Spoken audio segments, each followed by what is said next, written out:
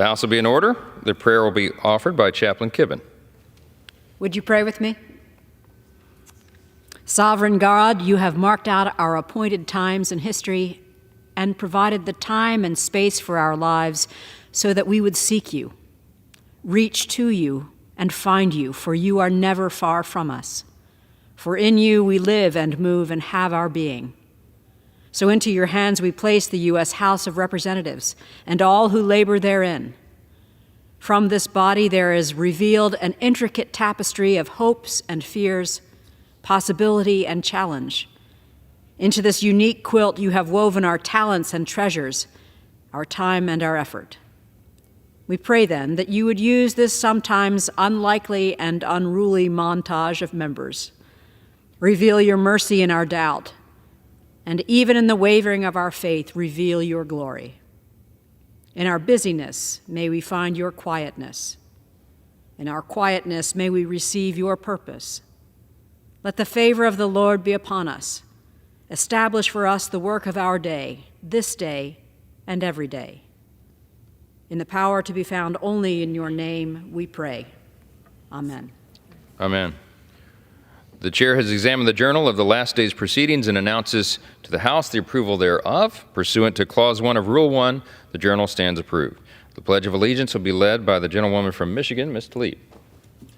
I pledge allegiance to the flag of the United States of America and to the republic for which it stands, one nation, under God, indivisible, with liberty and justice for all. The chair will entertain up to 15 requests for 1-minute speeches on each side of the aisle. Oh, for what purpose does the gentlewoman from Texas seek recognition? I ask for unanimous consent to address the House. Without objection, the gentlewoman is recognized for 1 minute. Thank you, Mr. Speaker. I rise today to stand. Thank you, Mr. Speaker. I rise today to stand in support of the hostages being held by Hamas following the October 7th attacks in Israel, the worst massacre of the Jews since the Holocaust. These individuals, unjustly seized and separated from their families, must not be forgotten. Each day in captivity underscores the cruel reality of anti-Semitism and terrorism. We must continue demanding their immediate release, their stories etched in our hearts, demand our unwavering commitment to the fight against hate. In their names, we must reinforce our stance against anti-Semitism in all its forms. Let us unite our efforts to ensure their safe return, keeping their families and loved ones in our prayers. We will not rest until they are home. Thank you. I yield back. For what purpose does the gentlewoman from Michigan seek recognition? The gentlewoman is recognized. Mr. Speaker, I just want everyone to know and to just be very clear that every month in the 12th Congressional District is Black History Month. I was born and raised in the most beautiful, blackest city in the country, the city of Detroit, where countless Black leaders, our neighbors, have inspired us all to seek change in the face of segregation, Jim Crow, economic injustices, and dehumanizing racism. We bore witness in our city to Dr. King's first walk to freedom and the transformative work of so many of our Black trailblazers, like Mother Rosa Parks, James Boggs, Reverend Franklin, and so many others. It was on our very streets that the fight for Black liberation and on civil rights bent the arc of the moral universe in our nation. From the iconic Motown sound to powerful activism, our community's Black history has a remarkable legacy. The 12th District acknowledges that Black history and Black lives matter every single day of the year. Please know that you will always have a fighter in me in the United States Congress. For what purpose does the gentleman from Virginia seek recognition? Speaker, I ask unanimous consent to address the House for 1 minute, revise and extend my remarks. The gentleman is recognized. Thank you, Mr. Speaker. Since President Biden took office, his administration has waged an unprecedented war on American energy and continuously pushed this country into adopting the Green New Deal agenda. These policies pushed by the global elites have caused energy prices to skyrocket, as well as allow for our energy security to be exposed before our greatest adversaries, such as China and Iran. 2 weeks ago, Joe Biden's Department of Energy announced that they would freeze permits for liquefied gas exports, forcing hardworking Americans to spend more on residential uses for natural gas, including cooking and heating homes. Furthermore, this decision will hurt our farmers as it would force them to spend more on fertilizer. The last thing Virginians want is more burdensome regulations pushed by the Biden administration, including by their two climate czars, John Kerry and John Podesta, two individuals who are among the Democrat elite and are simply out of touch with everyday Americans. That's why I urge my colleagues to support HRES 987 so American people aren't further burdened with climate change policies that have seen failed throughout the world. House Republicans will continue to fight for American energy independence on behalf of the American people. I yield back. For what purposes, the gentleman from South Carolina seek recognition? Extend my remarks. The gentleman is recognized. Thank you, Mr. Speaker. The failed policies of Biden and Democrats are costing American families over $11,400 more a year to buy the basics. The dollar stores I shop at are now $1.25. When Biden took office, inflation was just 1.4%. Since then, inflation has risen by 17.2%. Over the last year, families are paying 20% more for car insurance, 19% more for frozen juice, 11% more for beefsteak, 10% more for transportation, 7% more for baby food and formula. House Republicans, led by Speaker Mike Johnson, will continue to fight to pass legislation to reduce inflation and create jobs. In conclusion, God bless our troops who successfully protected America for 20 years as the global war on terrorism continues, moving from the Afghanistan safe haven to America with Biden open borders for terrorists. It's sadly clear there will be more 9/11 attacks across America imminent in our country, as warned by the FBI. Families need a rally point now for safety when communications are cut. I yield back. For what purposes, the gentleman from California seek recognition? Unanimous consent to address the House for 1 minute, revise and extend my remarks. The gentleman is recognized. Mr. Speaker, Secretary Mayorkas is guilty of maladministration of our immigration laws on a cosmic scale. But we know that's not grounds for impeachment because the American founders specifically rejected it.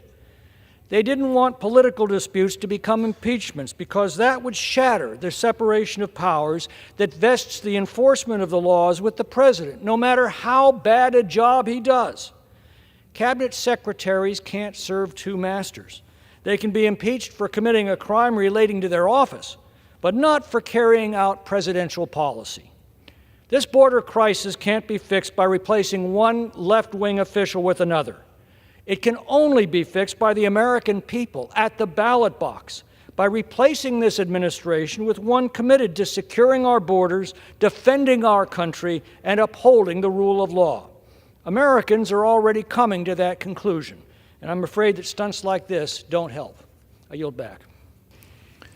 Gentleman from Massachusetts. For what purposes, does the gentleman seek recognition? For 1 minute, revise and extend my remarks. The gentleman is recognized. Mr. Speaker, I just want to rise to thank Mr. McClintock for his statement. I don't normally agree with very much of what Mr. McClintock says, but I want to publicly thank him for being honest. And if we are being honest with one another, we would not be bringing this impeachment resolution of Secretary Mayorkas forward. This is a sham. This is a joke. It has no basis within the Constitution. This is a political ploy. But for the purpose of this 1 minute, I again want to thank the gentleman from California for his honesty. We need more honesty around here. I yield back. Gentleman yields. For what purposes, gentleman from Tennessee seek recognition? Consent to address the House for 1 minute and to revise and extend my remarks. The gentleman is recognized. Mr. Speaker, I rise in support of H.R. 6216, the Israel Security Supplemental Appropriations Act, and our ally Israel as it continues its fight against Hamas. In November, less than 1 month after Hamas terrorists brutally attacked Israel, I proudly voted yes on the Israel Security Supplemental Appropriations Act, which sends $14.3 billion in emergency aid to our most loyal ally in the Middle East, Israel. This bill is fully paid for without increasing the debt or raising taxes by offsetting the new spending with cuts to previous funding found in the so-called Inflation Reduction Act which would hire unnecessary additional IRS agents. Unfortunately, the Senate refused to pass this bill to provide immediate, direct, and much-needed relief for Israel. Instead, they have prioritized the funding of an army of IRS agents. Mr. Speaker, I reiterate that I wholeheartedly stand with Israel, its fight against Hamas, and for providing much-needed military assistance. Thank you, and I yield back. Gentleman yields. First is gentleman from Florida seek recognition. Mr. Speaker, I ask unanimous consent to address the House for 1 minute and to revise and extend my remarks. Gentleman is recognized for 1 minute. Mr. Speaker, in the early morning of February 2, 2024, Florida Highway Patrolman Zachary Fink, ID number 1550, gave his life in the line of duty, serving our home of St. Lucie County, where he was raised and which he dedicated everything he had to protecting. He will be remembered by all who knew him and remembered as a man you could count on, a natural comedian who could de-escalate, an outdoorsman, and a man deeply proud of his law enforcement brothers and sisters who he himself considered it an honor to be among their ranks. Trooper Fink, it is we who have all been honored by your selfless and total commitment to others. I thank God and I thank your parents for giving us you. Mr. Speaker, I ask for silence in recognition of the sacrifice of Trooper Zachary Fink.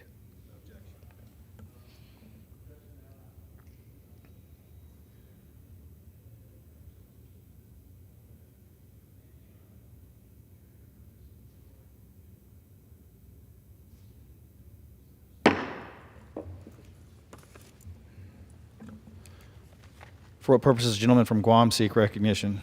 Mr. Speaker, I ask unanimous consent to address the House for 1 minute and revise and extend my remarks. Gentleman is recognized for 1 minute. Thank you, Mr. Speaker. I rise today to remember and honor a civil servant of Guam, the late Vice Mayor of Sinahanya, Rudy Ariarte. Rudy was a proud son of Guam whose service to the island and his village of Sinahanya never went unnoticed.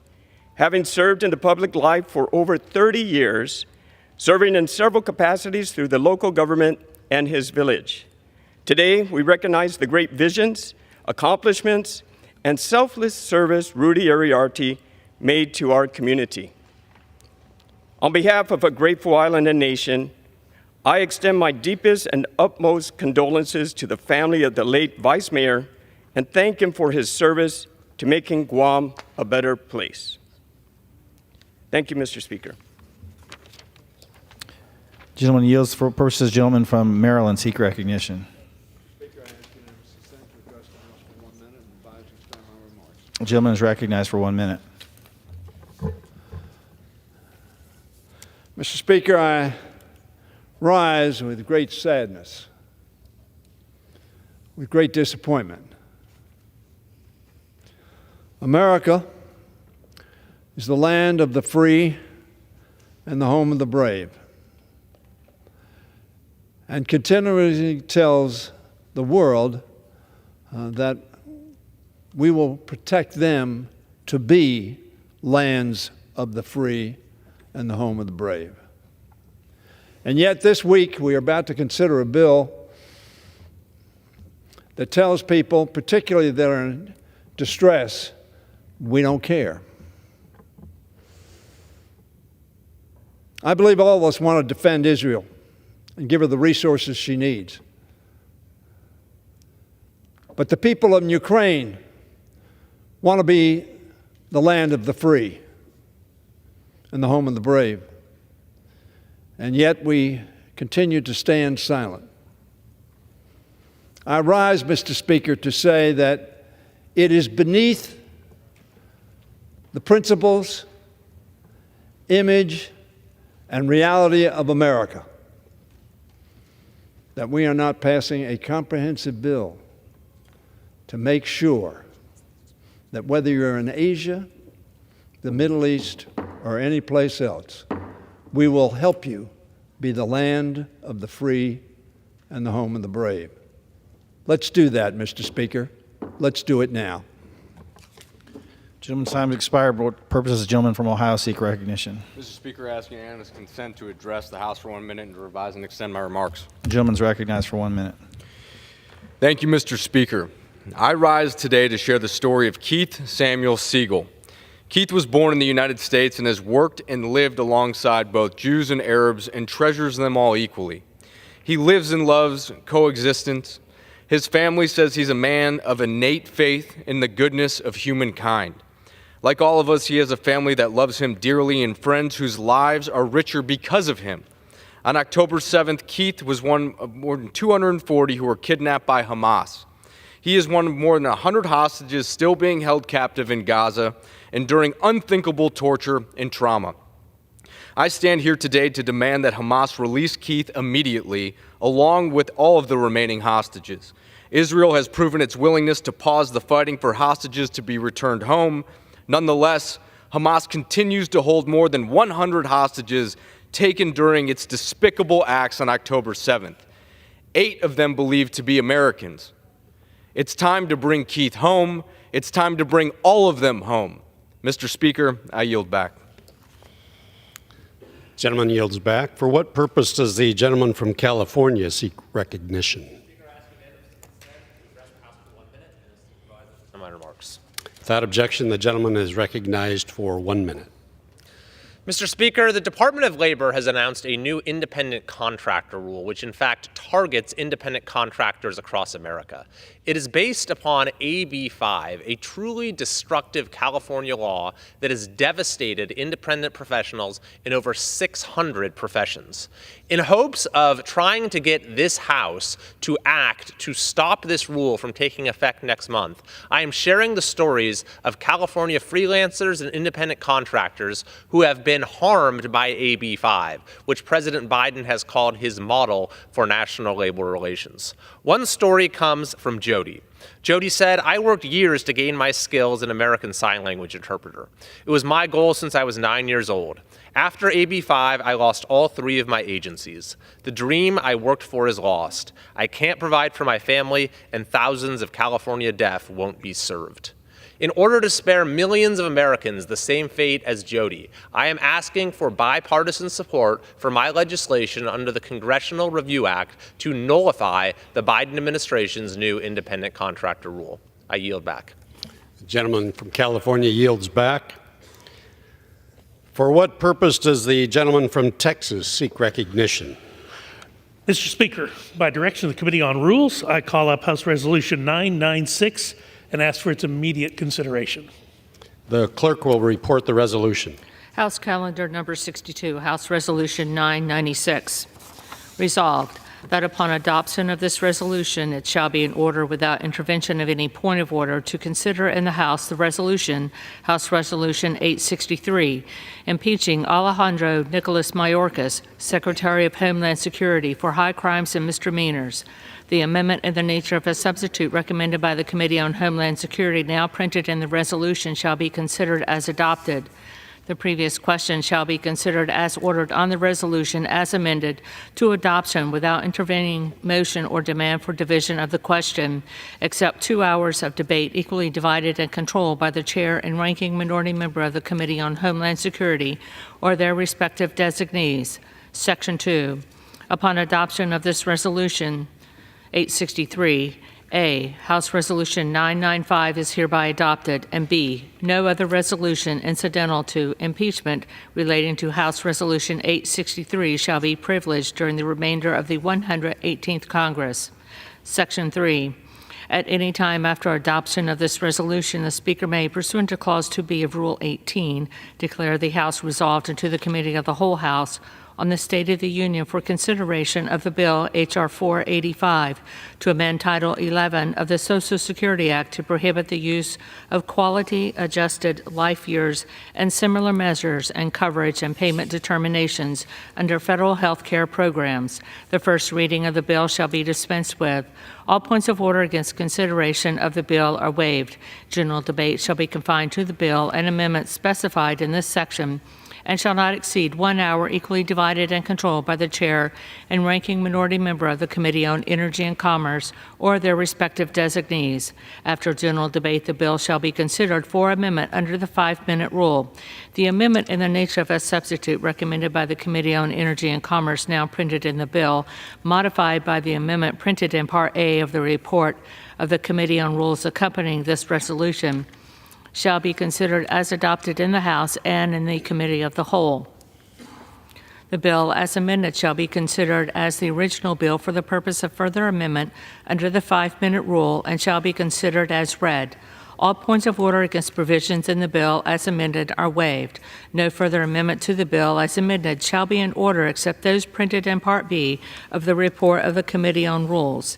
Each such further amendment may be offered only in the order printed in the report, may be offered only by a member designated in the report, shall be considered as read, shall be debatable for the time specified in the report, equally divided and controlled by the proponent and an opponent, shall not be subject to amendment, and shall not be subject to a demand for division of the question in the House or in the Committee of the Whole.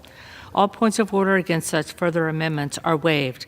At the conclusion of consideration of the bill for amendment, the committee shall rise and report the bill as amended to the House with such further amendments as may have been adopted.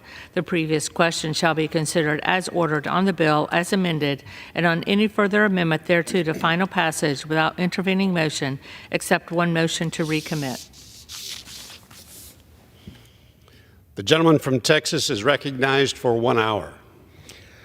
Thank you, Mr. Speaker. For the purpose of debate only, I yield the customary 30 minutes to the gentleman from Massachusetts, Mr. McGovern, pending which I yield myself such time as I may consume.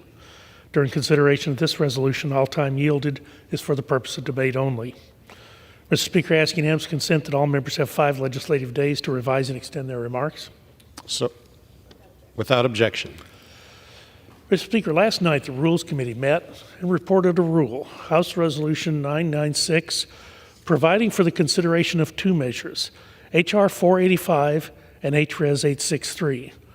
The rule provides for the consideration of H.R. 485 under a structured rule with 1 hour of debate, and H.Res. 863 under a closed rule with 2 hours of debate, equally divided and controlled by the chair and the ranking minority member of the Committee of Jurisdiction or their designees. The rule provides for 1 motion to recommit for H.R. 485. The rule also deems passed H.Res. 995, which appoints the impeachment managers.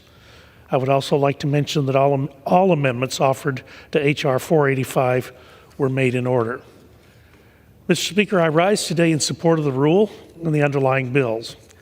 H.Res. 863, impeaching Alejandro Nicholas Mayorkas, the Secretary of Homeland Security, for high crimes and misdemeanors, and H.R. 485, the Protecting Health Care for All Patients Act of 2023. Today, this body begins consideration of one of its most solemn constitutional duties, the consideration of articles of impeachment against a federal official. House Resolution 863, impeaching Alejandro Nicholas Mayorkas, Secretary of Homeland Security, for high crimes and misdemeanors, includes 2 articles of impeachment: willful and systematic refusal to comply with the law and breach of the public trust.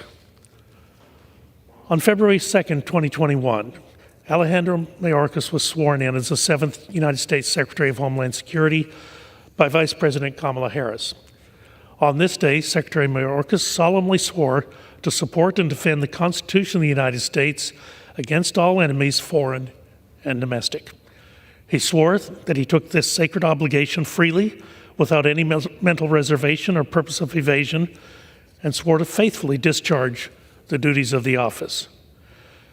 Mr. Speaker, I submit to you that this oath of office, sworn on February 2nd, 2021, has indeed been broken. Since President Biden took office, the United States Customs and Border Protection has encountered more than 7 million illegal migrants along the southwest border.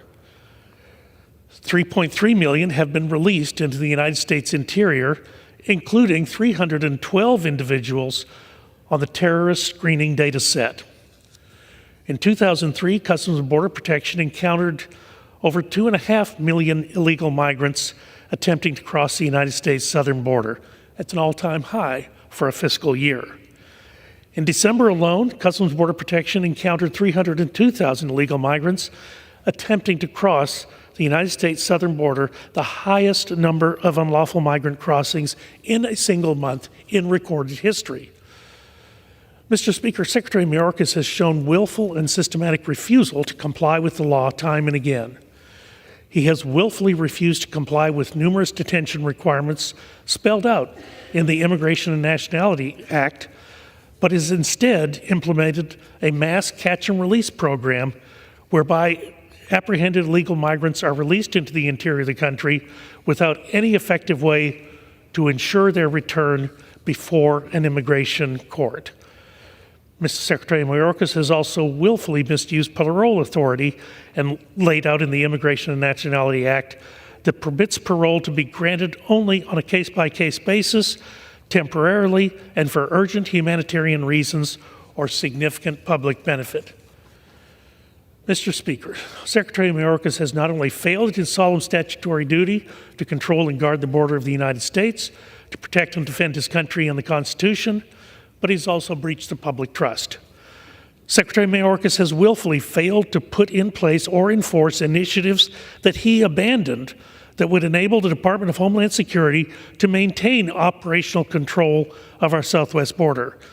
He has also breached the trust of Congress and the American people by knowingly making false statements about the results of his refusal to comply with the law. The American people, and certainly those that I represent in Texas, have had enough of the Secretary's lies. Despite undeniable evidence that his gross negligence towards securing our southern border is endangering American families and communities across the country, Secretary Mayorkas thinks what he is doing is just fine, but he could not be more wrong. Contrary to what the Secretary says, the border is not secure. America is in fact less safe because of his negligence and because of his numerous failures. Since Secretary Mayorkas will not resign, Congress must take this action. Every day that Secretary Mayorkas remains as the head of the Department of Homeland Security is another day of pathetic disservice to the American people. Mr. Speaker, many of us have been to the border. I've been many times, and I've seen how understaffed and under-resourced and unsupported Customs and Border Protection is. And my friends on the other side of the aisle might have you believe it's not because of a lack of funding. While more funding may be helpful for better technology or building and repairing the border wall, it will not make up for the time spent by Customs and Border Patrol agents at the funerals of their coworkers or time spent wondering if they are next. It's shameful that these brave men and women aren't getting the support that they need. The Biden administration's policy of open borders and amnesty is killing Americans, and Alejandro Mayorkas, whose primary job it is to secure the homeland, refuses to do his job. The worsening conditions of the men and women who have sworn to protect our border and actually honored that oath is unacceptable. We must hold those accountable who have willfully refused to honor their oath. Mr. Speaker, this rule also allows for consideration of H.R. 485, a Protecting Health Care for All Patients Act, that I introduced along with Chairwoman Rogers of the Energy and Commerce Committee, Chairman Smith, and my friend from Ohio, Dr. Wenstrup. This bill aims to preserve access to life-saving cures and to prevent discrimination for Americans with disabilities. I practiced medicine for nearly 30 years. I treated each patient as a human being, not just a diagnosis.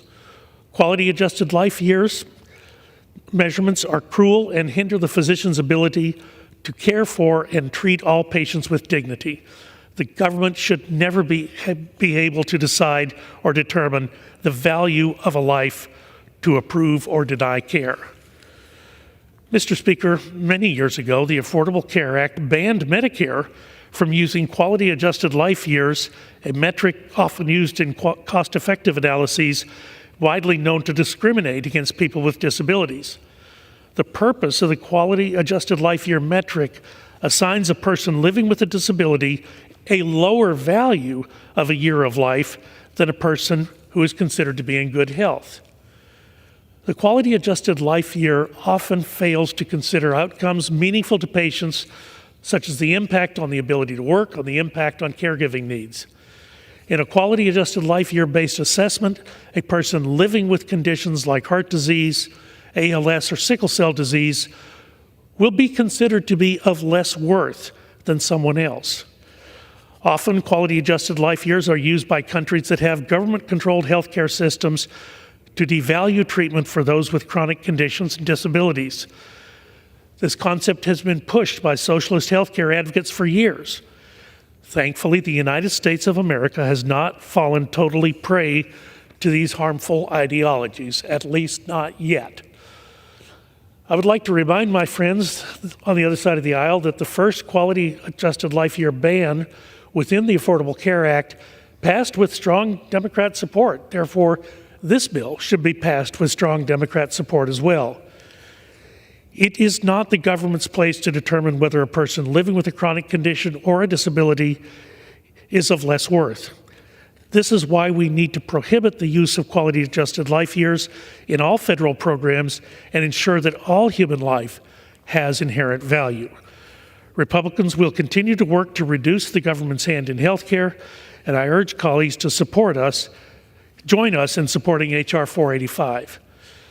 Mr. Speaker, I stand in strong support of the rule and the underlying bills, urge my fellow members to support the rule, and I will reserve the balance of my time. The gentleman from Texas reserves. The chair recognizes the gentleman from Massachusetts.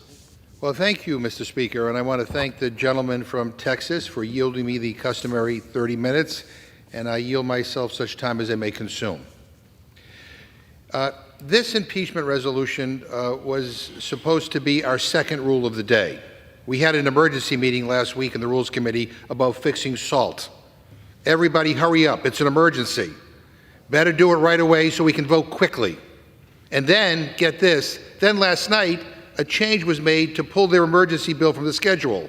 It was such an emergency that Republicans decided it's not an emergency at all. So not only did their bill not even fix the problem that they themselves created, it's not even going to come to the floor now because of their inability to govern. This majority is so incompetent, they couldn't even manufacture a fake vote to pretend New York Republicans are good at legislating. We wasted hours last Thursday at the Rules Committee debating a rule that's now been pulled from consideration. And for what?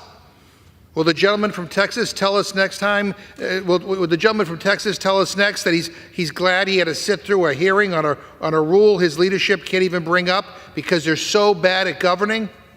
This Republican-led House is an unmitigated disaster. I would say it's a clown show, but that would be a disservice to actual working clowns. And that brings us to the second emergency rule. Mr. Speaker, impeachment is one of the most solemn, serious, somber things that we can do in this body. It's not something that ought to get thrown around lightly or invoked when you disagree with someone, or you don't like their policies, or you think they're doing a bad job.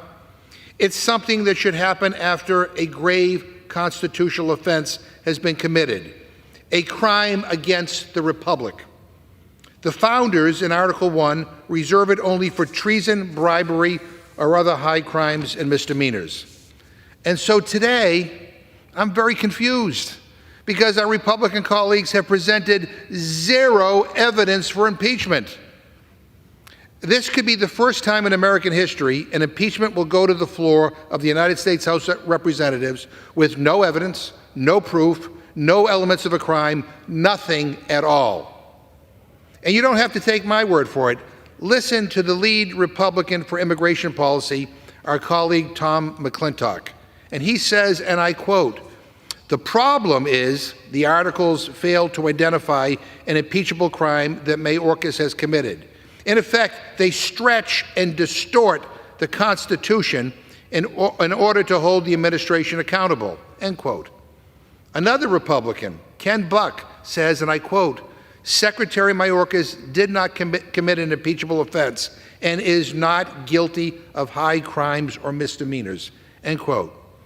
These are not my words. These are your fellow colleagues, Mr. Speaker, openly admitting that these vague, unprecedented articles of impeachment trivialize this process and make a total mockery of this institution.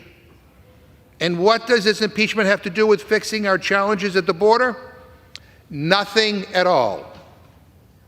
They say this is about securing the border. And their plan to secure the border is to impeach the guy responsible for securing the border and replace him with, now wait for this, wait for it, they aren't sure. The chairman of the Committee on Homeland Security couldn't tell us during our Rules Committee meeting who will replace Secretary Mayorkas if he were removed. I mean, you can't make this stuff up. For months and months and months, Republicans have said that they would shut down the government, they would default on our debt, refuse to do anything unless we passed a border bill. Well, good news. Senate Republicans worked out a border bill, and the person who negotiated it for Republicans, Senator Langford, was someone Donald Trump endorsed. Donald Trump said, and I quote, that Senator Langford is strong on the border, end quote. So I'm shocked by the Republican rejection of Senator Langford's bill. Before we even saw what was in it, before the ink was even dry on the discussion draft, Donald Trump came out and he ordered them to kill it. He ordered them to do nothing to fix our broken immigration system. They'd rather let chaos prevail than work with Democrats to have a conversation about a path forward. Because here's the truth. Here's the truth, Mr. Speaker. Republicans simply do not want to participate in government. They want to create chaos, they want to create confusion, and they want to create a campaign issue for Donald Trump going into the next election. They're not interested in solving problems. They only want to gain power. And that's the real dereliction of duty here. House Republicans' refusal to address our challenges at the border because Donald Trump told them he wants a crisis so he can help his campaign, so he can hide from his crimes. Well, they own this now. Republicans own this now. They own the border. They own the fentanyl crisis. They own it all because they refuse to behave like adults.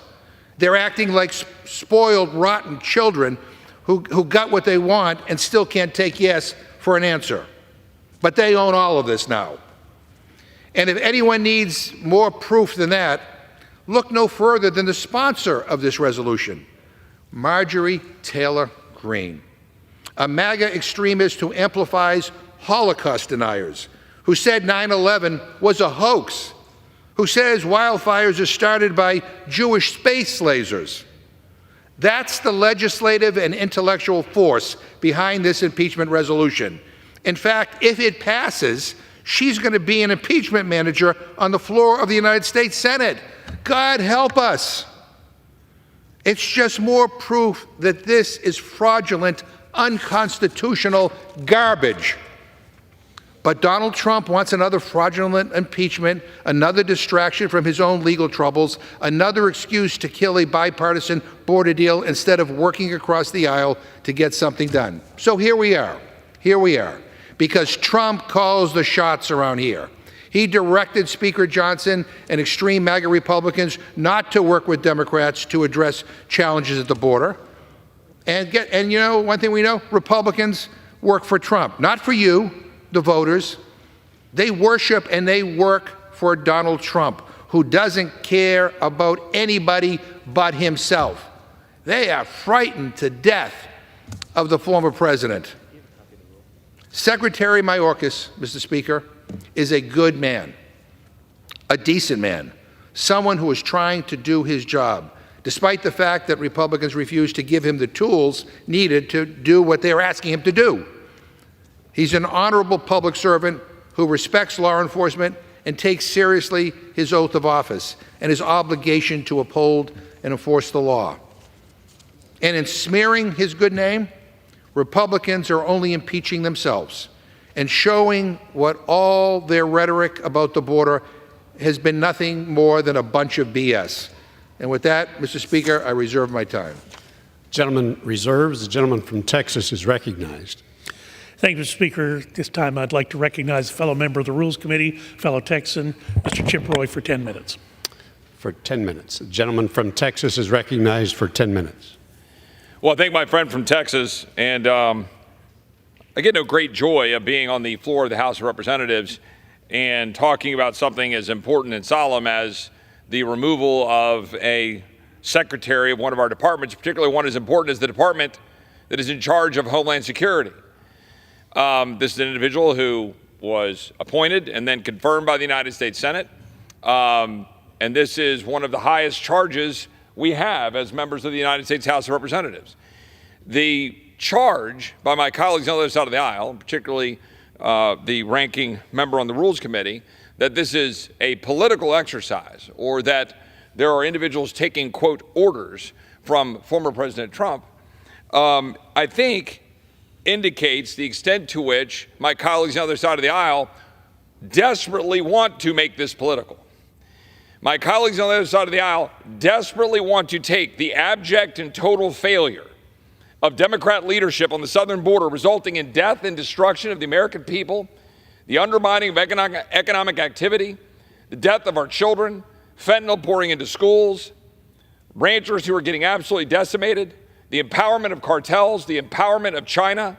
This has all happened at record levels, record numbers, and my colleagues on the other side of the aisle know this. So they're desperately trying to deflect to legislation that was political and never had a chance to move from the Senate to the House, never had a chance to move, but they want to be able to deflect. They want to deflect an entire conversation about the failures of President Biden and the failures of Secretary Mayorkas to secure the border by not having a serious conversation about why we would be bringing articles of impeachment against a sitting secretary. The reason is simple. The Secretary of Homeland Security has blatantly ignored the laws of the United States he is charged to faithfully execute.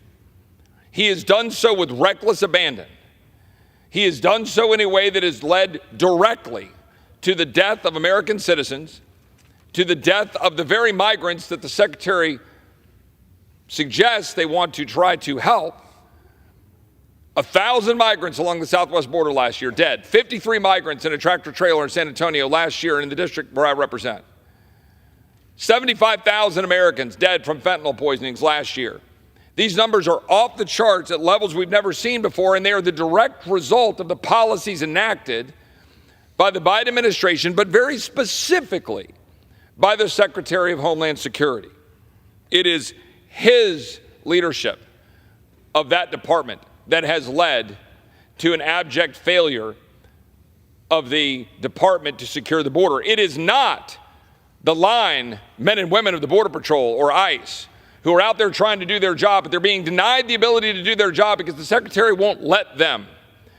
The Secretary has turned them into processing machines. He's done so intentionally to flood the zone, and they basically acknowledged that. He's turned the law upside down, that the basic law of requiring that they have operational control of the border, that we stop the flow, that you have papers coming to the United States, has been turned upside down. And in its place, the administration, and specifically Secretary Mayorkas, has used exceptions to swallow the rule. Exceptions for asylum, exceptions under parole that are supposed to be on a case-by-case basis, based on our benevolence as human beings to try to help people, bipartisan desire to do so, has been made to swallow the rule of actual border security. And as a result, the numbers have been astounding. And a key consideration, of course, are the types of individuals that are coming into the United States. We're not talking about some workers who want to go from Nuevo Laredo to Laredo or Juarez to El Paso.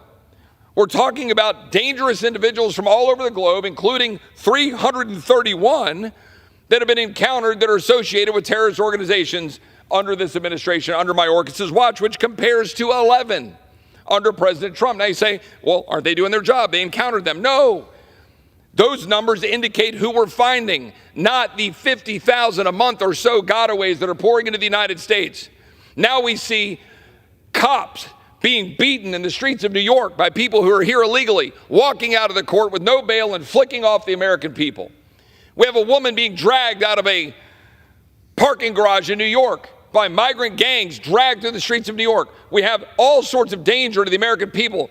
People like a cheerleader getting killed in Texas by somebody here illegally.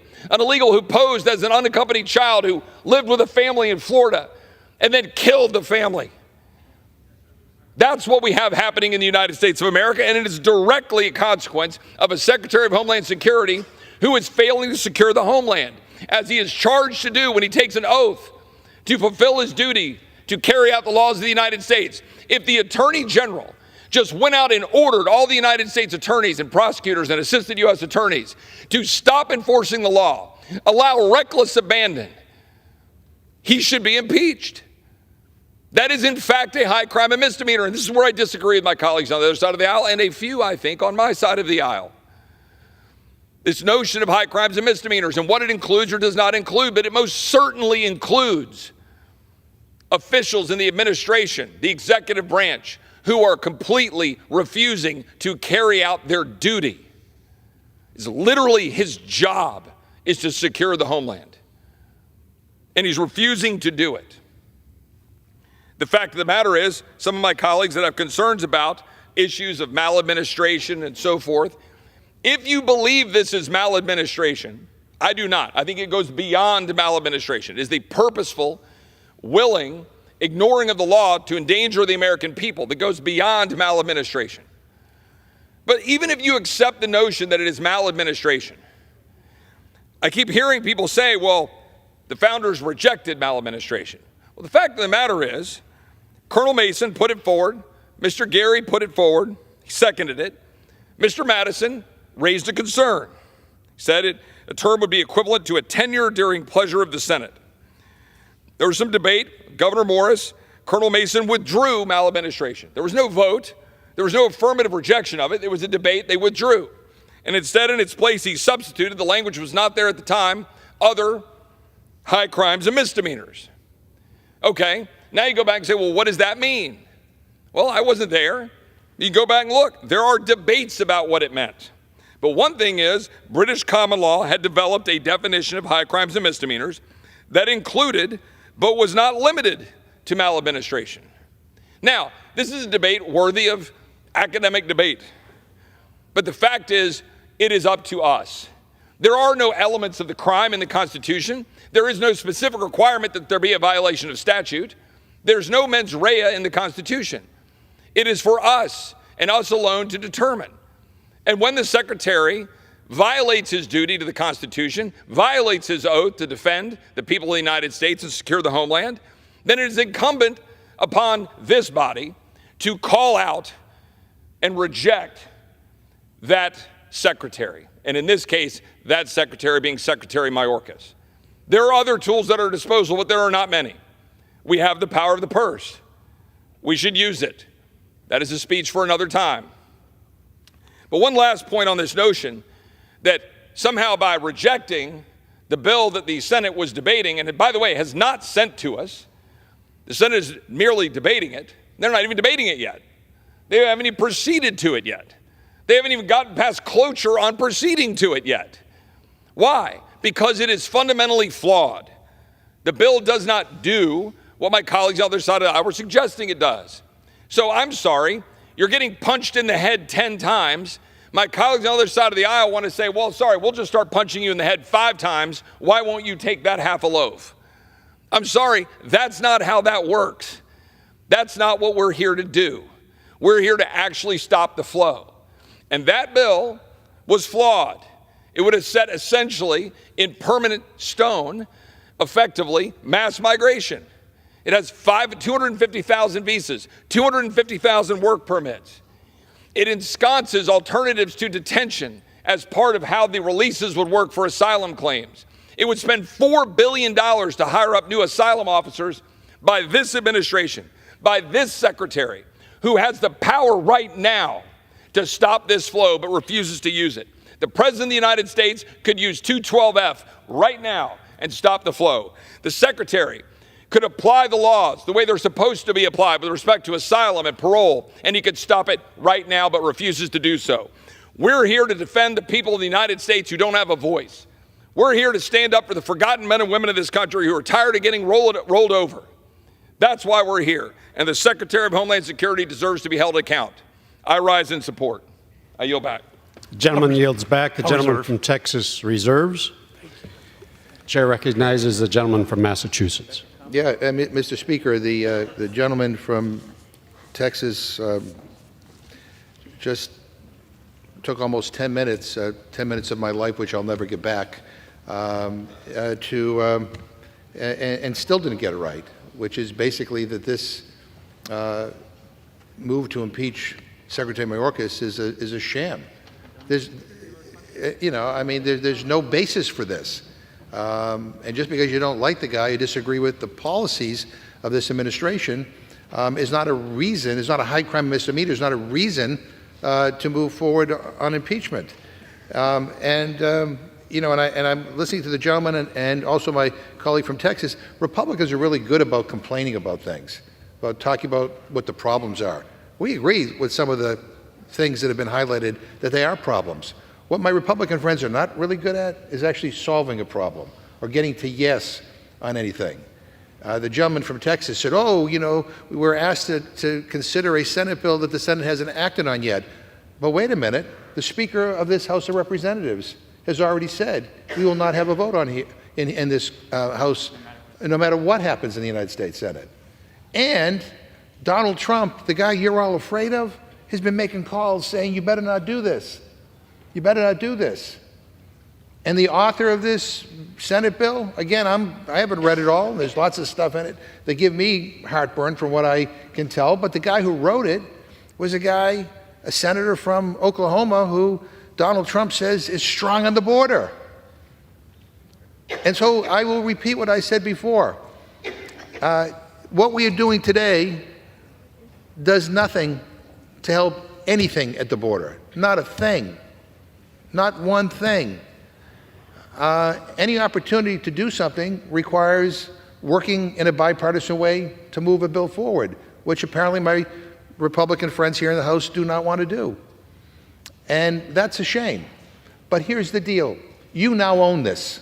This is a problem that you are maintaining, that you have deliberately decided that you will own, because you will do nothing. You are blocking any attempt for any kind of legislation to come to this floor that has a chance of passing in a bipartisan way and getting signed into law.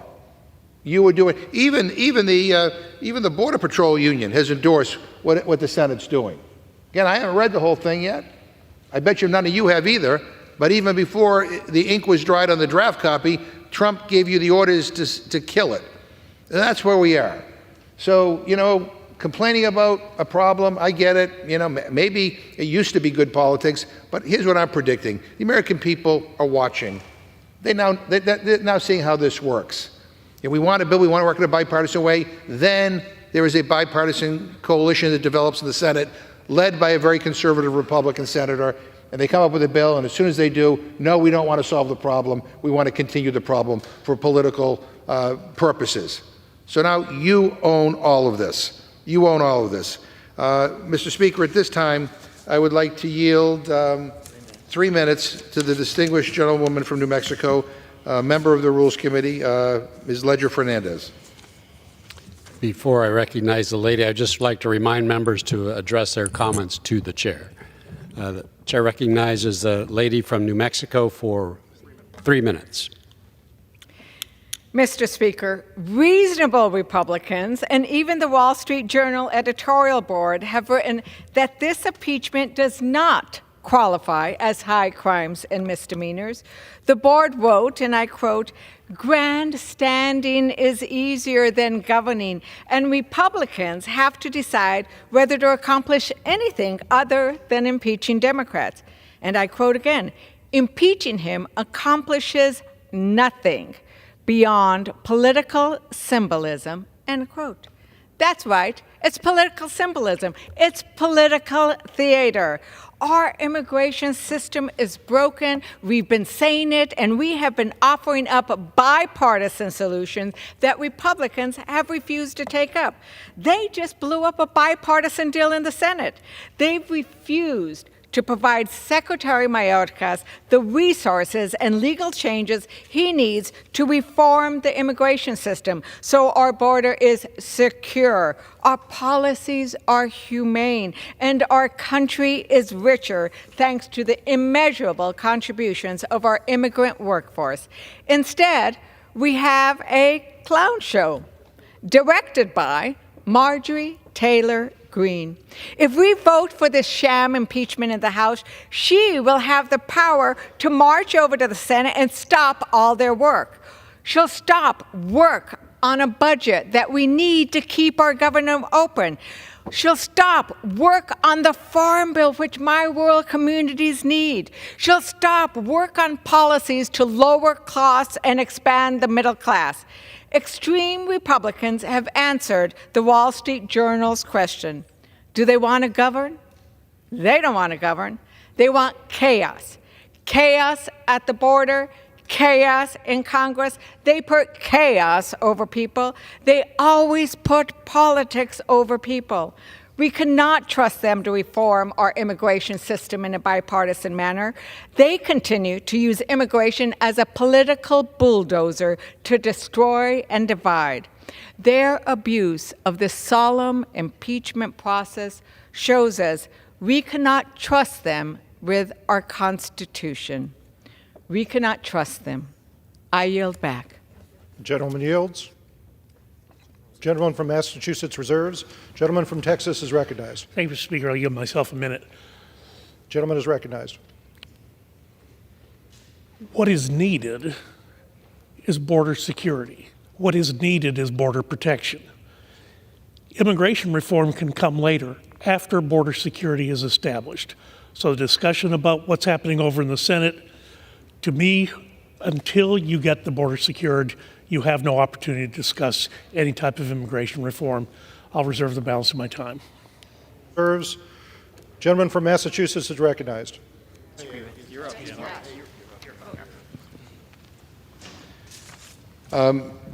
Mr. Speaker, I have a question for the gentleman from Texas. Do you agree or disagree that we know that to change enforcement, we must change the law? I'm happy to yield to the gentleman. I mean, does he agree that we need to change the law if we're going to change enforcement? I would recommend, if the gentleman yield, I would recommend to the gentleman that you enforce existing law as a starting point. Yeah, but I'm using your words, Dr. Burgess, from 6/18/2018, and you said we know that we need to change enforcement. We know that to change enforcement, we must change the law. And then you go on to talk about immigration bills that we might consider in Congress and talk about the importance of legislation, and this is how democracy works. So, I mean, the bottom line is, Republicans are really good at complaining, but they're not so good at legislating. They're not so good at getting things done. And when things begin to move in a direction when we may get something done, then they back away and they say no. They can't get to yes on anything. Well, that's not leadership. That's not governing. That's, quite frankly, incompetence. I mean, when Trump was president, my friends were saying one thing. When Biden's president, they say another thing.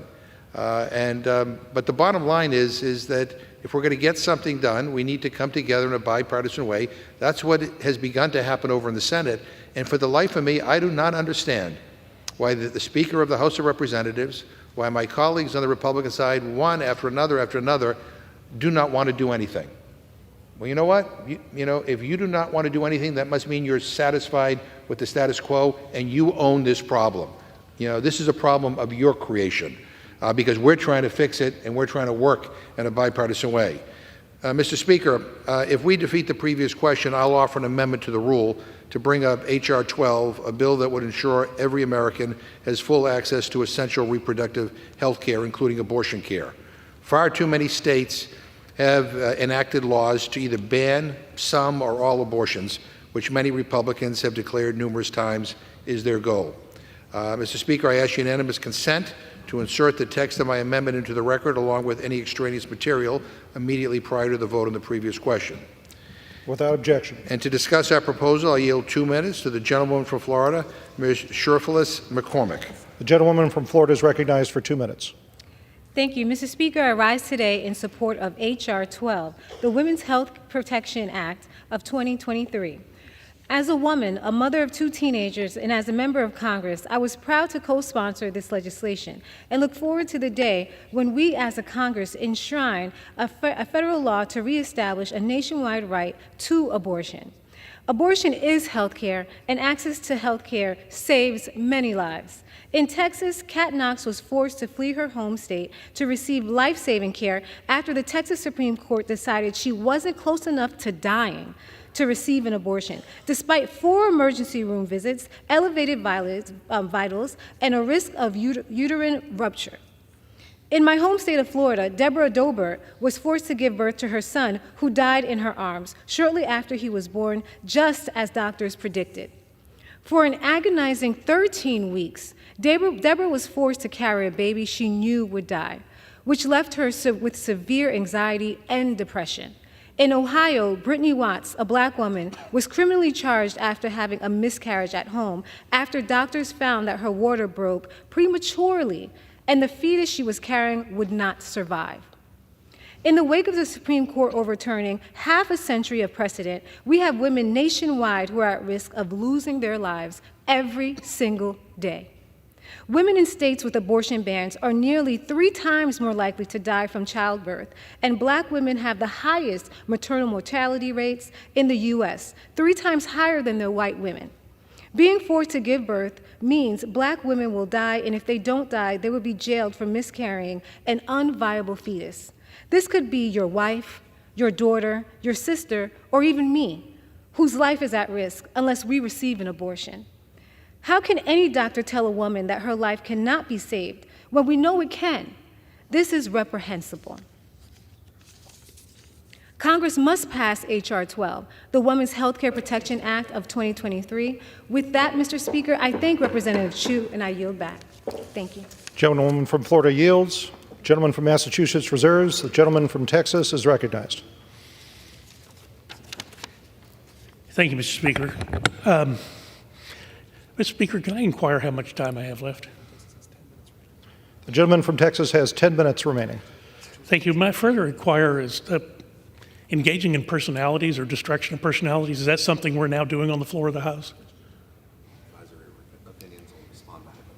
The chair is not going to respond to hypotheticals or provide advisory opinions, but well, it wasn't a hypothetical. What was said on the other side? All members are reminded that remarks should be addressed to the chair and not to engage in personalities. Thank you, Speaker. I'll yield myself a minute. Gentleman's recognized. We can talk about existing authority that the president has today that he could use to solve the problem at our southern border.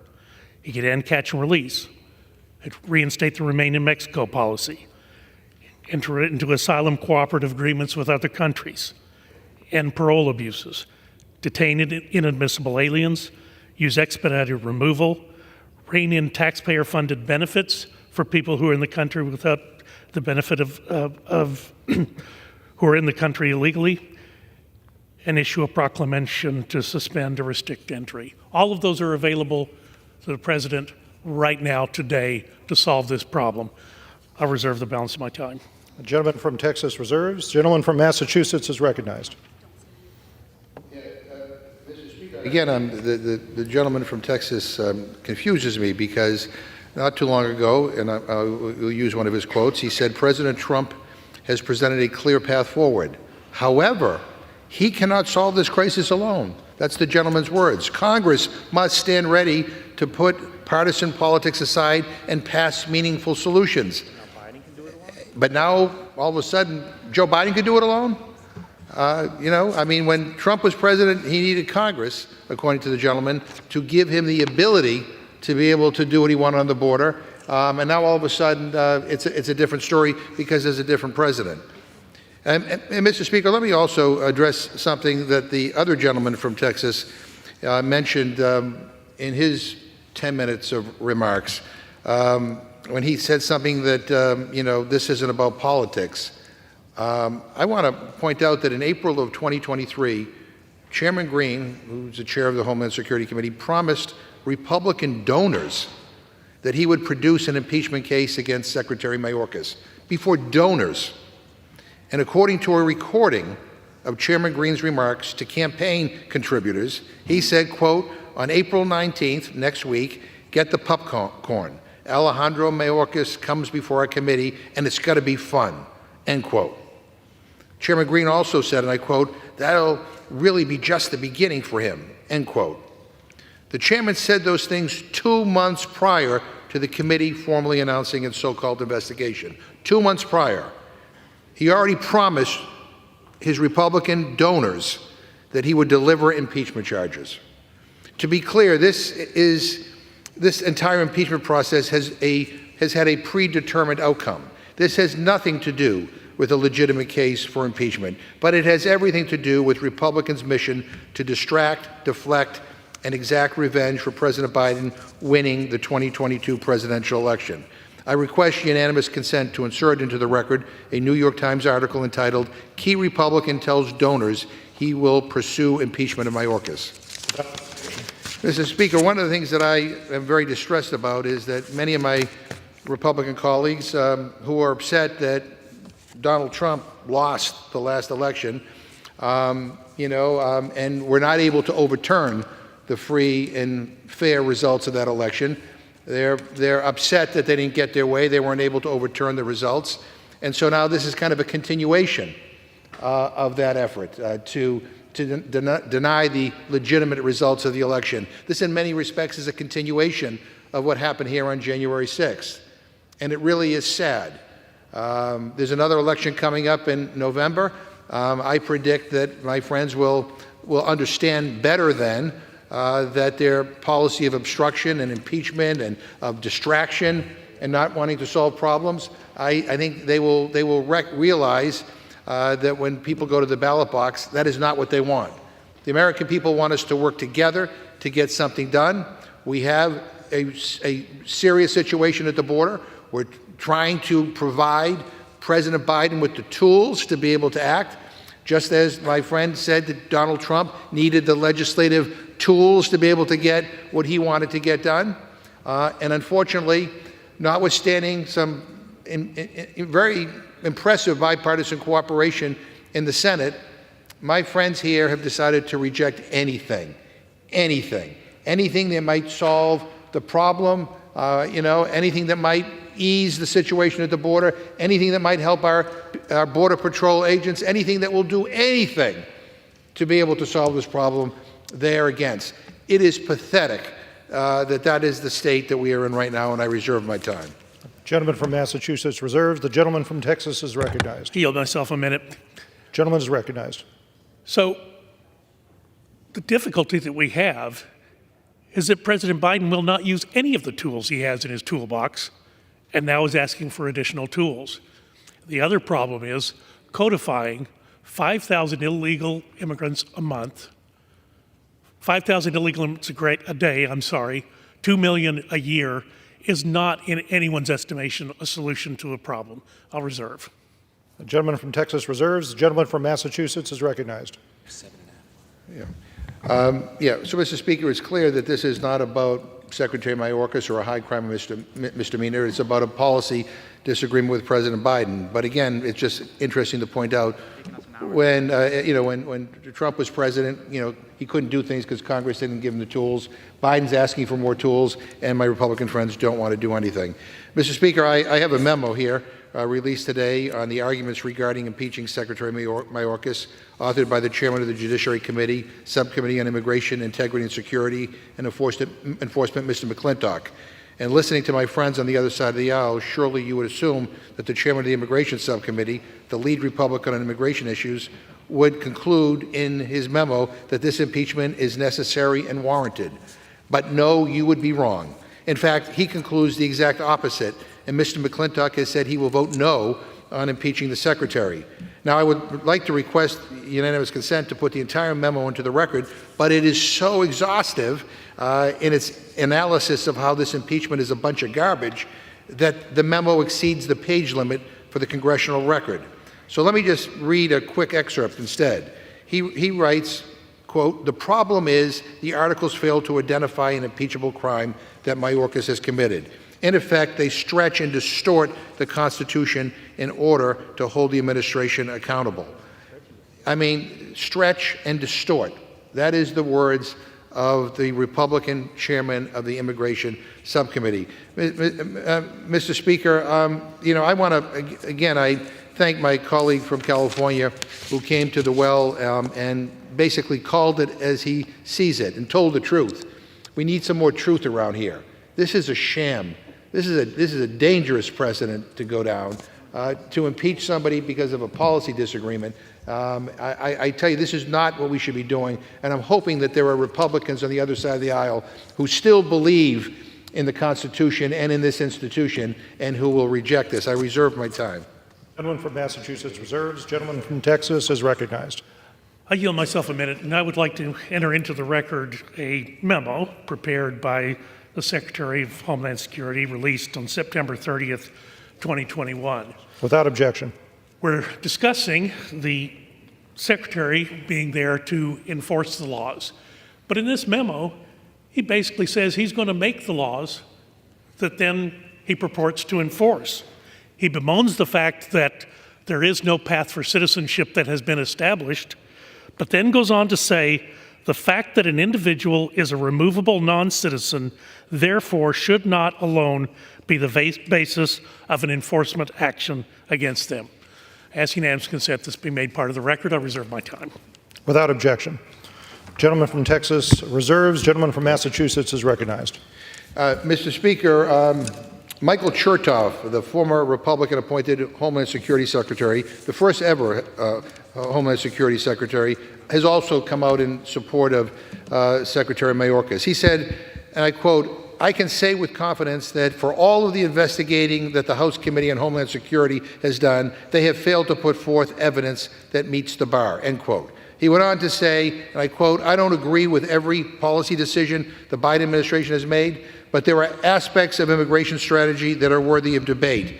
But House Republicans are ducking difficult policy work and hard-fought compromise. Impeachment is a diversion from fixing our broken immigration laws and giving DHS the resources needed to secure the border. I request unanimous consent to insert into the record an opinion piece written by Michael Chertoff and published by the Wall Street Journal entitled 'Don't Impeach Alejandro Mayorkas.' I reserve my time. Without objection. Gentleman from Massachusetts reserves. Gentleman from Texas is recognized. Thank you, Mr. Speaker. I'll yield myself a minute. Gentleman's recognized. I ask unanimous consent to insert into the record an article detailing the numbers of children that the Department of Homeland Security has lost. And that number has increased year over year. It was 100,000 kids last year. What are we doing if we are losing track of 100,000 children that have come into this country illegally? I ask this article be made part of the record, and I'll reserve the balance of my time. Without objection, so ordered. Gentleman from Texas reserves. Gentleman from Massachusetts is recognized. Mr. Speaker, may I inquire how much time I have remaining? Gentleman from Massachusetts has 4.5 minutes remaining. Okay.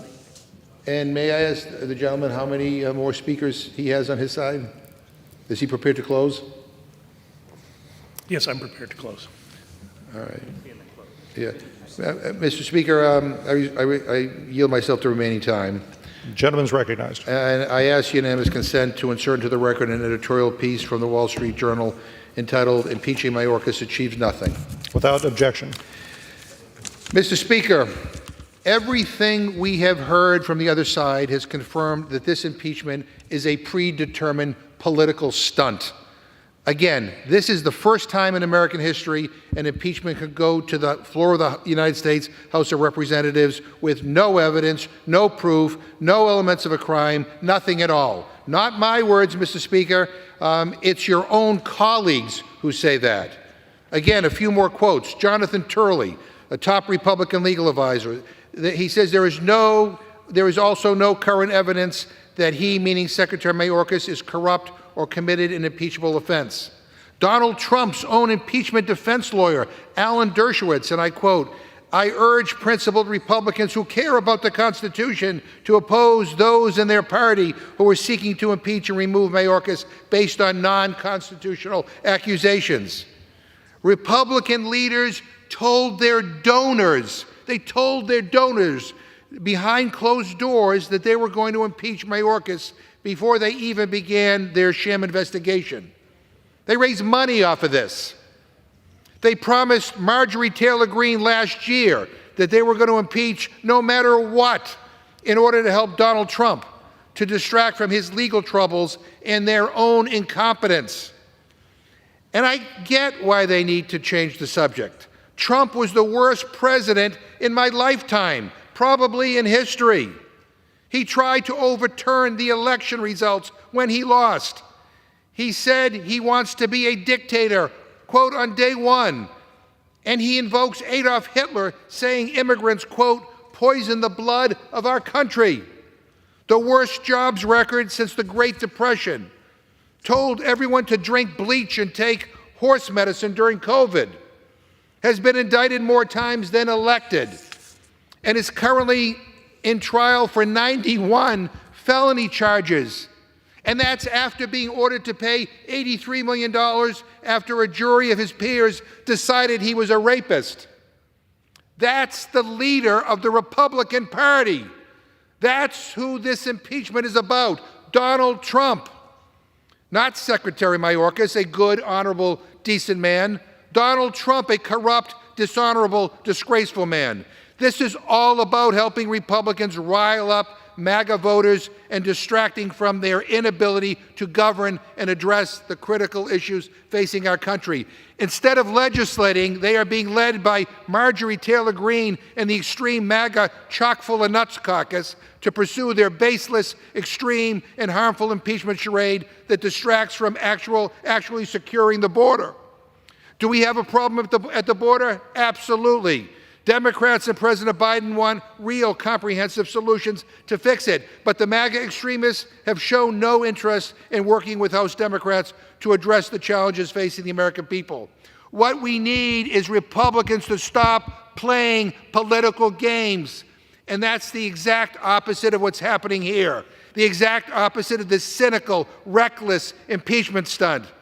So we're going to continue as Democrats to put people over politics, to fight for issues that matter, to try to lower costs, grow our economy, and yes, to secure our border. And if Republicans decide they want to join us as partners in government to solve these challenges, we welcome that. And if they don't, there's an election coming up in November. But I would say history is going to judge this Republican majority. But I don't think we need to wait for that. The voters are going to judge us all in November. And I think people are going to look at this fraudulent impeachment, and they're going to look at Republicans' lack of accomplishments, and they are going to vote them out because of their incompetence, their extremism, and their refusal to work with Democrats to address the challenges our country faces, including the border. And as I said before, this entire impeachment stunt is an absurd, cynical exercise in extremism. I strongly, strongly urge a no vote on this rule and a no vote on the underlying resolution. And with that, Mr. Speaker, I yield back. Gentleman from Massachusetts yields back. Gentleman from Texas is recognized. Thank you, Mr. Speaker. May I inquire as to how much time I have remaining? The gentleman from Texas has 8 minutes remaining. Thank you, Mr. Speaker. I'll yield myself the balance of our time. The gentleman's recognized. Well, I think we've just seen one of the worst cases of Trump derangement syndrome ever recorded. And Mr. Speaker, I would just remind people that I am not running for re-election, so I am not beholden to anyone. As I told the gentleman last week, I'm bulletproof. I'm only beholden to the constituents that I represent. And the constituents I represent do not understand why Texas has had to endure basically an invasion during the tenure of this Secretary of Homeland Security. Why has he not enforced the laws that he swore an oath to uphold and enforce? And he won't do it. So what are we left to do when we have someone who is charged with protecting our country, charged with enforcing our laws, and he says, it's too much trouble, I can't do it? Look, we know it's possible because I was on a codale with Speaker Johnson down to the border, down to Eagle Pass, but a couple of weeks ago. The week before, you'd seen on Bill Malugic's report on Fox News, thousands of people on the riverbanks on the United States side who were there awaiting processing to be released into our country to parts unknown, for lengths of time unknown. But the Speaker of the House goes down there, and there's not a soul on that riverbank. This problem can be stopped literally overnight if the Secretary and the President would make it a priority and would do it, but they won't. So what are we left to do?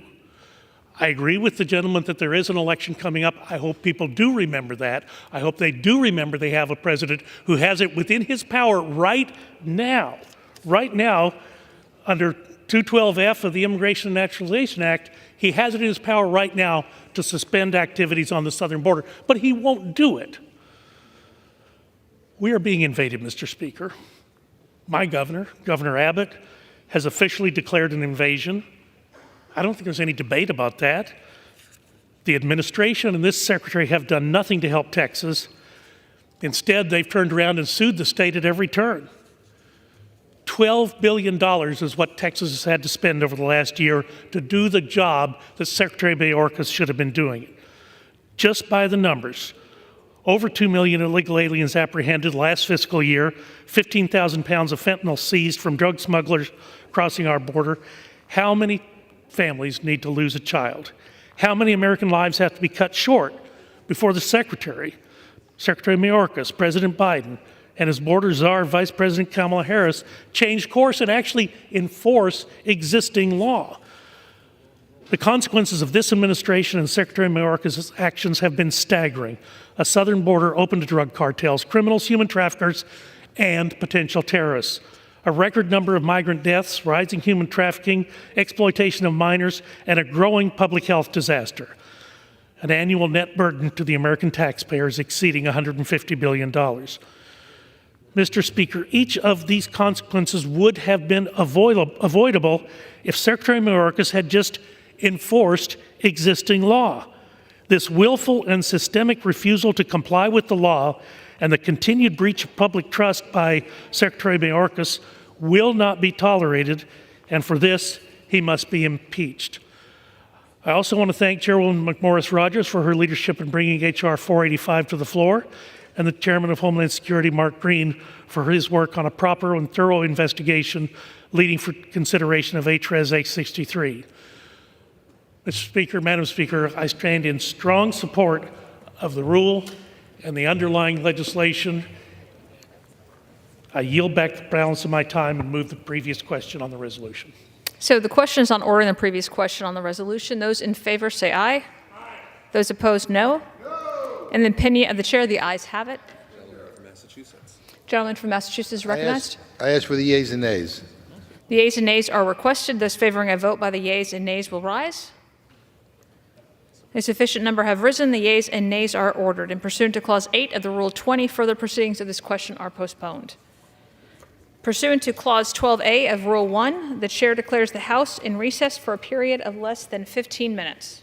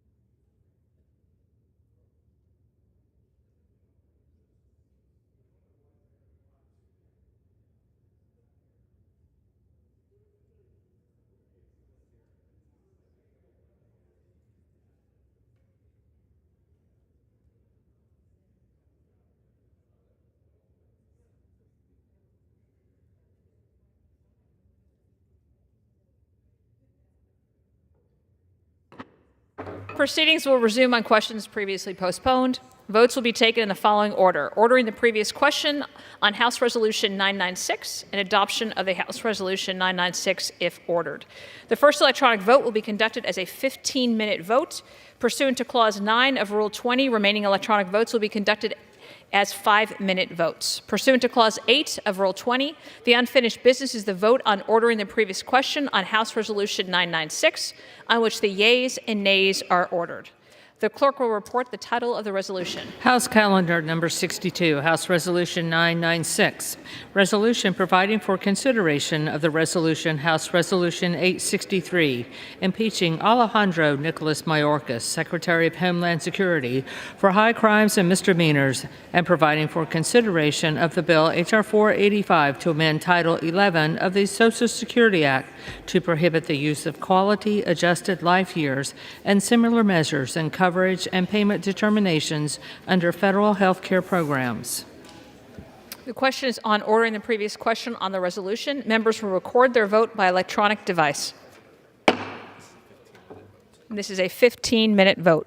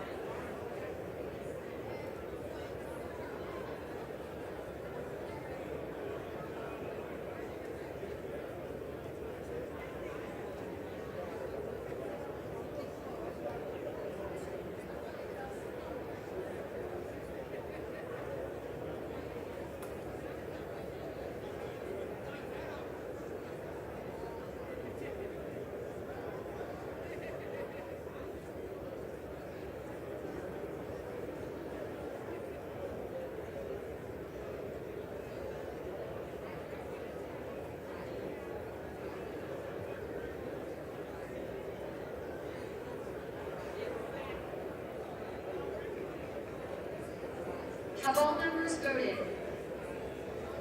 Does any member wish to change a vote?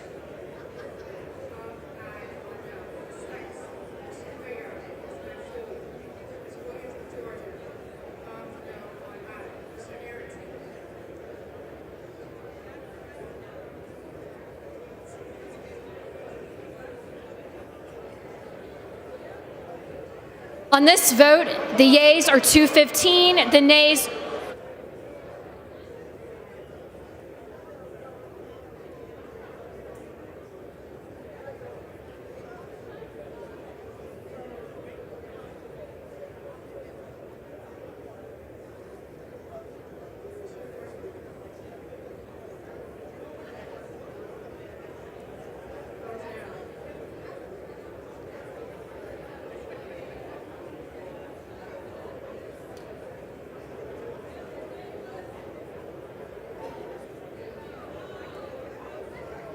On this vote, the yeas are 215, the nays are 207. The previous question is ordered.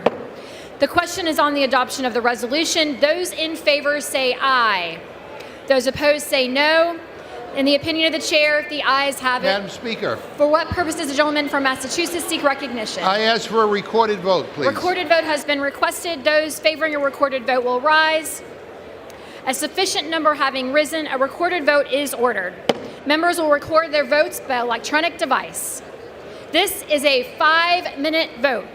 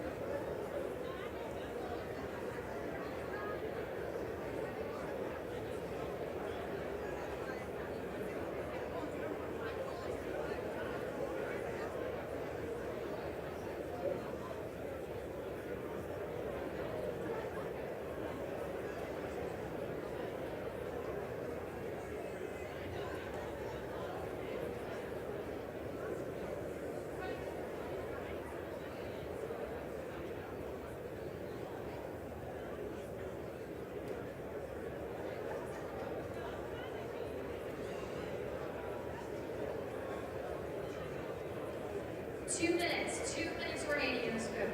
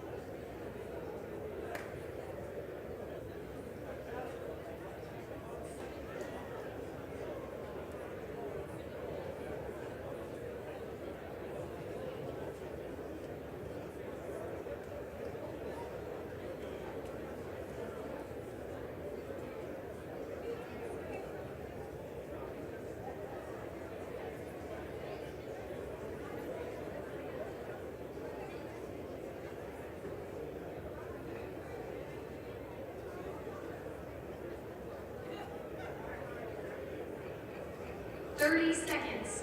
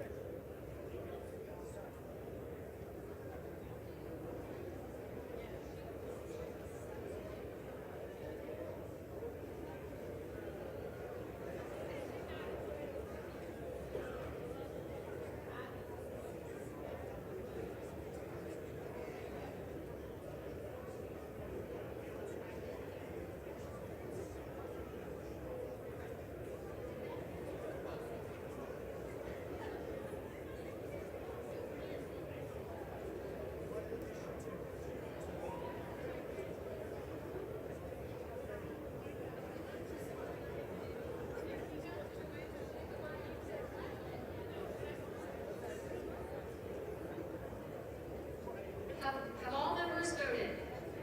Does any member wish to change the vote?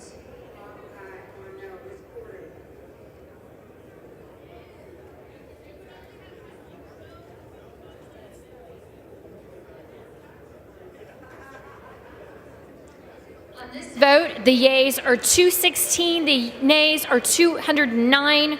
The resolution is adopted. Without objection, the motion to reconsider is laid on the table.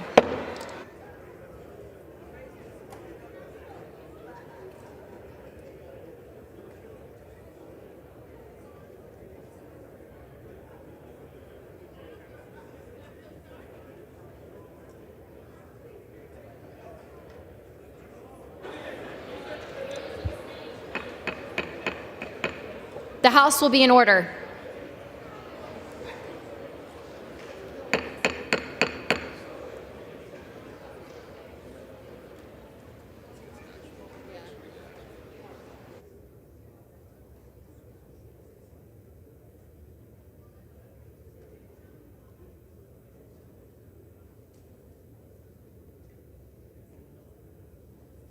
Please take your seats or take your conversations outside. The House will come to order.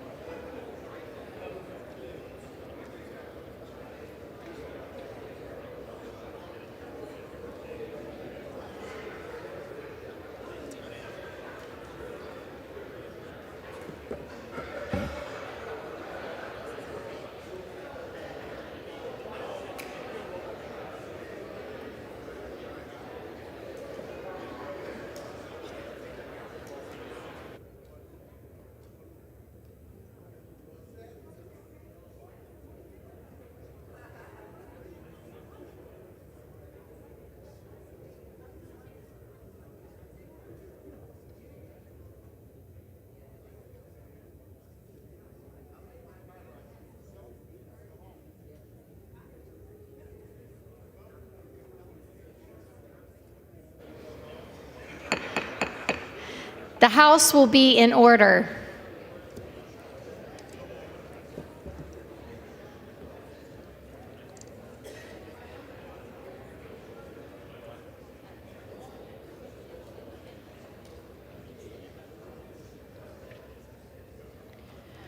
For what purpose does the gentleman from Tennessee seek recognition? Madam Speaker, pursuant to House Resolution 996, I call up House Res 863 and ask for the immediate consideration in the House. The House will be in order. Please take your seats or take your conversations outside.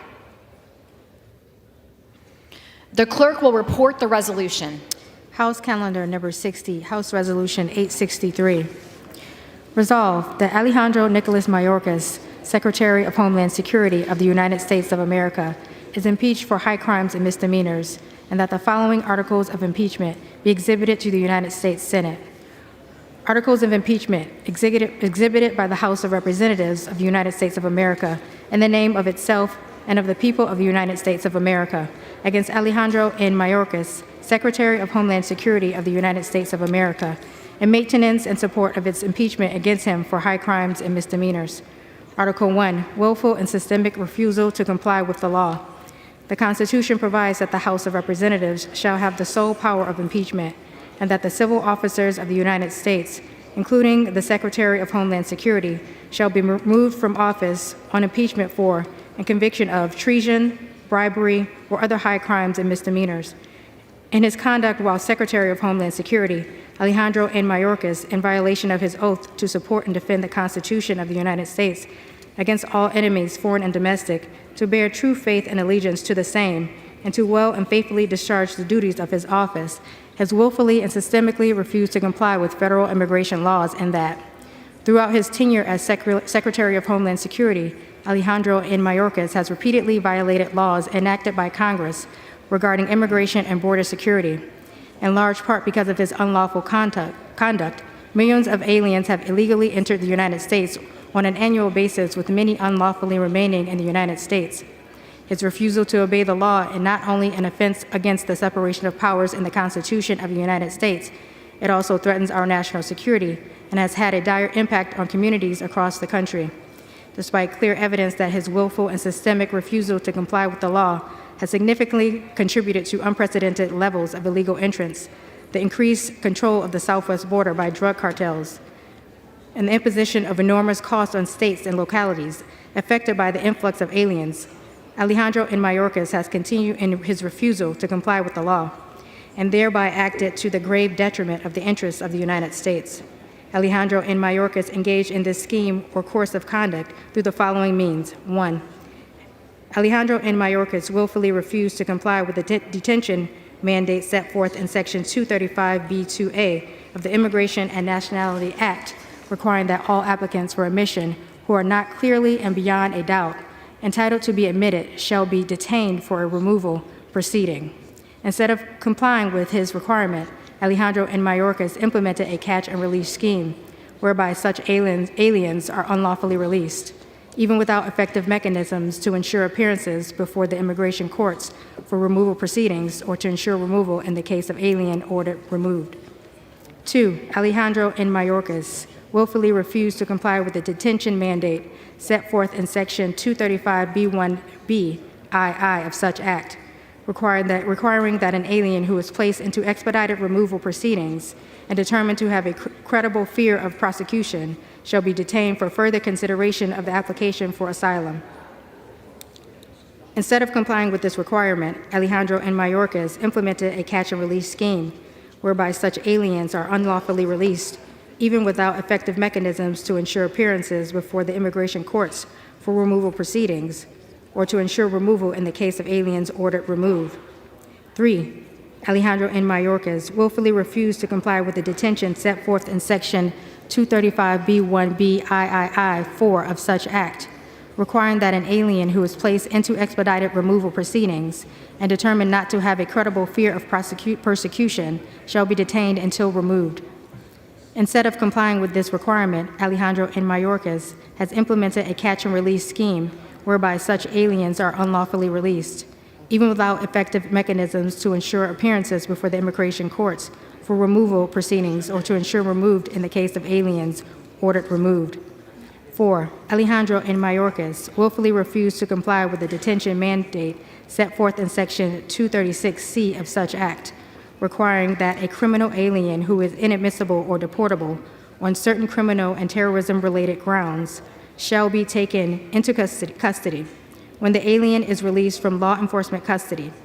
Instead of complying with this requirement, Alejandro N. Mayorkas issued guidelines for the enforcement of civil immigration laws, which instructs Department of Homeland Security, here and thereafter referred to as DHS, officials that the fact an individual is a removable non-citizen shall not alone be the basis of an enforcement action against them, and that DHS personnel should not rely on the fact of conviction alone, even with respect to aliens subject to mandatory arrest and detention pursuant to Section 236C of such act, to take them into custody. In Texas versus United States, 40 F. 4th 205, 2022, the United States Court of Appeals for the Fifth Circuit concluded that these guidelines had every indication of being a general policy that is so extreme as to amount to an abdication of statutory responsibilities, and that its replacement of Congress's statutory mandates with concerns of equity and race is extra-legal and plainly outside the bounds of the power conferred by the INA. 5. Alejandro N. Mayorkas willfully refused to comply with the detention mandate set forth in Section 241A2 of such act, requiring that an alien ordered removed shall be detained during the removal period. Instead of complying with this mandate, Alejandro N. Mayorkas issued guidelines for the enforcement of civil immigration laws, which instructs DHS officials that the fact an individual is a removable non-citizen shall not alone be the basis of an enforcement action against them, and that DHS personnel shall not rely on the fact of conviction alone, even with respect to aliens subject to mandatory detention and removal pursuant to Section 241A of such act. 6. Alejandro N. Mayorkas willfully exceeded his parole authority set forth in Section 212D5A of such act that permits parole to be granted only on a case-by-case basis, temporarily and for urgent humanitarian reasons or significant public benefit, in that A. Alejandro N. Mayorkas paroled aliens en masse in order to release them from mandatory detention, despite the fact that, as the United States Court of Appeals for the Fifth Circuit concluded in Texas versus Biden, 20 F. 4th 928, 2021, paroling every alien, DHS, cannot detain in the opposite of the case-by-case basis determines required by law, and DHS's pretended power to parole aliens while ignoring the limitations Congress imposed on the parole power is not non-enforcement. It's misenforcement, suspension of the INA, or both. B. Alejandro N. Mayorkas created, reopened, or expanded a series of categorical parole programs never authorized by Congress for foreign nationals outside of the United States, including for certain Central American minors, Ukrainians, Venezuelans, Cubans, Haitians, Nicaraguans, Colombians, Salvadorians, Guatemalans, Hondurans, which enabled hundreds of thousands of inadmissible aliens to enter the United States in violation of the laws enacted by Congress. 7. Alejandro N. Mayorkas willfully exceeded his release authority set forth in Section 236A of such act that permits, in certain circumstances, the release of aliens arrested on an administrative warrant, and that Alejandro N. Mayorkas released aliens arrested without a warrant, despite their being subject to a separate applicable mandatory detention requirement set forth in Section 235B2 of such act. Alejandro N. Mayorkas released such aliens by retroactively issuing administrative warrants in an attempt to circumvent Section 235B2 of such act. In Florida versus United States, number 3:21 CV 1066, TKWZCB, ND, Florida, March 8, 2023, the United States District Court of the Northern District of Florida noted that this sleight of hand using an arrest warrant as a de facto release warrant is administrative sophistry at its worst. In addition, the court concluded that what makes DHS's application of 236A in this matter unlawful is that 235B2, not 236A, governs the detention of applicants for admission whom DHS places in removal proceedings after inspection. Alejandro N. Mayorkas's willful and systemic refusal to comply with the laws has had calamitous consequences for the nation and the people of the United States, including: 1, during fiscal years 2017 through 2020, an average of about 590,000 aliens each fiscal year were encountered as inadmissible aliens at ports of entry on the southwest border or apprehended between ports of entry.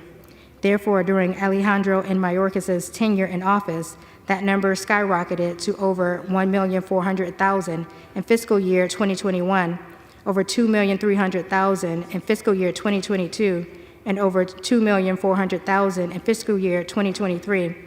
Similarly, during fiscal year 2017 through 2020, an average of 130,000 persons who were not turned back or apprehended after making an illegal entry were observed along the border each fiscal year. During Alejandro N. Mayorkas's tenure in office, that number more than trebled to 400,000 in fiscal year 2021, 600,000 in fiscal year 2022, and 750,000 in fiscal year 2023.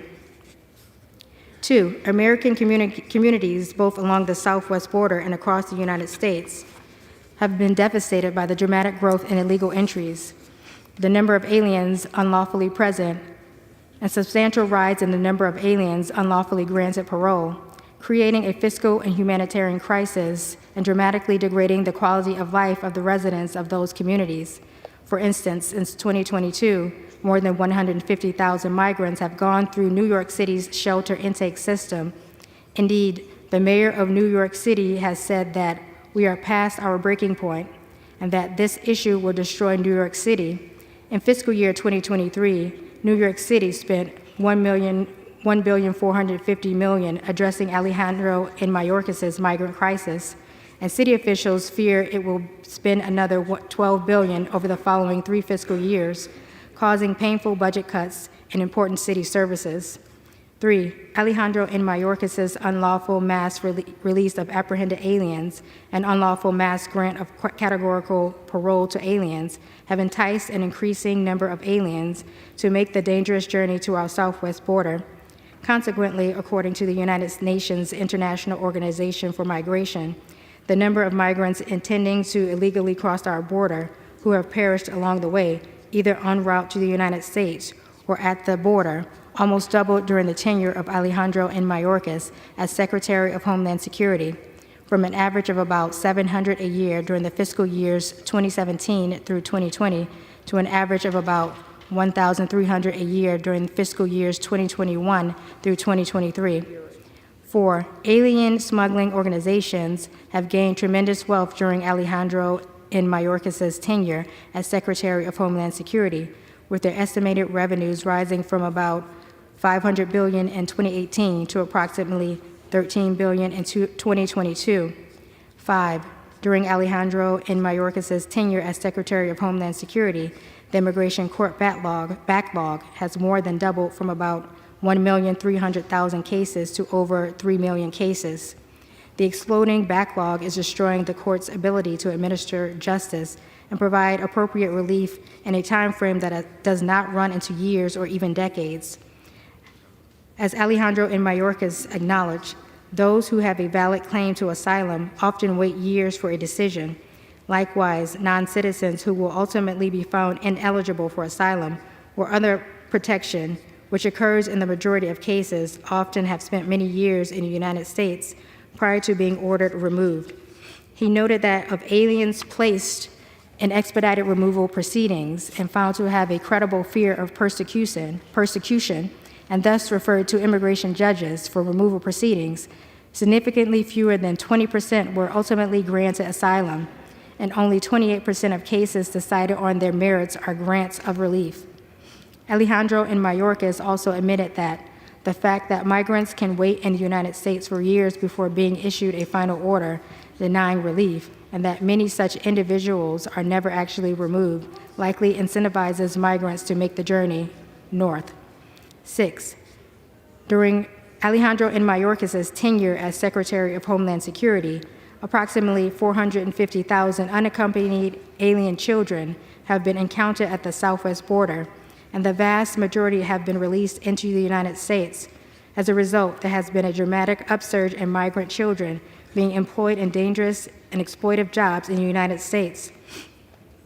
7. Alejandro N. Mayorkas's failure to enforce the law, drawing millions of illegal aliens to the southwest border, has led to the reassignment of U.S. Border Patrol agents from protecting the border from illicit drug trafficking to processing illegal aliens for release. As a result, during Alejandro N. Mayorkas's tenure as Secretary of Homeland Security, the flow of fentanyl across the border and other dangerous drugs, both at and between ports of entry, has increased dramatically.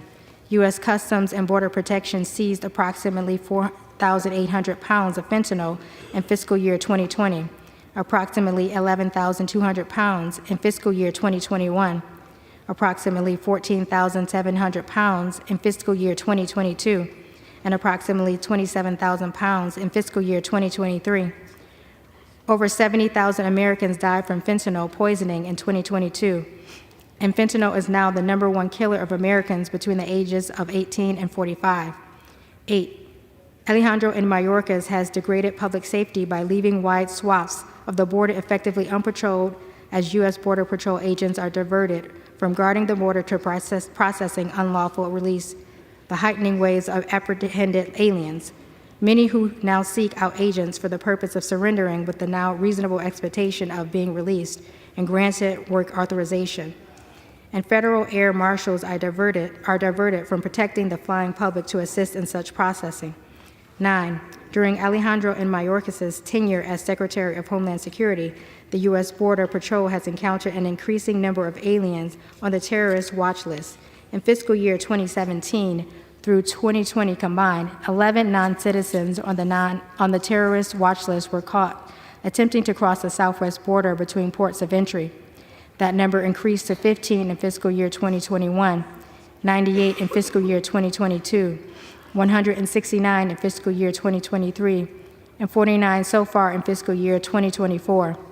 Additionally, in United States versus Texas 599 U.S. 670, 2023, the United States Supreme Court heard a case involving Alejandro N. Mayorkas's refusal to comply with certain federal immigration laws that are at issue in this impeachment. The Supreme Court held that states have no standing to seek judicial relief to compel Alejandro N. Mayorkas to comply with certain legal requirements contained in the Immigration and Nationality Act.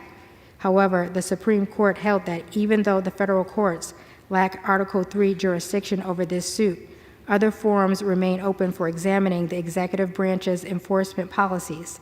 For example, Congress possesses an array of tools to analyze and influence those policies, and those are political checks for the political process.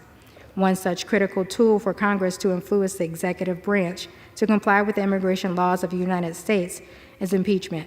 The dissenting justice noted, the court holds Texas lacks standing to challenge a federal policy that inflicts substantial harm on the state and its residents by releasing illegal aliens with criminal convictions for serious crimes. In order to reach this conclusion, the court holds that the only limit on the power of a president to disobey a law, like the important provisions at issue, is Congress's power to employ the weapons of interbranch warfare. As the dissenting justice explained, Congress may wield what the Solicitor General described as political tools, which presumably means such things as impeachment and removal. Indeed, during oral argument, the justice who authored the majority opinion stated that the Solicitor General, I think your position is, instead of judicial review, Congress has to resort to shutting down the government or impeachment or dramatic steps. Here, in light of the inability of injured parties to seek judicial relief to remedy the refusal of Alejandro N. Mayorkas to comply with federal immigration laws, impeachment is Congress's only viable option. In all of this, Alejandro N. Mayorkas willfully and systemically refused to comply with the immigration laws, failed to control the border to the detriment of national security, compromised public safety, and violated the rule of law and separation of powers in the Constitution to the manifest injury of the people of the United States. Wherefore, Alejandro N. Mayorkas, by such conduct, has demonstrated that he will remain a threat to the national and border security, the safety of the United States people, and the Constitution if allowed to remain in office, and has acted in a manner grossly incompatible with his duties and the rule of law.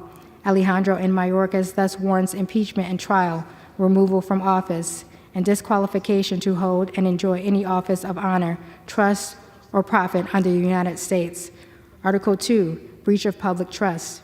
The Constitution provides that the House of Representatives shall have the sole power of impeachment, and that civil officers of the United States, including the Secretary of Homeland Security, shall be removed from office or impeachment for and conviction of treason, bribery, or other high crimes and misdemeanors. In his conduct while Secretary of Homeland Security, Alejandro N. Mayorkas, in violation of his oath to well and faithfully discharge the duties of his office, has breached the public trust, and that Alejandro N. Mayorkas has knowingly made false statements and knowingly obstructed lawful oversight of the Department of Homeland Security, herein thereafter referred to as DHS, principally to obfuscate the results of willful and systemic refusal to comply with the law. Alejandro N. Mayorkas engaged in this scheme or course of conduct through the following means. 1. Alejandro N. Mayorkas knowingly made false statements to Congress that the border is secure, that the border is no less secure than it was previously, that the border is closed, and that DHS has operational control of the border, as that term is defined in the Secure Fence Act of 2006. 2. Alejandro N. Mayorkas knowingly made false statements to Congress regarding the scope and adequacy of the vetting of the thousands of Afghans who were airlifted into the United States and then granted parole following the Taliban takeover of Afghanistan after President Biden's precipitous withdrawal of United States forces. 3. Alejandro N. Mayorkas knowingly made false statements that the apprehended aliens with no legal basis to remain in the United States were being quickly removed. 4. Alejandro N. Mayorkas knowingly made false statements supporting the false narrative that U.S. Border Patrol agents maliciously whipped illegal aliens. 5. Alejandro N. Mayorkas failed to comply with multiple subpoenas issued by congressional committees. 6. Alejandro N. Mayorkas delayed or denied access of DHS Office of Inspector General, hereinafter referred to as OIG, to DHS records and information hampering OIG's ability to effectively perform its vital investigations, audits, inspections, and other reviews of agency programs and operations to satisfy the OIG's obligations under Section 402B of Title V, United States Code, in part to Congress.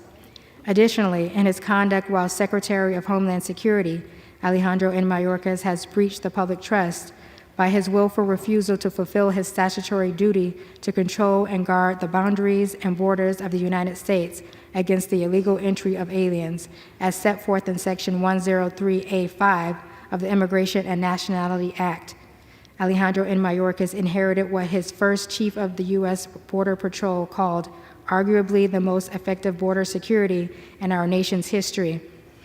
Alejandro N. Mayorkas, however, proceeded to abandon effective border security initiatives without engaging in adequate alternative efforts that would enable DHS to maintain control of the border and guard against illegal entry. And despite clear evidence of the devastating consequences of his actions, he failed to take action to fulfill his statutory duty to control the border. According to his first chief of the U.S. Border Patrol, Alejandro N. Mayorkas similarly rejected the multiple options to reduce the illegal entries through the proven programs and consequences provided by civil servant staff at DHS. Despite clear evidence of the devastating consequences of his actions, he failed to take action to fulfill his statutory duty to control the border, and that, among other things, 1. Alejandro N. Mayorkas terminated the Migrant Protection Protocols, hereinafter referred to as MPP, in Texas versus Biden 20 F. 4th 928, 2021. The United States Court of Appeals for the Fifth Circuit explained that the district court pointed to evidence that the termination of MPP has contributed to the current border surge, citing DHS's own previous determinations that MPP had curbed the rate of illegal entries. The district court has also pointed out that the number of enforcement encounters, that is, instances where immigration officials encounter immigrants attempting to cross the southern border without documentation, have skyrocketed since MPP's termination. 2, Alejandro N. Mayorkas terminated contracts for border wall construction. 3, Alejandro N. Mayorkas terminated asylum cooperative agreements that would have equitably shared the burden of complying with international asylum accords. And all of this, Alejandro N. Mayorkas breached the public trust by knowingly making false statements to Congress and the American people and avoiding lawful oversight in order to obscure the devastating consequences of his willful and systemic refusal to comply with the law and carry out his statutory duties. He has also breached the public trust by willfully refusing to carry out his statutory duty to control the border and guard against illegal entry, notwithstanding the calamitous consequences of his abdication of that duty. Wherefore, Alejandro N. Mayorkas, by such conduct, has demonstrated that he will remain a threat to the national and border security, the safety of the American people, and to the Constitution if allowed to remain in office, and has acted in a manner grossly incompatible with his duties and the rule of law. Alejandro N. Mayorkas thus warrants impeachment and trial, removal from office, and disqualification to hold and enjoy any office of honor, trust, or profit under the United States. Pursuant to House Resolution 996, the amendment in the nature of a substitute recommended by the Committee of Homeland Security is adopted. The resolution shall be debatable for 2 hours, equally divided, and controlled by the chair and ranking member of the Committee of Homeland Security or their respective designees. The gentleman from Tennessee, Mr. Green, and the gentleman from Mississippi, Mr. Thompson, each will control 1 hour. The chair recognizes the gentleman from Tennessee. Madam Speaker, I ask unanimous consent that all members have 5 legislative days in which to revise and extend their remarks and to include extraneous material on H.Res. 863. Without objection. Thank you, Madam Speaker. I yield myself as much time as I may consume. Gentleman is recognized. Madam Speaker, I rise today to present 2 articles of impeachment against Department of Homeland Security Secretary Alejandro Mayorkas. Article 1 charges him with willful and systemic refusal to comply with the law. And Article 2 charges him with the breach of public trust. Since Secretary Mayorkas took office, we've all watched the unprecedented crisis at our borders unfold. We've seen the chaos. Under Secretary Mayorkas' watch, CBP has reported more than 8.5 million encounters at our borders, including more than 7 million apprehensions at the southwest border. Even more terrifying is the approximate 1.8 million known gotaways that Border Patrol agents detect but are unable to apprehend. Millions of those inadmissible aliens who are encountered are eventually released into our communities. This has never happened before in the history of the country, and it doesn't happen by accident. For nearly a year, the House Committee on Homeland Security conducted a thorough, fair, and comprehensive investigation into the causes, costs, and consequences of the border crisis. Our members saw firsthand numerous parts of the southwest border, spent time with law enforcement officers on the front lines, and spoke with real Americans about how the crisis is affecting them. We also conducted a field hearing and roundtable on the border that our Democrat colleagues refused to attend, burying their heads in the sand as if there wasn't a crisis. We published 7 total reports, totaling nearly 400 pages, to which Democrats never had a single substantive response. Instead, their only response was to simply shout MAGA louder and louder. And if that's a meaningful response to the millions of Americans suffering from, as if that's a meaningful response to the millions of Americans suffering from this crisis. We held many hearings at the subcommittee and full committee level, and we heard from a variety of witnesses, including former senior DHS enforcement officials, state attorneys general, and victims who've been impacted by Secretary Mayorkas' border crisis. Democrats consistently claimed these hearings were a waste of time. Tell that to the families of 150,000 Americans who died from fentanyl poisoning in 2021 and 22 alone. Throughout this investigation, our subsequent impeachment proceedings, we found that Secretary Mayorkas' willful and systemic refusal to comply with the law and his breach of public trust are responsible for this historic crisis. However, for almost a year, Democrats have turned a blind eye to the victims of the border crisis while berating us for spending what they believed was too much time investigating Secretary Mayorkas's lawless handling of our sovereign borders. Keep that in mind when you hear them claim now this impeachment is somehow rushed. The truth is this process has been painstakingly thorough. Unlike House Democrats, we take the use of impeachment extremely seriously. While I do not wish to be standing here presenting these articles today, we have exhausted all other options. Our oath to the Constitution now requires us to exercise this solemn duty. Secretary Mayorkas has explicitly refused to comply with the law. He has refused to obey the law. His refusal to obey the law has led to the death of our fellow citizens, and he no longer deserves to keep his job. What's unique here in the history of impeachments is that the Supreme Court just this summer denied the effective state's judicial review on many of these issues, but with the understanding that the result of doing so could mean the impeachment of a secretary. In oral argument, Justice Kavanaugh explained how he understood the position of the Biden administration if judicial review was denied, saying, and I quote, "I think your position is instead of judicial review, Congress has to resort to shutting down the government or impeachment or dramatic steps if some administration comes in and says we're not going to enforce laws, or at least not going to enforce the laws to the degree that Congress, by law, has said the laws should be enforced," end quote. In response, the Biden administration's Solicitor General agreed, saying, quote, "Well, I think that if those dramatic steps would be warranted, it would be in the face of a dramatic abdication of statutory responsibility by the executive," end quote. Today's articles of impeachment outline exactly that, a dramatic abdication of statutory responsibility by Secretary Mayorkas has occurred. Of the articles' 20 pages, 6 are solely dedicated to the laws Secretary Mayorkas has violated, while 4 more document his lies to Congress and the American people, and the violation of his statutory duty to control and guard our borders. We identify numerous unambiguous provisions of the Immigration and Nationality Act he has refused to enforce, laws requiring him to detain inadmissible aliens and limit his ability to grant people parole. We also highlight how programs he has created, such as various mass parole programs, are void of congressional authority. Secretary Mayorkas is the very type of public official the framers feared, someone who would cast aside the laws passed by a co-equal branch of government and replace those with his own preferences, hurting his fellow Americans in the process. He has directed the release of millions of inadmissible aliens into the country in violation of the INA, which requires them to be detained. He has abused the statute limiting parole to be issued only on a case-by-case and temporary basis for very specific limited reasons, instead overseeing more than 1.5 million paroles. He has created new categorical parole programs in defiance of the statute to further his mass release agenda. And he has directed Immigration and Customs Enforcement personnel not to detain all manner of illegal aliens, including criminal aliens.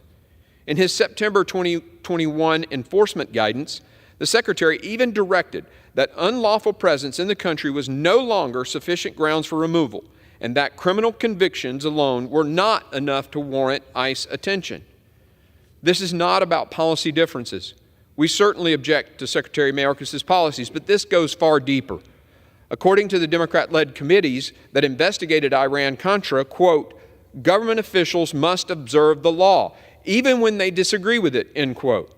Or when they think that, quote, "Congress is to blame for passing laws that run counter to administration policy," end quote.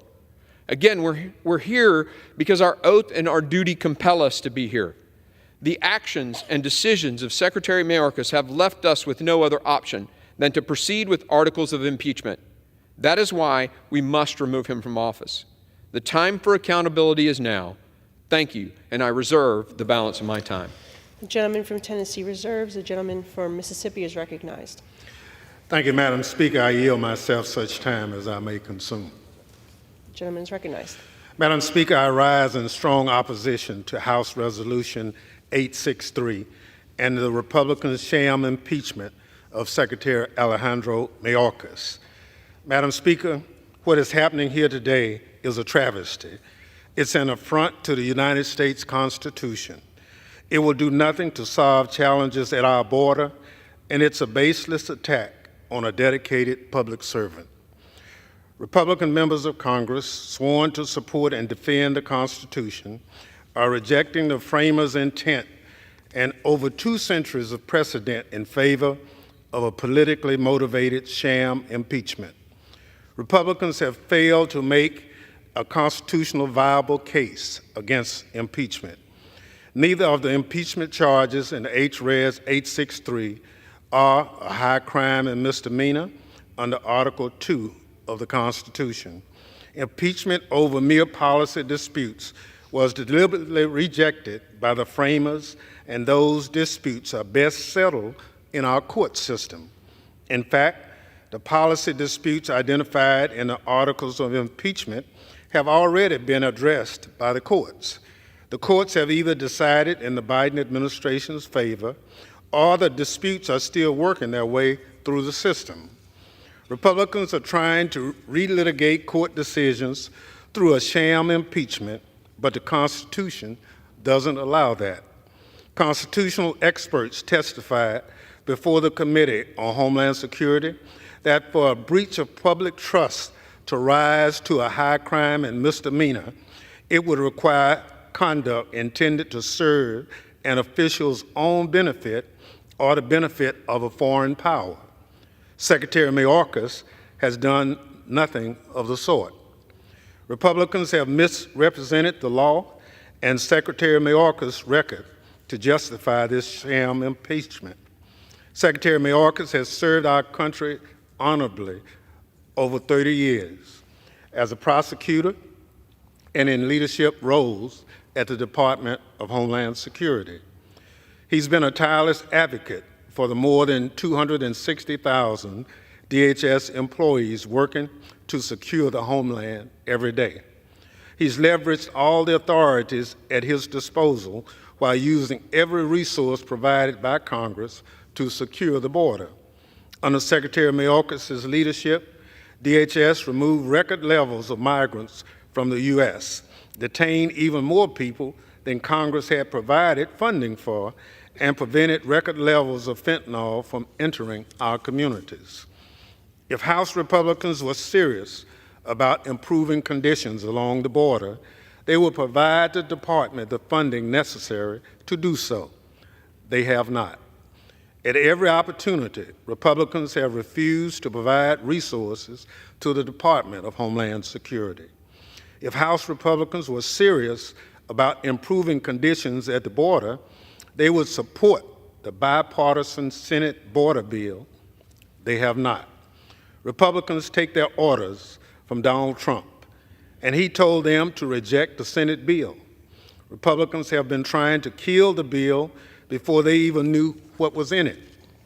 The Republican majority is running a do-nothing Congress. This sham impeachment effort isn't really about border security. It will do nothing to solve the border challenges we face. The truth is, the extreme mega Republicans running the House of Representatives don't want solutions. They want a political issue.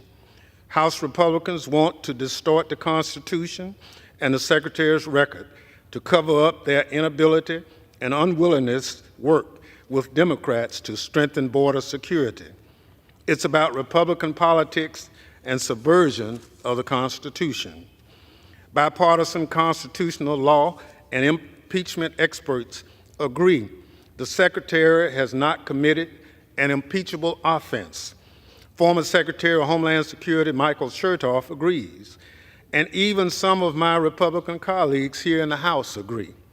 The gentleman from California, Mr. McClintock, said in a memorandum to House Republican colleagues, and I quote, "Problem is that the impeachment articles fail to identify an impeachable crime," unquote.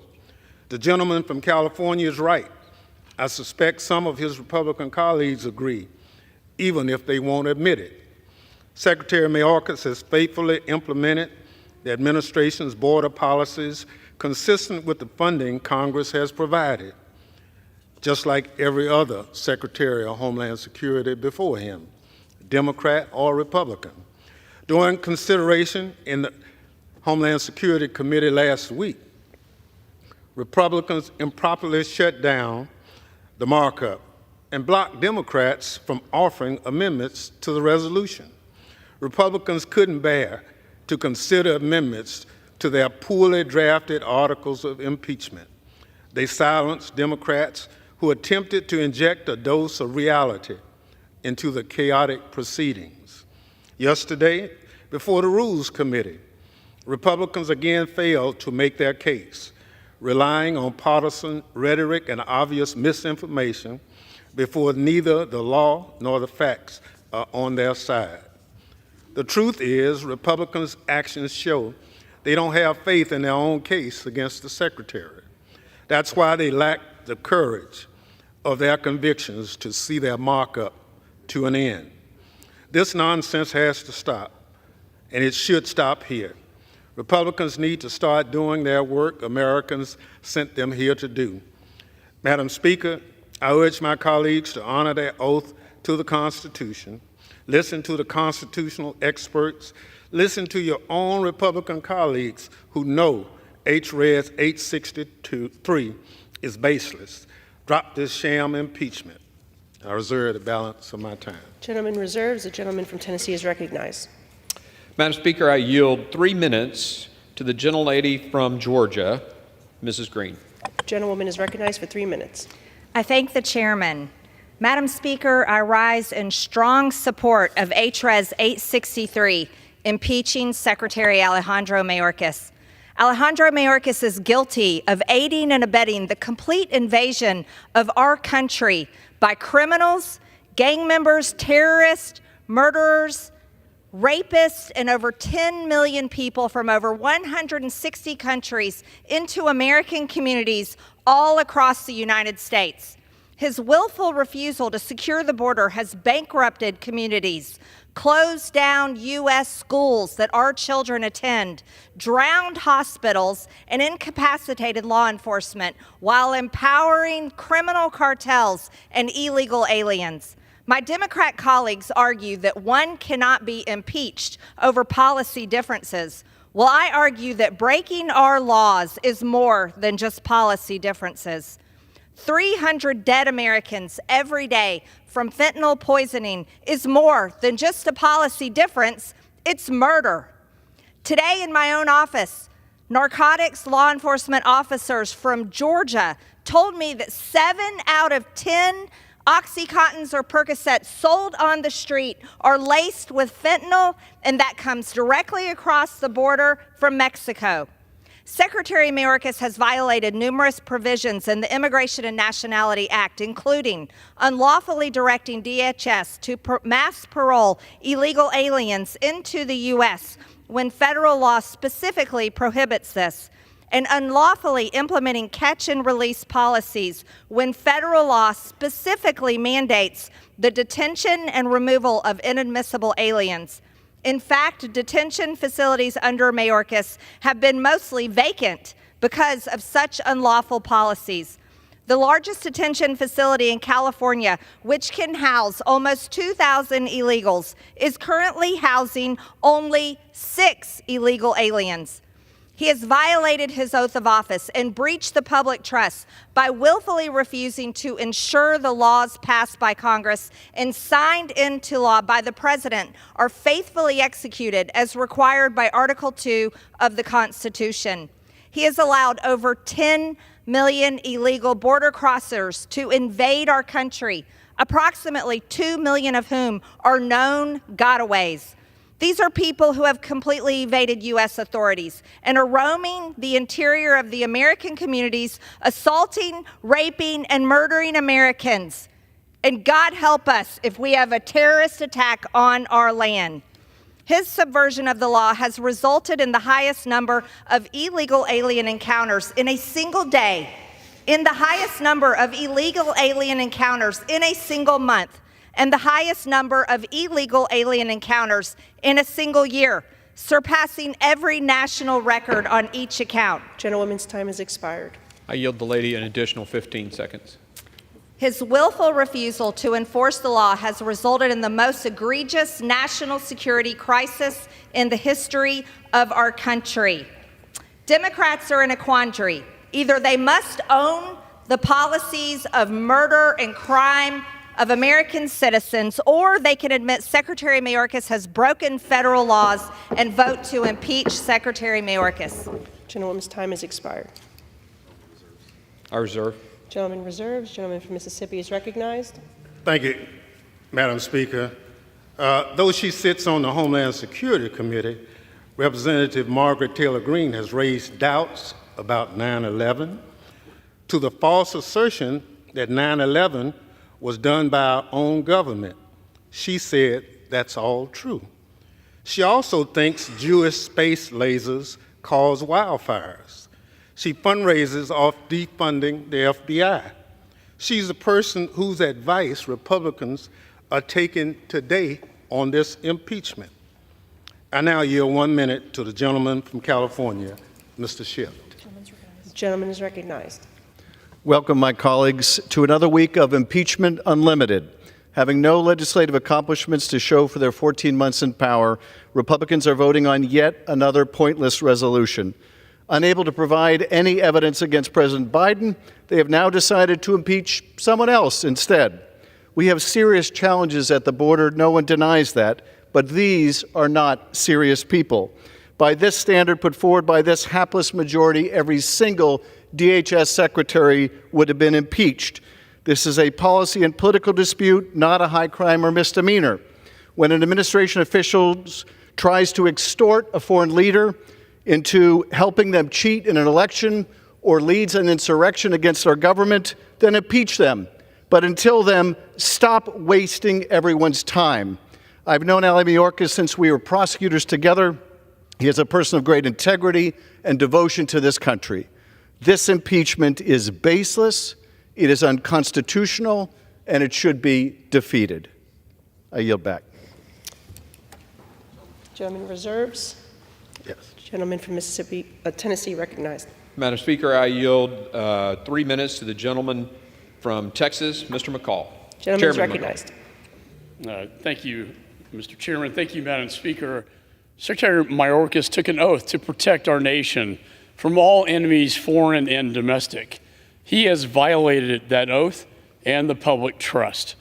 Today, I intend to personally uphold the oath of office that I swore to my country. In my 25 years of dealing with the border as a federal prosecutor and the former chairman of this committee, I've never seen it this broken. That's because of one man's actions: his refusal to enforce the law, his rescission of successful policies like Remain in Mexico, his breach of public trust, his dereliction of duty has led to 8 million encounters, 300 on the terror watch list, 2.3 million aliens released into the interior, enough to fill 13 states. 200,000 young Americans have died due to fentanyl poisoning. These numbers are clear. Secretary Mayorkas is the architect of destruction, and the legal justification for his impeachment is strong. In the Supreme Court decision, the United States versus the state of Texas, the court examined a statute that mandated, quote, the government shall take into custody any alien that has committed an aggravated felon. It's not discretionary, it's mandatory. By failing to uphold this law, he has released dangerous and violent criminals into our communities and has put every American life at risk.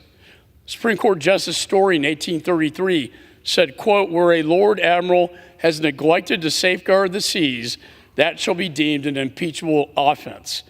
That's exactly the case we have here.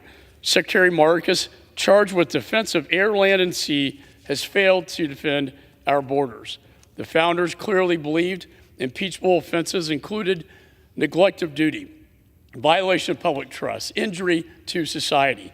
When asked before the Supreme Court if impeachment is a proper remedy, President Biden's own Solicitor General said, quote, in the face of a dramatic abdication of statutory responsibility, by the executive branch, such steps would be warranted, end of quote. Secretary Mayorkas is guilty of those impeachable offenses. He is destroying the fabric of this nation, and Americans agree. So today I will proudly stand up for our nation by voting to remove him from office, and I yield back. Reserve. The gentleman reserves. The gentleman from Mississippi is recognized. Madam Speaker, Secretary Mayorkas has invested significantly in stopping dangerous drugs like fentanyl entering the country and launched several efforts targeting smugglers, gangs, and cartels. Under Secretary Mayorkas' leadership, we have more personnel, technology, infrastructure, and resources on our borders than ever. I now yield 1 minute to the gentlelady from Nevada, Ms. Titus. The gentlewoman is recognized. Thank you very much. You know, considering this impeachment resolution is the fastest I've seen the House GOP move all session. That's because there's been no collection of evidence, only the manipulation of it. There's been no meaningful bipartisan engagement, only partisan political stunts. And there's been no due process. Instead, it's a deliberate disregard for the basis of our legal system. It has no constitutional precedent or basis, no real backing by Senate GOP counterparts who are going to hold the trial, no meaningful engagement with policy, and no support from respected legal scholars, political pundits, nor former DHS directors. History will remember this for what it is, an appeasement of the most extreme members of the MAGA base, and put very simply, the brown-nosing of a man with 91 indictments, several convictions, and 2 impeachments. And I yield back. Reserves. The gentleman from Tennessee is recognized. Madam Speaker, I yield 2 minutes to the gentleman from Oklahoma, Mr. Burkeen.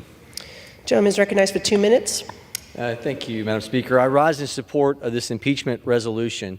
As Chairman Green of the Homeland Security Committee has reminded our committee often in recent weeks, James Madison, the father of our Constitution, once said, "If an unworthy man be continued in office by an unworthy president, the House of Representatives can at any time impeach him, and the Senate can remove him whether the president chooses or not." End of quote.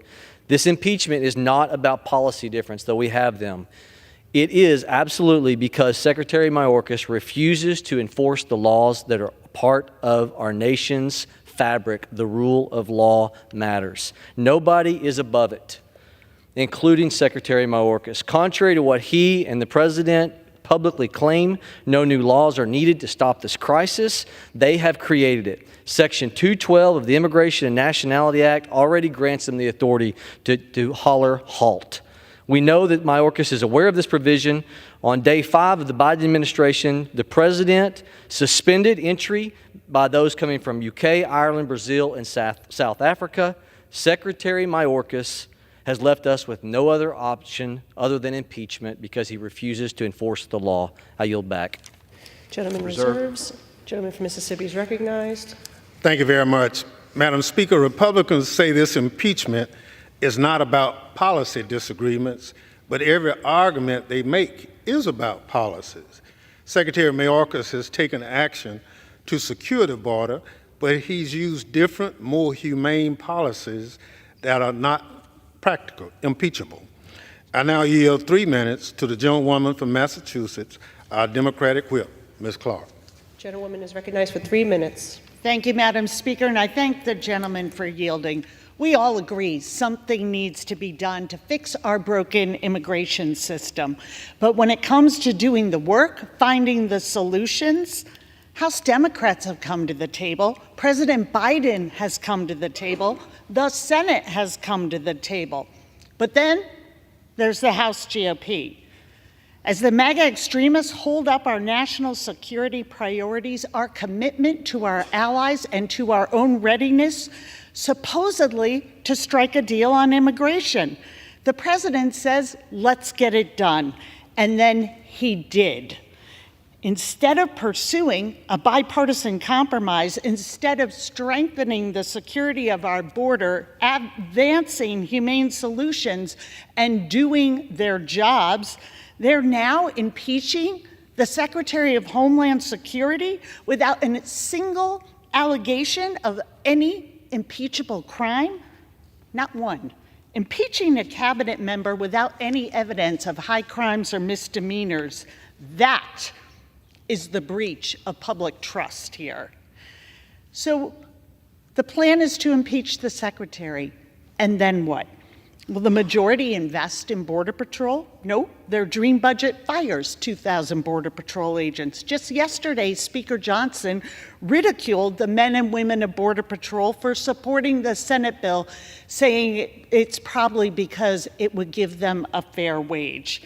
This majority's contempt for working people, even those whose mission is to carry out border security, has no bounds. This extreme MAGA majority has repeatedly rejected funding for technology that is needed to stop the flow of fentanyl. But here we are. The extreme MAGA majority, what are they going to do about the border? Only this sham impeachment. And they've told us what the future holds. As one member across the aisle put it, they oppose action on immigration because it would boost Biden against Trump. That's all they care about. That's what this sham is about. Choosing extremism over country, stunts over solutions, and politics over people. That is a breach of trust we all must reject. I yield back. Gentleman reserves. The gentleman from Tennessee is recognized. Madam Speaker, I yield 2 minutes to the gentlelady from Florida, Ms. Lee. Madam Speaker, I rise today in support of the resolution to impeach Secretary Alejandro Mayorkas. We are here today to address one of the most serious responsibilities that we can undertake as Congress, the impeachment of Secretary Alejandro Mayorkas. The Committee on Homeland Security has worked diligently to investigate and to consider the causes and the consequences of the catastrophe at our southern border. And it has concluded that it is necessary and appropriate to pursue this impeachment. Since President Biden and Secretary Mayorkas took office, there have been over 8.3 illegal crossings nationwide. We have seen the devastating effects of human trafficking, of fentanyl trafficking, and what happens when we cede operational control of our southern border to the Mexican drug cartel. Secretary Mayorkas has refused to enforce the duly enacted laws passed by this Congress. By doing so, he has endangered our homeland, a direct violation of his oath of office. Even in the face of irrefutable evidence to the contrary, he has given false testimony to Congress, claiming that the border is secure. And he has defied court orders ordering the Secretary to abandon the illegal programs and policies that it has implemented which incentivize illegal immigration. House Republicans know that border security is national security, and the crisis at our border is a critical threat to national security and the safety of the American people. Secretary Mayorkas has willfully and deliberately refused to uphold the laws of the United States. He has violated his oath of office, and he has breached the public trust. Congress has a constitutional duty to secure our border and to ensure our communities are safe. We cannot allow an executive branch agency head to defy the lawful authority of Congress and of the courts in pursuit of policies that are contrary to law and endangering Americans. And that is why Secretary Mayorkas must be impeached. Thank you, and I yield back. Gentleman reserves. The gentleman from Mississippi is recognized. Thank you very much. Madam Speaker, the border is not open. In fact, under Secretary Mayorkas' leadership, this administration has removed, returned, or expelled more migrants in 3 years than the Trump administration did in 4 years. With that, I now yield 2 minutes to the gentleman from California, Mr. Correa, the ranking member on our Border Subcommittee. Gentleman is recognized for 2 minutes. And thank you, Madam Speaker. We have something in common with my colleagues on the other side of the aisle. This country, Main Street, every one of our districts has a challenge with fentanyl. We've all witnessed the deaths in our communities, good young men and women, from fentanyl, from this scourge. But Secretary Mayorkas is doing his job. I want you to look at this graph. The seizures at the border of fentanyl, 2019, 2,800 pounds. 2023, 27,000 pounds of fentanyl seized. Ladies and gentlemen, I just got back again from visiting the border. I went to San Isidro, and again I asked the men and women in uniform, again I asked them, what do you need from us to double these numbers? Simple answer. We want more resources. We want more personnel, more drug-sniffing dogs. We want more equipment. Some of those agents were struggling. They were working double shifts. Women, moms, men, fathers saying, we don't have time for our families. We're going to have to find another job. And right now, we have a solution. We have legislation that the Senate has worked on with Senate Republicans, Senate Democrats, and the President supporting a solution that will bring resources to the border. And the majority party here refuses to bring that legislation forward for a vote. Who's derelict on their duty? We must step up and make sure that we protect Main Street and we help Secretary Mayorkas do his job and double these numbers. Thank you. I yield. Gentleman reserves. Gentleman from Tennessee is recognized. Madam Speaker, I yield 1 minute to the gentleman from Alabama, Mr. Strong. Gentleman is recognized for 1 minute. Thank you. Today is about delivering accountability on behalf of the local and state leaders unable to bear the weight of thousands of illegal immigrants flooding their communities, hospitals, and schools. On behalf of the thousands of families who have lost loved ones at the hands of illegal immigrants. On behalf of hundreds of Border Patrol agents stripped of their tools to do their job. The situation at the border cannot continue. I've seen it firsthand during my trips to the southern border. Mayorkas's refusal to enforce the laws of our nation has encouraged millions of illegal aliens from 160 different countries to cross the border. Over 85% of them are being released into the United States. This is in clear violation of federal immigration law. Failure to act is not an option. The year-long investigation held by the committee confirmed what every American already knew to be true. The actions that we will take today against Secretary Mayorkas are warranted and utterly urgent. Our country is under attack, and the Secretary of Homeland Security is working against America. I urge my colleagues to act on this critical time. Gentleman reserves. The gentleman from Mississippi is recognized. Thank you very much. Madam Speaker, if my Republican colleagues were serious about the border, they drop this baseless impeachment and bring up the Senate bipartisan border agreement for debate. But they aren't serious about reform. Speaker Johnson made it clear the bill was dead on arrival before he saw the text of the bill. I now yield 1 minute to the gentlewoman from Illinois, Ms. Ramirez. The gentlewoman is recognized for 1 minute. Thank you, Ranking Member. On our first Homeland Security Committee hearing, Professor Bowman, an expert in impeachments, made it clear that policy differences are not a legitimate basis for impeachment. There is no legitimate basis for impeachment, yet here we are. Why? Republicans believe persecution is a substitute for policymaking. I guess when you can't legislate, you punish, right? Persecution has become their go-to strategy to score political points. We've seen that on Congressperson Omar, Schiff, Tlaib, even their own Speaker McCarthy, government employees, immigrants, and now Secretary Mayorkas. While great for political theater, persecution and punishment does not solve problems. Policy does. But Republicans are not interested in policy. They shut us down from presenting policy. They even killed a supplemental they had negotiated for months. They're just desperately deflecting attention from their failure to govern to secure their own empty re-elections.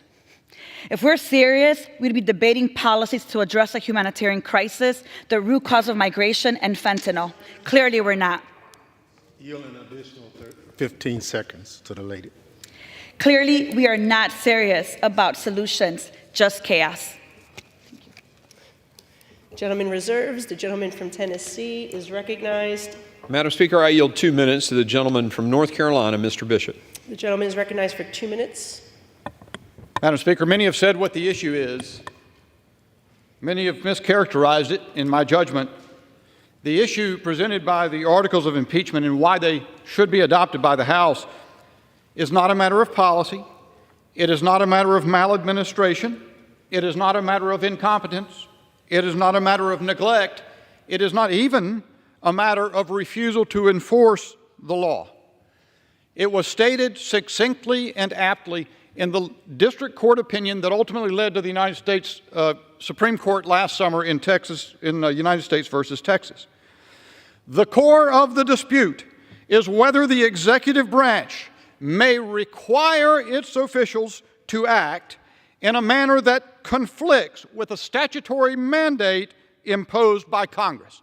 It may not. You see, the Secretary of Homeland Security, Alejandro Mayorkas, issued guidelines, administrative law, instructing the Department of Homeland Security not to detain criminal aliens, nor those ordered finally removed. That is what he did, and that was flatly contradictory to statutes passed by the Congress in the mid-1990s. We are a nation of laws. The court has said, the Supreme Court has said, it cannot referee this dispute. It is up to Congress. And the Congress has but one means in this situation to vindicate the law. It cannot help the situation by shutting down the government, by cutting off funding. There is no new cabinet secretary to refuse to confirm in the Senate.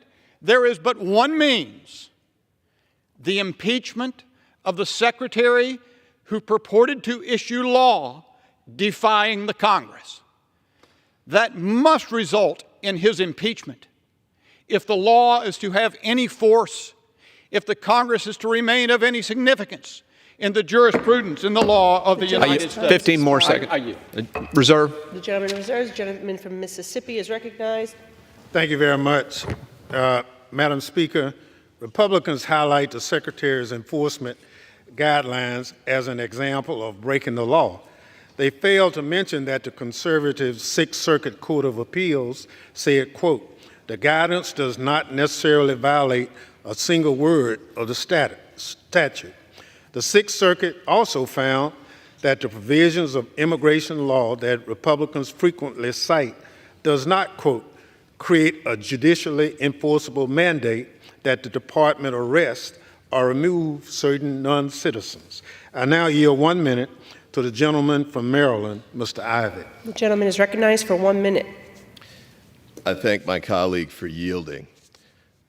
The power to impeach is one of the greatest constitutional powers granted to the House of Representatives. This awesome responsibility should be reserved for high crimes and misdemeanors. But House Republicans have decided to abuse that responsibility for a cheap political stunt.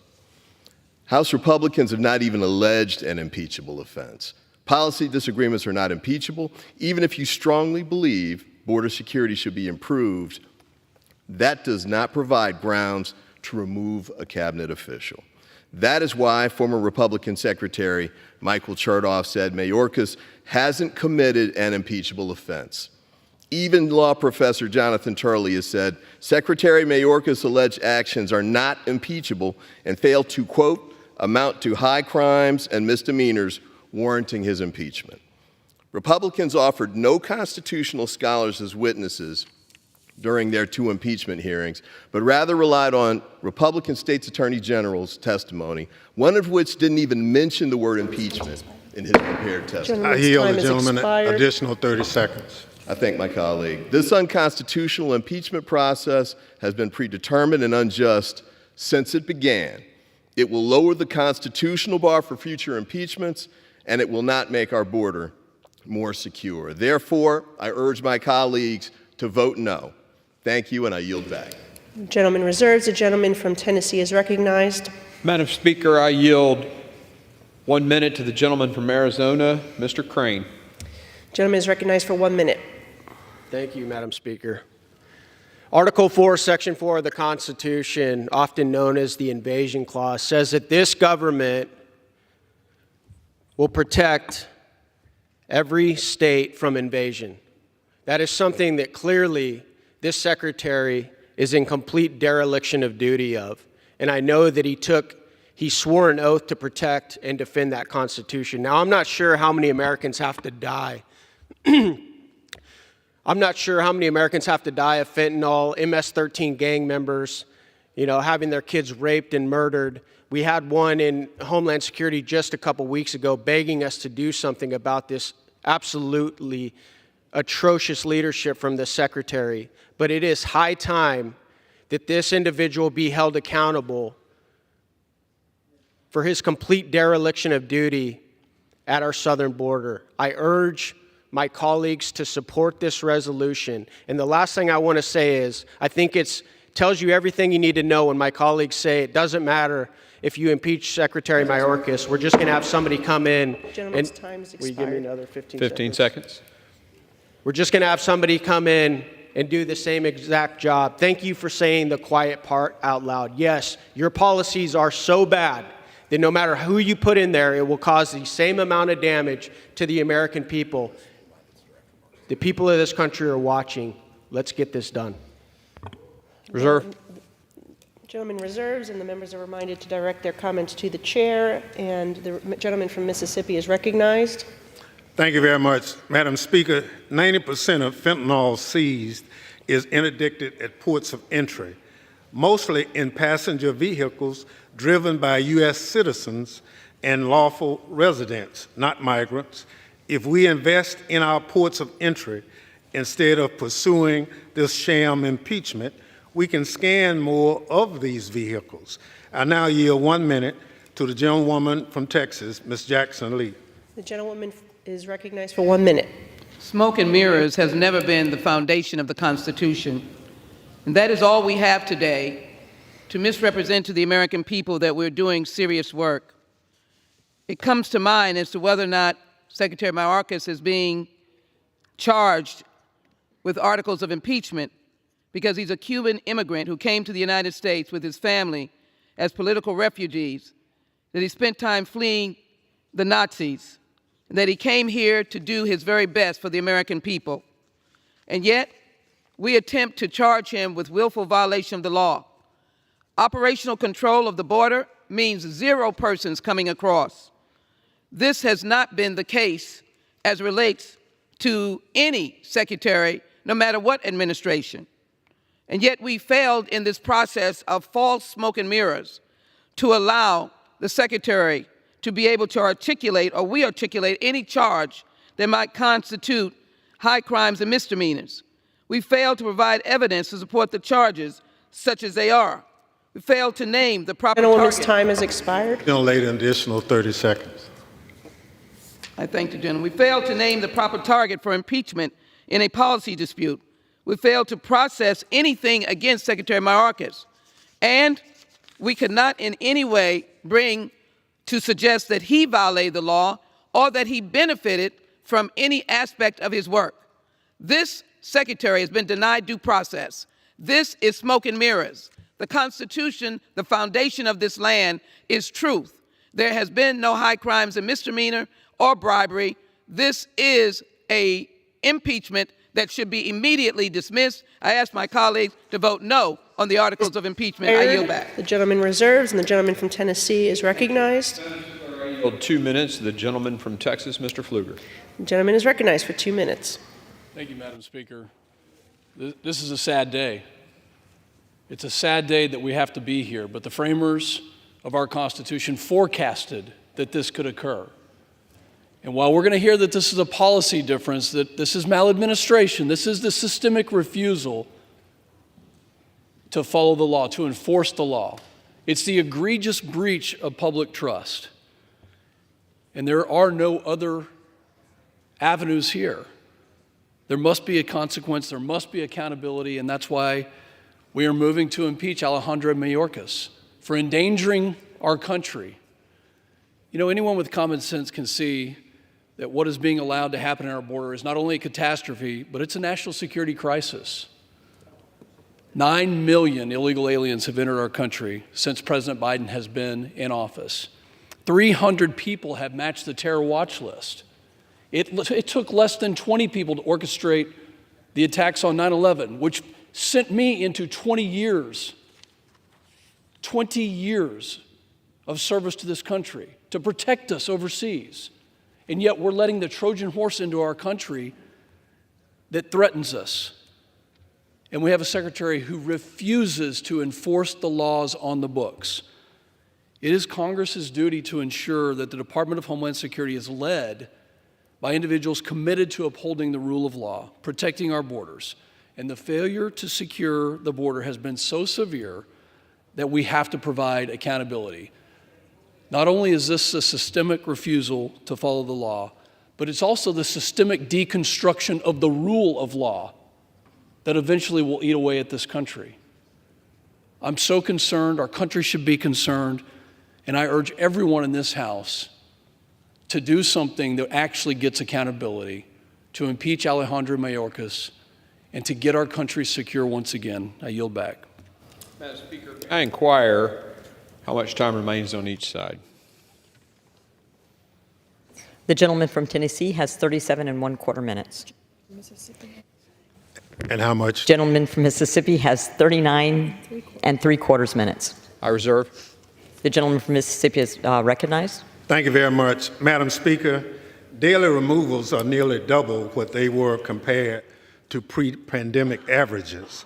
The vast majority of individuals encountered at the southwest border throughout this administration have been removed, returned, or expelled. Secretary Mayorkas is enforcing the law. I now yield 1 minute to the gentleman from California, Dr. Ruiz. The gentleman from California is recognized. Thank you. I rise to call out the hypocrisy and extreme political stunts Republicans are displaying with this baseless and unconstitutional impeachment against the Secretary of Homeland Security, Alejandro Mayorkas. Instead of seeking bipartisan solutions, they voted to cut border security funding. Let me repeat, cut border security funding, and are now bringing an impeachment that lacks basis in law just to pull another one of their political stunts. Secretary Mayorkas has dedicated his career to public service and our country. During his time in the department, he led the development and implementation of DACA and led the department's successful response to Ebola and Zika outbreaks. He's worked tirelessly on combating human trafficking and developed an emergency relief program for orphaned youth following the tragic January 2010 earthquake in Haiti. Secretary Mayorkas has done the work he was tasked to do by the president and more. Stop wasting time on yet another extreme political farce. Start working with Democrats for a bipartisan, real solution. Thank you. Gentleman, time's expired. Gentleman from Mississippi reserves. The gentleman from Tennessee is recognized. Madam Speaker, I yield 1 minute to the gentleman from Virginia, Mr. Whitman. The gentleman from Virginia is recognized. Thank you, Madam Speaker. I rise today to urge support of H.Res. 863, the Articles of Impeachment against Homeland Security Secretary Alejandro Mayorkas. It is clear that Secretary Mayorkas has willfully and systematically refused to comply with U.S. immigration law. An average of 5,000 illegal immigrants are being released into the United States each day, which is a flagrant abuse of immigration laws passed by Congress governing the parole, detention, and removal of illegal immigrants. For 3 years, Secretary Mayorkas has refused to enforce the laws passed by Congress, abused his authority as a cabinet secretary, and misled Congress and the American people about the crisis and the role his actions and decisions have played in sparking and facilitating it. As a result, we see record amounts of deadly fentanyl flowing into our communities, rising crime across our country, and a massive strain on our locality, schools, and community services. Since Secretary Mayorkas' tenure, over 300 individuals on the terrorist watch list have been apprehended by Border Patrol agents trying to illegally enter the United States at the southern border between ports of entry. Gentleman's time has expired. Cartels in Mexico. The gentleman from Tennessee is recognized. 15 seconds. Thank you. And cartels in Mexico are empowered to expand lucrative human trafficking and smuggling operations across a porous southern border. The actions of Secretary Mayorkas have led to a complete humanitarian and national security catastrophe. Congress must hold the executive branch accountable when they fail to uphold the oath of office, and I urge my colleagues to join me in voting in favor of H.Res. 863. The gentleman's time has expired. Reserve. The gentleman from Tennessee reserves. The gentleman from Mississippi is recognized. Madam Speaker, Republicans ignore the fact that no administration has ever had the resources to detain all border crossers. President Trump released over 500,000 people without ever detaining any of them. I now yield 2 minutes to the gentleman from New York, the ranking member on Judiciary, Mr. Nadler. The gentleman from New York is recognized. Madam Speaker, I rise in opposition to the sham impeachment of Secretary Mayorkas. This resolution is filled with false and misleading statements that amount to nothing more than policy disagreements. Even if it were based in truth, however, policy disagreements are not a legitimate basis for impeachment. Impeaching a cabinet secretary is serious. Unfortunately, House Republicans are not. This sham impeachment ran roughshod over due process and completely bypassed the Judiciary Committee, the committee of jurisdiction for impeachment. This is not a serious effort, nor is it a serious resolution. Republicans allege that Secretary Mayorkas should be impeached simply because he failed to meet the impossible standards set out in our laws, standards that no administration, not even President Trump's, has ever come close to meeting. For example, they allege that Secretary Mayorkas has failed to detain everyone that the law requires to be held in mandatory detention. But to do so would require Congress to appropriate over $35 billion a year, a number 10 times higher than President Trump ever requested for detention. That's why the Trump administration released over 500,000 people at the U.S.-Mexico border and released 1.1 million people from immigration detention into the United States. But did we hear calls from the Republicans to impeach Secretaries Kelly, Duke, or Nielsen? Of course not. The resolution also takes aim at the Secretary's use of his parole authority.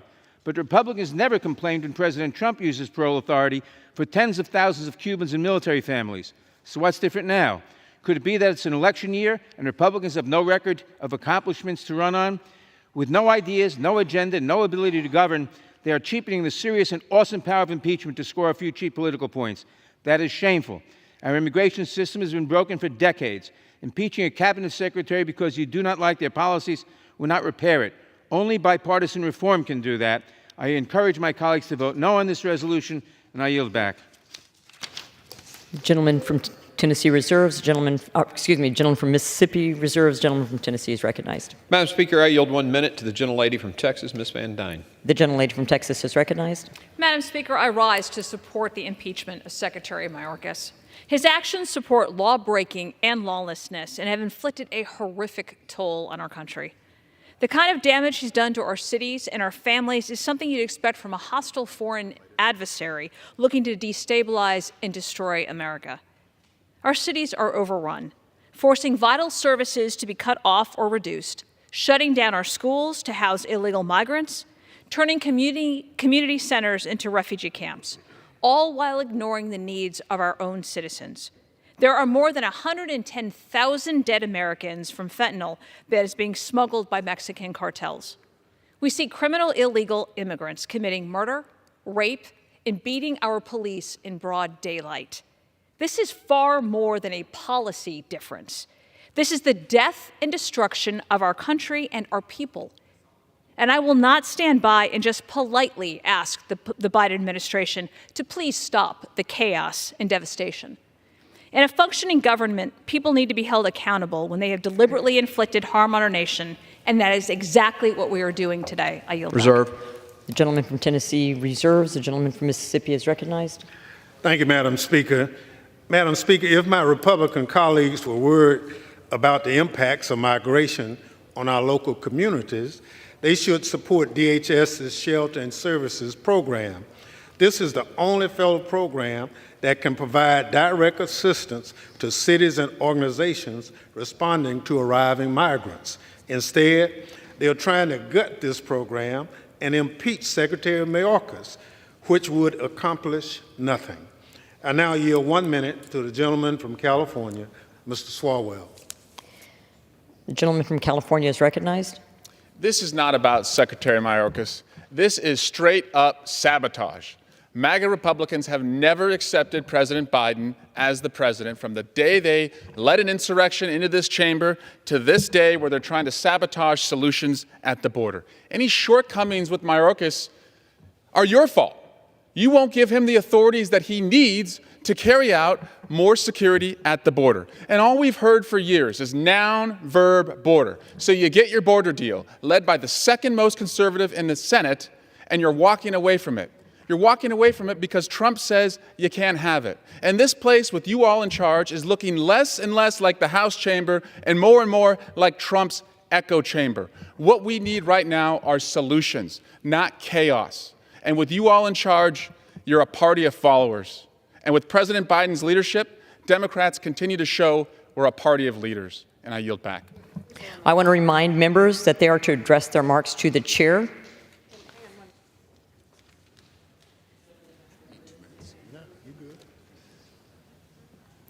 The chair will remind all persons in the gallery that they are here as guests of the House and that any manifestation of approval or disapproval of proceedings is in violation of the House rules. The gentleman from Mississippi reserves. The gentleman from Tennessee is recognized. Madam Speaker, I yield 2 minutes to the gentleman from Texas, Mr. Fallon. The gentleman from Texas is recognized. Thank you, Mr. Chairman, and thank you, Madam Speaker. I find it interesting that how many Democrats or open border caucus members, or I apologize for my redundancy there, are willing to house migrants in their own homes, Madam Speaker? None. Zero. Nada. They seem to all be for providing sanctuary, provided they don't have to provide it. Alejandro Mayorkas, under oath, testified before Congress and claimed the border is no less secure than it was previously. Does anyone in this chamber actually believe that? Does anyone in this country believe that? So let's compare the first 3 years of President Trump and Biden's tenures. President Trump, first 3 years, 1.6 million illegal crossings. Joe Biden, 8.3 million, a 519% increase. Terror watch list suspects apprehended. Under President Trump, 8 in 3 years. Joe Biden, 361, a 4,512% increase. Chinese nationals, mostly of military age, the military age men, entering illegally. Last year under President Trump was 450. Under Joe Biden, over 24,000, a 5,333% increase. No less secure. That the new math? Opioid deaths have doubled. The Mexican drug cartels are enjoying record profits. Alejandro Mayorkas fostered this mayhem, and he facilitated a cataclysmic chaos. He's inept, he's weak, he's impotent. He's violated federal law, he's purged himself in front of Congress, he's lied to the American people, and he's undermined his own Border Patrol agents. Mayorkas has shown the world who he is. He is a sheep in sheep's clothing. And the cartel wolves and our enemies across the world are circling. This impeachment is richly deserved, and we must fire this bum, this second coming of Benedict Arnold, forthwith. Madam Speaker, I yield back. The gentleman from Tennessee reserves. The gentleman from Mississippi is recognized. Thank you, Madam Speaker. Madam Speaker, let's look at the facts. Since May 12, 2023, when Title 42 ended, DHS has removed more than 500,000 individuals. That's more people than when Donald Trump removed in any given year. The border is not open. I now yield 2 minutes to the gentleman from Maryland, Mr. Raskin, the ranking member of the Oversight Committee. The gentleman from Maryland is recognized. Thank you, Madam Speaker. Mr. Chairman, we're here because the madcap wild goose chase to impeach Joe Biden has produced no wild geese. Even Fox News is lampooning the fact that their own expert witnesses repeatedly say President Biden did nothing wrong and there are no grounds for impeachment. More than a dozen GOP members in Biden majority districts don't want to go anywhere near that fantasy production. So the Trump-Putin mega faction, headed up by the distinguished gentlelady from Georgia, has been given this worthless trinket of a consolation prize, the opportunity to bring a slapstick impeachment drive against a cabinet member of unimpeachable integrity who has obviously committed no treason, no bribery, no high crimes, no misdemeanors, nothing indictable or even indictable, if you prefer. What makes this farce a tragedy is that Secretary Mayorkas and the U.S. Senate have been working for months to achieve precisely the immigration and border compromise the GOP has been demanding. And miraculously, they got to a bipartisan immigration agreement for billions of dollars more in Border Patrol officers, immigration judges, fentanyl detection machines, a far tougher border. It was good enough for Senator Mitch McConnell and dozens of GOP senators, and it was good enough for the Wall Street Journal, but the House MAGAs would not take yes for an answer Why? Because Donald Trump doesn't want a border solution. He wants a border problem, nothing else to run on. And Vladimir Putin certainly doesn't want $60 billion going to the heroic people of Ukraine, defying his filthy imperialist invasion. All over the world, democracy and freedom are under siege today, and all our colleagues can think to do is to sell out our Democratic allies and sell out the cause of human rights, and then impeach a cabinet secretary working diligently to solve the immigration problem that they claim to care about. I yield back. The gentleman from Mississippi reserves. The gentleman from Tennessee is recognized. Madam Speaker, I yield 1 minute to the gentleman from Tennessee, Mr. Rose. The gentleman from Tennessee is recognized. Madam Speaker, Secretary Mayorkas swore an oath to defend the U.S. Constitution from all enemies, foreign and domestic. Unfortunately, it seems as though he hasn't defended it from a single one. Since President Biden took office, there have been more than 7 million illegal encounters at our southern border and more than 1.7 million known gotaways. Not once has Secretary Mayorkas issued a statement, signed a policy, or taken an action to discourage this from happening. In fact, he has doubled down and encouraged the invasion by endorsing catch and release policies, ending Title 42, and stopping Remain in Mexico. This subversion of our Constitution, willful disregard of our country's laws, and unfettered dedication to exacerbating this self-inflicted crisis have left the House with no other option than to impeach Secretary Mayorkas. Madam Speaker, I urge the House to join me in voting to impeach Secretary Mayorkas and urge the Senate to remove him from his position. Thank you, and I yield back. Reserve. The gentleman from Tennessee reserves. The gentleman from Mississippi is recognized. Thank you very much. Madam Speaker, I remind my colleagues that they voted to terminate the COVID-19 national emergency and thus voted to end Title 42. In addition, DHS has no role in ending this policy. I now yield a minute and a half to the gentleman from Rhode Island, Mr. Magaziner. The gentleman from Rhode Island is recognized. Thank you, Speaker. You know, the American people want us to be working together to solve our challenges at the border. We could be working together to vote on President Biden's proposal for $14 billion of funding that would add over 1,000 Border Patrol officers. We could be working with the Senate on real immigration reform that Republicans claimed they wanted until Donald Trump told them that they didn't. But instead, we are wasting time and energy on an impeachment with no legal basis just because it's what Donald Trump wants. Here are the facts. The facts are this.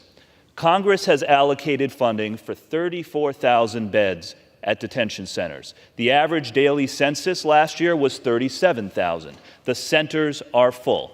And so the Secretary, under the law, uses his legal discretion to decide who to detain and who to release, the same legal discretion that all of his predecessors have used. In the last 2 years of the Trump administration, 52% of migrants were released, nearly 1 million people. And I did not hear my House Republican colleagues calling to impeach that Homeland Security Secretary. No, this is about one thing, politics. There are no high crimes, no misdemeanors, no treason, no bribery. And I would remind my colleagues, our oath is to the Constitution, not to Donald Trump. And I yield back.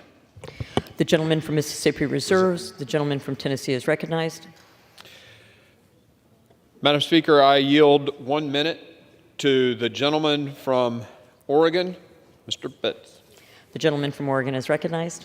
Thank you, Chair Green. It's been said that Secretary Mayorkas is dishonest, duplicitous, and derelict in his duties, and I agree.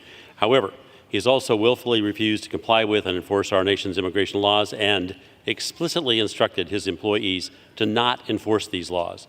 Additionally, the Secretary has willfully obstructed inquiries of my Judiciary Committee regarding entry of illegal aliens into our country. The constitutional standard for impeachment of Secretary Mayorkas has been satisfied. I want to commend Chair Mark Green for his excellent work in managing this important constitutional matter and in following regular order. While doing so, I yield back. The gentleman from Tennessee reserves. The gentleman from Mississippi is recognized. Madam Speaker, despite the Republicans want us to believe the courts at the highest level have not found that Secretary Mayorkas is violating the law, and courts are where we go to determine whether a cabinet secretary is following the law Congress wrote, not a partisan impeachment. I yield 1 minute to the gentlewoman from Texas, Ms. Escobar. The gentlewoman from Texas is recognized. I rise today in strong opposition to the GOP's political stunt of the day, impeaching Secretary of Homeland Security Alejandro Mayorkas. The real problem here is congressional inaction on immigration reform. My community of El Paso, Texas, on the U.S.-Mexico border, has been on the front lines of this issue and living with the consequences of congressional failure to act. Our federal personnel, local governments, and shelters are all overwhelmed. And Republicans continue to withhold vital funding that would help address this issue. As a border legislator, I've never met a more committed, accessible cabinet member than Secretary Mayorkas. He is a great public servant doing everything he can with the limited resources Congress has given to him. I invite my Republican colleagues who want to solve this, who really want to solve this, to join the bipartisan coalition supporting the Dignity Act. Stop playing games and do your job. I yield back. The gentlewoman's time has expired. The gentleman from Mississippi reserves. The gentleman from Tennessee is recognized. Madam Speaker, I yield 2 minutes to the gentleman from Mississippi, Mr. Guest. The gentleman from Mississippi is recognized. Well, thank you, Mr. Chairman. I rise today to express my support for impeaching Homeland Security Secretary Alejandro Mayorkas for reasons outlined in both articles of impeachment, but specifically for Article 2, breach of public trust. Secretary Mayorkas has repeatedly testified falsely, misleading Congress and the American people. He's done so by saying that the southwest border is secure and that his department has operational control of the border. Secretary Mayorkas, in his previous appearances before the Committee on Homeland Security, has told me personally on multiple times, testifying while under oath, that the border is secure. And I know that time and time again, Secretary Mayorkas has appeared before Congress, both the United States House of Representatives and the U.S. Senate, and has repeated the security of our southwest border. These declarations, Madam Speaker, are patently untrue, and they contradict statements made by both his former Border Patrol Chief, Raul Ortiz, and by the President himself. President Biden, who just recently said and admitted that the border was not secure. And he went on to say that the border has not been secured for almost a decade. Madam Speaker, Secretary Mayorkas' dealings with Congress, they indicate a lack of transparency and an attempt to mislead the public on the true conditions that exist at the border. And we as Congress, we must now hold Secretary Mayorkas accountable. This is a grave day in our history, a grave day for this nation, and not one that we take lightly. However, in light of all the facts, I urge my colleagues to join me in voting to impeach Secretary Mayorkas. Thank you, and I yield back. The gentleman's time has expired. The gentleman from Tennessee reserves. The gentleman from Mississippi is recognized. Thank you very much. Madam Speaker, my Republican colleagues won't admit that this impeachment is a sham, but their favorite conservative legal experts will. President Trump's impeachment attorney, Alan Dershowitz, accused Republicans of, quote, distorting the Constitution, unquote. And Republicans' favorite legal witness, Jonathan Turley, said that there is, quote, no evidence that Secretary Mayorkas is corrupt or committed an impeachable offense, unquote. I now yield 1 minute to the gentleman from New Jersey, Mr. Menendez. The gentleman from New Jersey is recognized. Thank you, Madam Speaker. I rise today to oppose the partisan sham impeachment proceedings against a dedicated and honorable public servant, Secretary Alejandro Mayorkas. Secretary Mayorkas has done his job while operating within a broken immigration system that this Congress has refused to fix. Instead of working with House Democrats and the Biden administration on serious solutions, House Republicans are focused on one thing: appeasing former President Donald Trump. This impeachment is an unconstitutional abuse of power. It is clear that policy differences are not grounds for impeachment. Even worse than the partisan nature of these proceedings are the alleged facts that they are based on. To build their case, House Republicans work with and cite reports from groups such as the Center for Immigration Studies, a Southern Poverty Law Center designated hate group. When I attempted to introduce an amendment to point this out, it was rejected by House Republicans twice in committee, once in Homeland and once in Rules. All because Republicans don't want Americans to know the baseless and completely unprecedented nature of this. The gentleman's time has expired. Additional 30 seconds. That anti-migrant hate groups form the foundation of the case that we are listening to today. I stand with my Democratic colleagues against this partisan impeachment, and I urge all of my colleagues on both sides of the aisle to vote no. Thank you, and I yield back. The gentleman from Mississippi reserves. The gentleman from Tennessee is recognized. Madam Speaker, I yield 1 minute to the gentleman from Arizona, Mr. Biggs. The gentleman from Arizona is recognized. I thank the gentleman. You know, James Iredale, one of the founders from North Carolina, talking about this impeachment clause, said the power of impeachment is given by this Constitution to bring great offenders to punishment. It's calculated to bring them to punishment for crime which is not easy to describe, but which everyone must be convinced is a high crime and misdemeanor against government. For instance, corruption. Let's do here. Its exercise, the impeachment, will arise from acts of great injury to the community, and the objects of it may be such as cannot be easily reached by an ordinary tribunal. That's why you have impeachment. And that's necessary here because what you have is a secretary who came into judiciary. He's given the language from the Safe and Secure Fence Act of 2006 and said, is the border under operational control? He says, well, no, we've redefined it ourselves. We're comfortable with the new definition that we've made.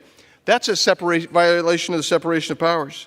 This is the same secretary who tells his ICE agents, you know what, you time has expired. Additional 30 seconds. He tells his ICE agents, you cannot remove 1 million, 1.2 million people who have actually had due process through the courts and have active removal orders. He's the same one who says we don't have to adhere to Title VIII. That has resulted in great injury to our communities. And that is why he must be impeached, because he falls in the definitions that one of the founders, James Iredale, said.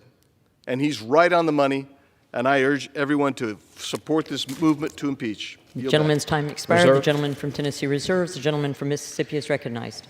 Thank you very much. Madam Speaker, the definition of operational control in the Secure Fence Act of 2006 has never been achieved under any administration, including the Trump administration. This is not grounds for impeachment. I now yield 1 minute to the gentleman from California, Mr. Garcia. The gentleman from California is recognized. Thank you, Madam Speaker. Today, Republicans are engaging in yet another impeachment scam. We're here today because the majority wants to attack President Biden and Secretary Mayorkas, all to elect Donald Trump. The insane leader of their party claims that immigrants like me, and I quote, pollute the blood of this country. Donald Trump's rhetoric is just like Hitler's. And he wants chaos. He thinks the border crisis helps him, so he wants it to continue. And in fact, Border Patrol apprehensions more than tripled in the last 8 months of the Trump presidency. But let's remember the Donald Trump and MAGA vision for border security. These are actually some of their ideas.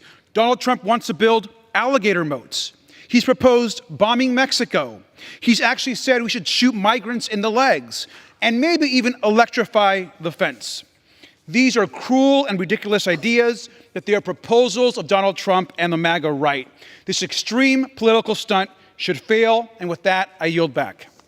Gentleman yields back. A gentleman from Mississippi Reserve. Gentleman from Tennessee is recognized. Mr. Speaker, I yield 3 minutes to the gentleman from Louisiana, Mr. Higgins. The gentleman is recognized for 3 minutes. I thank my colleague, the chairman of the Homeland Security Committee, and I respect my colleagues across the aisle who have voiced their opposition. it's important that we clarify the legacy that some of us would condemn by impeaching the secretary responsible for this legacy, and by contrast, the legacy that my colleagues who oppose the impeachment of Secretary Mayorkas would support. 300,000 Americans dead from cartel drugs, 100,000 teenage girls and boys missing, lost by the Mayorkas system into the unspeakable horror of sex slavery networks across the filthiest corners of criminal organizations in our cities. American sovereignty disintegrated, American soil lost to cartel human and drug trafficking bases. Millions of single military-age men from over 100 countries, unvetted, released into our country, creeping into every corner of American society, every city, every town. Our schools overrun by illegals, granted free access to American education infrastructure in hundreds of reports, with no room left for our own children. Hundreds of thousands of violent criminals released into our nation, despite federal law stating that DHS shall detain known criminals who enter America illegally. 1,000 or more known or suspected terrorists allowed to pass freely into the heart of our nation, into my state, into yours. This is the legacy of Alejandro Mayorkas, and by our oath, we must impeach this man who has presented an arrogant, defiant tone of denial and lies to Congress for 3 years, seemingly content or even proud to destroy America day by day. So it is that on this day, it shall be written in the historical record of the People's House that Secretary of Department of Homeland Security Alejandro Mayorkas has been impeached. So shall it be written. So shall it be done. Thank you, Mr. Speaker. I yield. The gentleman yields back. The gentleman from Tennessee reserves. The gentleman from Mississippi is recognized. Thank you, Mr. Speaker. Mr. Speaker, my Republican colleagues are starving DHS of necessary border security resources while accusing Secretary Mayorkas of not doing his job. House Republicans refuse to consider the White House's $13.6 billion border supplemental funding request that would pay for more border agents and officers and detention beds. I now yield 2 minutes to the gentlewoman from Washington, Ms. Jayapal. Gentlelady from Washington is recognized for 2 minutes. Thank you, Mr. Speaker. I rise in strong opposition to this resolution to impeach Secretary Mayorkas. This resolution is as ridiculous as it is dangerous. It has no evidence of high crimes or misdemeanors. Are we really debating impeaching a cabinet secretary because House Republicans don't like the policies that he advances under a democratically elected president? Far from alleging true high crimes and misdemeanors, this resolution relies on the same tired and untrue Republican talking points that Democrats have demonstrated for months are not true. With this Marjorie Taylor Greene sham impeachment resolution, the majority is bending to the will of the most extreme members of their conference simply because they don't like the policies that Secretary Mayorkas is pursuing. Secretary Mayorkas is an excellent and dedicated public servant working tirelessly to protect our national security and to address a broken immigration system.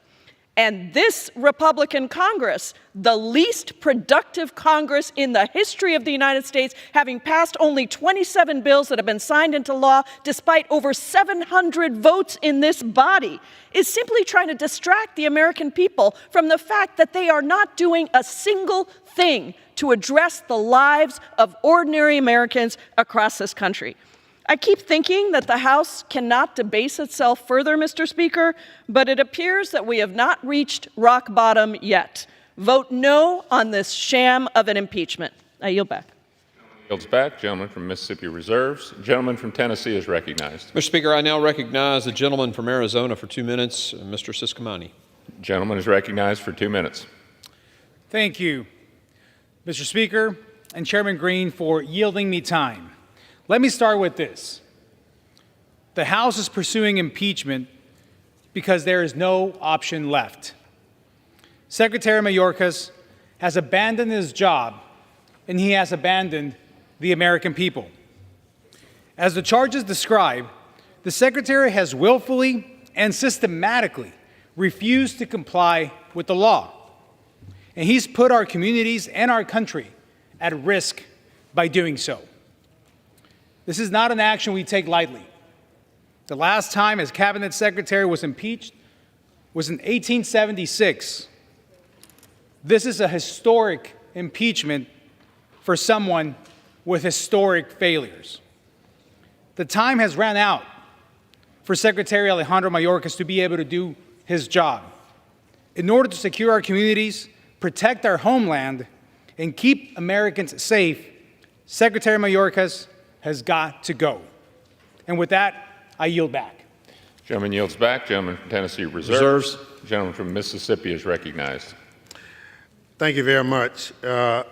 Speaker, I ask unanimous consent to include in the record op-eds from frequent conservative legal commentator Jonathan Turley and Alan Dershowitz opposing the Mayorkas impeachment despite their policy disagreements with the Biden administration. I also include in the record a January 30th, 2024 editorial by the conservative Wall Street Journal titled "Impeaching Mayorkas Achieves Nothing." Without objection. Mr. Speaker, I reserve balance. Gentleman from Mississippi reserves. Gentleman from Tennessee is recognized. Mr. Speaker, I recognize the gentleman from California for 2 minutes, Mr. Issa. The distinguished gentleman from California is recognized for 2 minutes. Thank you. Thank you, Mr. Speaker. This is so frustrating because today we are, in fact, impeaching a pawn. We're impeaching a pawn for the president. The secretary is being impeached for what he did wrong. He is, in fact, guilty as alleged. But in fact, he is just part of the high crimes and misdemeanor of the President of the United States.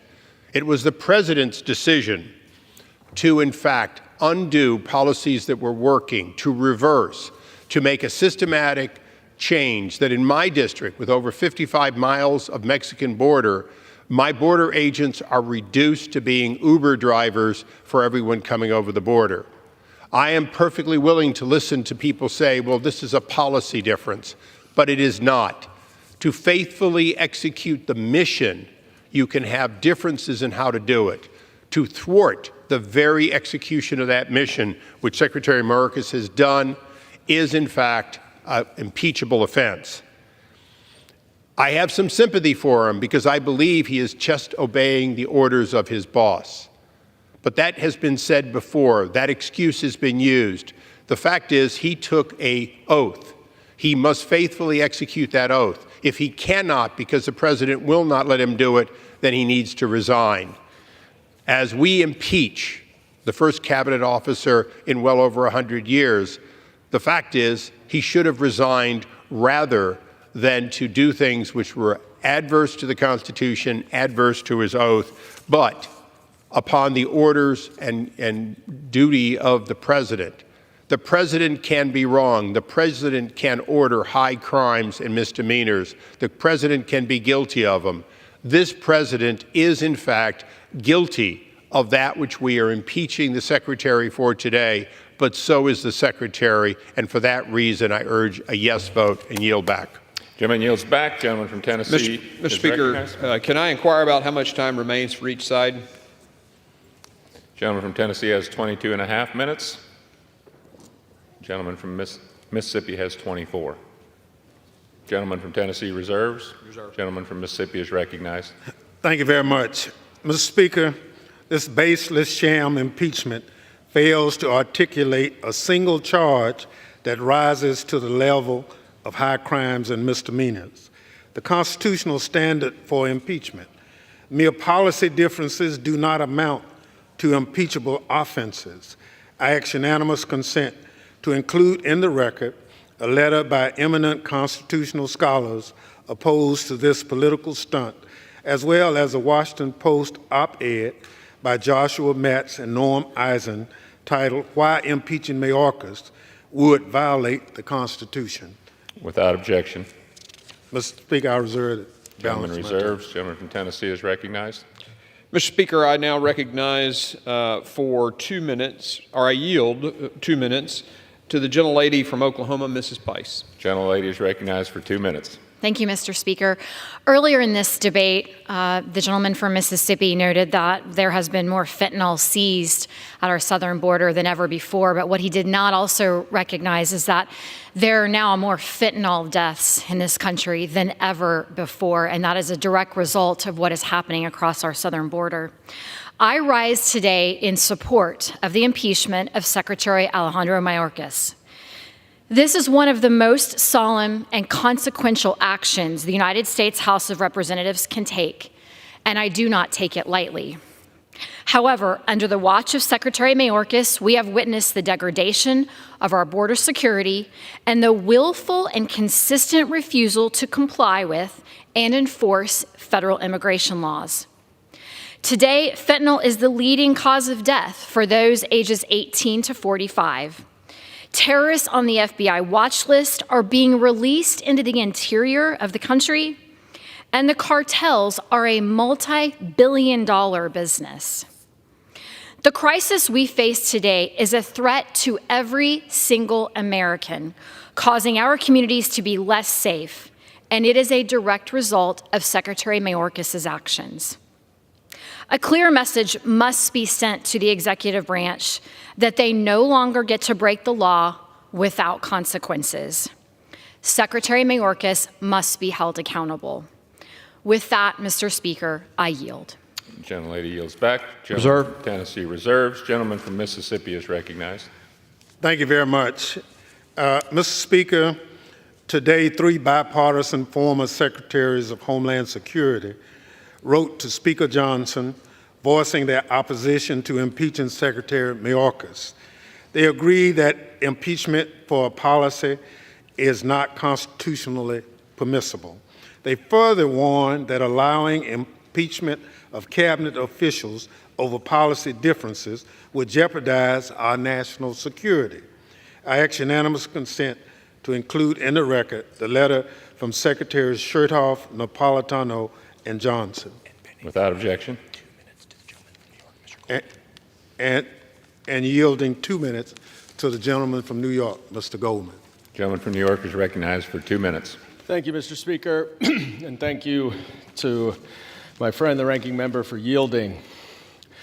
I rise today to condemn this rushed, baseless, sham impeachment of Secretary Mayorkas that will go down in history as one of Congress's darkest moments. The Republican argument for impeachment boils down to their view that Secretary Mayorkas has intentionally caused the influx of immigrants over our southern border. Never mind that even if true, this is not a high crime or misdemeanor that has ever been used before in the history of our country. Never mind that no court has found the Secretary or the Department of Homeland Security to have violated the law.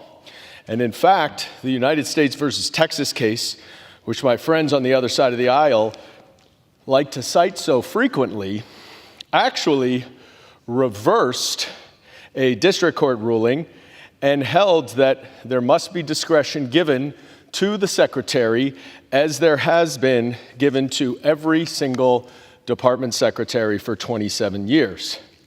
And never mind that every one of those Department of Homeland Security secretaries has interpreted the law the exact same way that Secretary Mayorkas has. Never mind that Republicans have sued him to stop him from implementing the policy changes that the administration has tried to put in effect to address the situation at the border.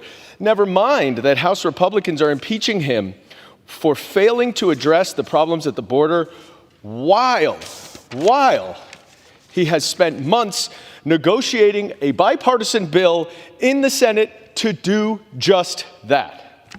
The reason for this partisan stunt is simple.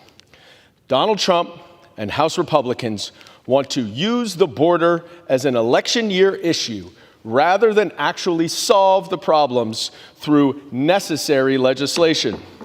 I urge my colleagues who care about the Constitution, the rule of law, in this institution to vote no. You will otherwise come to regret this vote. Gentleman's time And has I yield expired. back.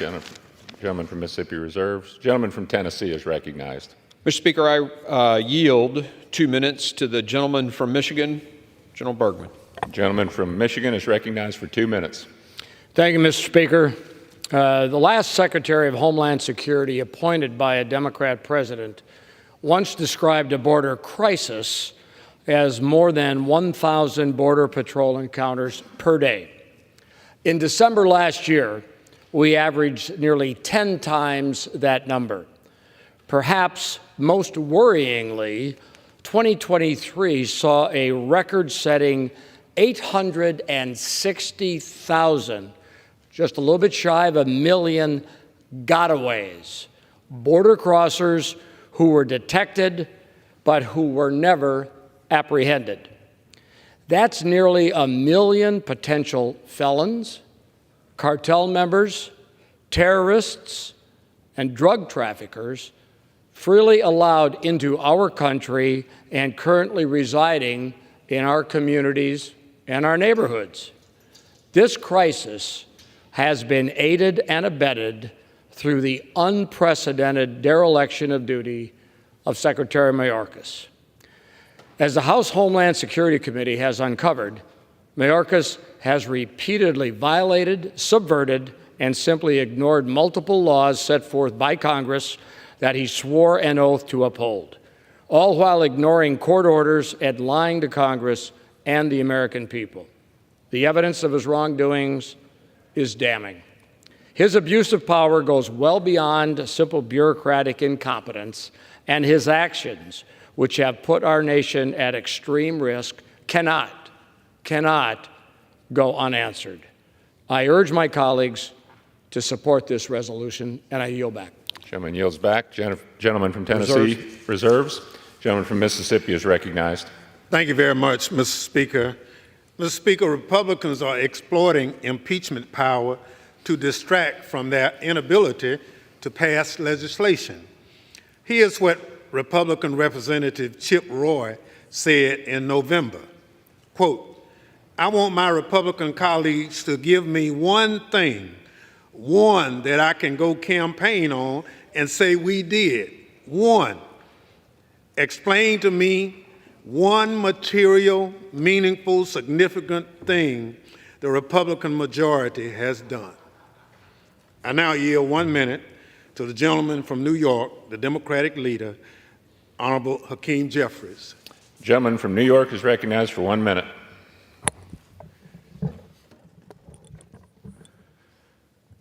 Let me first just thank the distinguished gentleman from the great state of Mississippi for yielding, for his leadership, for his dignity, for his decency, for his continued defense of our democracy in the face of the extreme attacks coming from the other side of the aisle. Mr. Speaker, I rise today in strong opposition to this political stunt, this reckless Republican effort to impeach Secretary Mayorkas. Let's be clear, Secretary Mayorkas is a good man, a patriotic man, and a hardworking man doing the best he can under very difficult circumstances. That's not an impeachable offense. Extreme MAGA Republicans have produced no evidence that Secretary Mayorkas has engaged in a high crime or misdemeanor, no evidence that Secretary Mayorkas has engaged in an impeachable offense, and no evidence that Secretary Mayorkas has broken the law or violated the Constitution. Not a shred of evidence, not a scintilla of evidence, nothing but extreme MAGA Republican chaos. and confusion, and the effort to avoid doing the hard work necessary to find common ground to actually address the challenges at the border.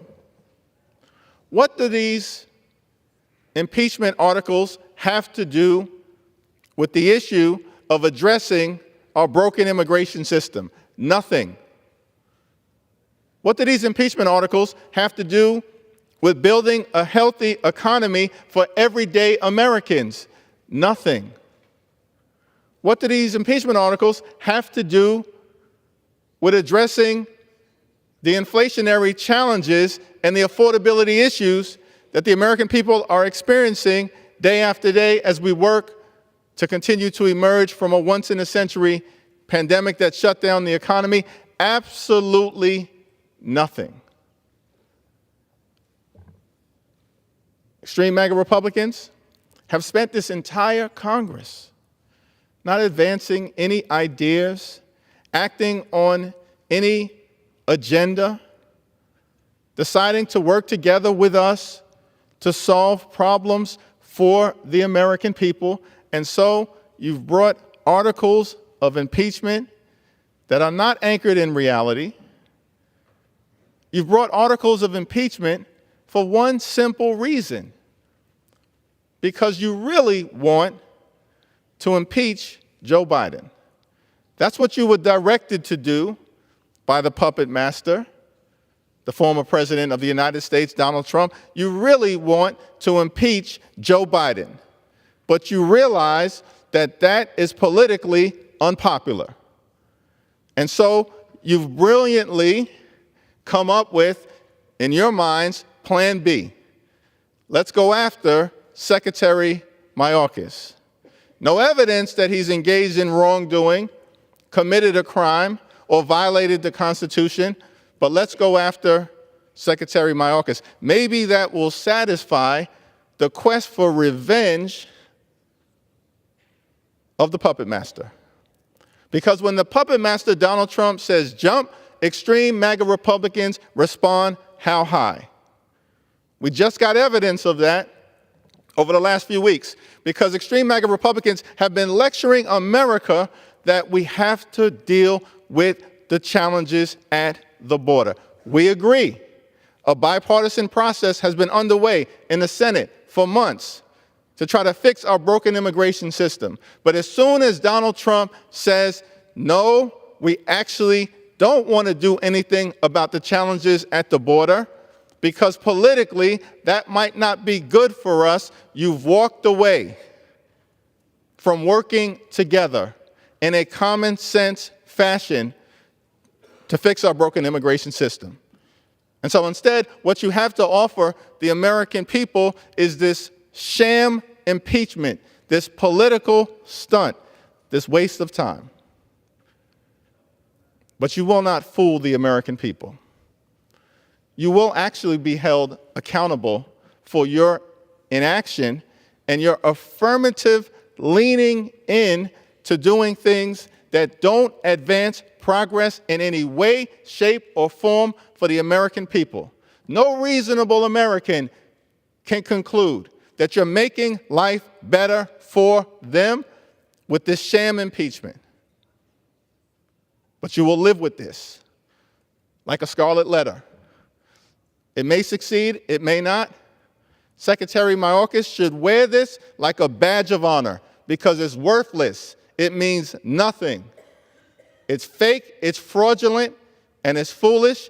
And I urge everybody to vote no so we can get back to doing the real business of the American people. I yield back.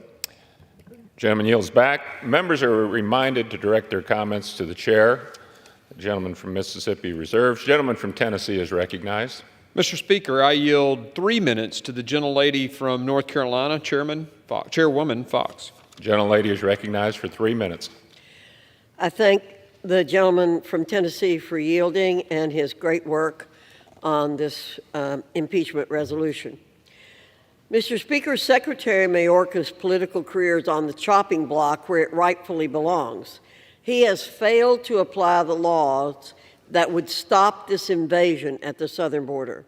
To those who claim that this impeachment is for purely political purposes, you're dead wrong. This is about upholding the rule of law that governs our republic, the same rule of law that Secretary Mayorkas has ignored and forsaken every day. Secretary Mayorkas has had innumerable opportunities to enforce the laws that are already on the books, but has chosen not to. He has earned his own impeachment. Let's be clear, our entire constitutional system is predicated on the idea that Congress creates laws and the executive branch enforces those laws. Allowing this abuse of our constitutional system to go unchecked could spell the beginning of the end for our republic. I'm proud to serve as a co-sponsor of these impeachment articles. The rule of law must be restored at the border immediately, and with that, I yield back my time to the gentleman from Tennessee. Gentlelady yields back. Gentleman from Tennessee. Reserve. Reserves. Gentleman from Mississippi is recognized. Mr. Speaker, Republicans use the language of invasion and great replacement theory. But look, invasion in the Constitution means invasion during an act of war by a foreign nation or insurrection from within. I direct my Republican colleagues to the Federalist Paper number 4 and 43 if they want to learn why the entry of migrants escaping crisis for a better life is not invasion. I now yield. I reserve. Gentleman reserves. The gentleman from Tennessee is recognized. Mr. Speaker, I'd like to yield 2 minutes to the gentleman from Texas, Chairman Arrington. Gentleman is recognized for 2 minutes. I thank our fearless leader and good gentleman from Tennessee, and just a comment about this not being an invasion. No honest or objective American from sea to shining sea could characterize what's happening at our southern border in any way other than an invasion. And it's destroying our country. And it's because of the willful neglect. It's because of the dereliction of duty. It's because of the faithlessness to this Constitution and its first job to provide a common defense. I want to thank Chairman Green for restoring the dignity and integrity of the impeachment process. I think it's important that we are careful, that we make the fullness of due process an important feature, restoring what's happened over the last 2 impeachments. This is a year-long process, and I appreciate your fidelity to the Constitution and the integrity of this institution. Look, bottom line, Mr. Speaker, I believe that the impeachment clause in the Constitution, according to our founders, was to give remedy for this very circumstance, to remove someone who had violated their public trust in a way that resulted in serious and systemic injury to society. So, Chairman Green, again, thank you for your leadership. I stand with you. This is the right and responsible thing to do in faithfulness to the Constitution, in the protection of the American people, and in defense of the sovereignty of the greatest nation in human history. And with that, I yield back. Gentleman yields back. Gentleman from Tennessee reserves. Gentleman from Mississippi is recognized. Thank you very much. Mr. Speaker, the extreme MAGA Republican stunt to impeach Secretary Mayorkas is baseless. The Democratic staff of the Committee on Homeland Security thoroughly documented the many failures of fact and law in the articles of impeachment contained in Resolution H68. I ask unanimous consent that it be included in the record. Without objection. I now yield 2 minutes to the gentlewoman from Texas, Ms. Jackson Lee. Gentlelady is recognized for 2 minutes. I thank the distinguished gentleman. In the time that we've had to debate one of the most sacred and deliberative responsibilities of the United States Congress, and that is impeachment proceedings, there has been not one iota of truth and or facts that would suggest that Secretary Mayorkas is in fact guilty of the articles of impeachment against him. One, the willful violation of the law and the benefit to himself from anything that he might have done or that he did not do.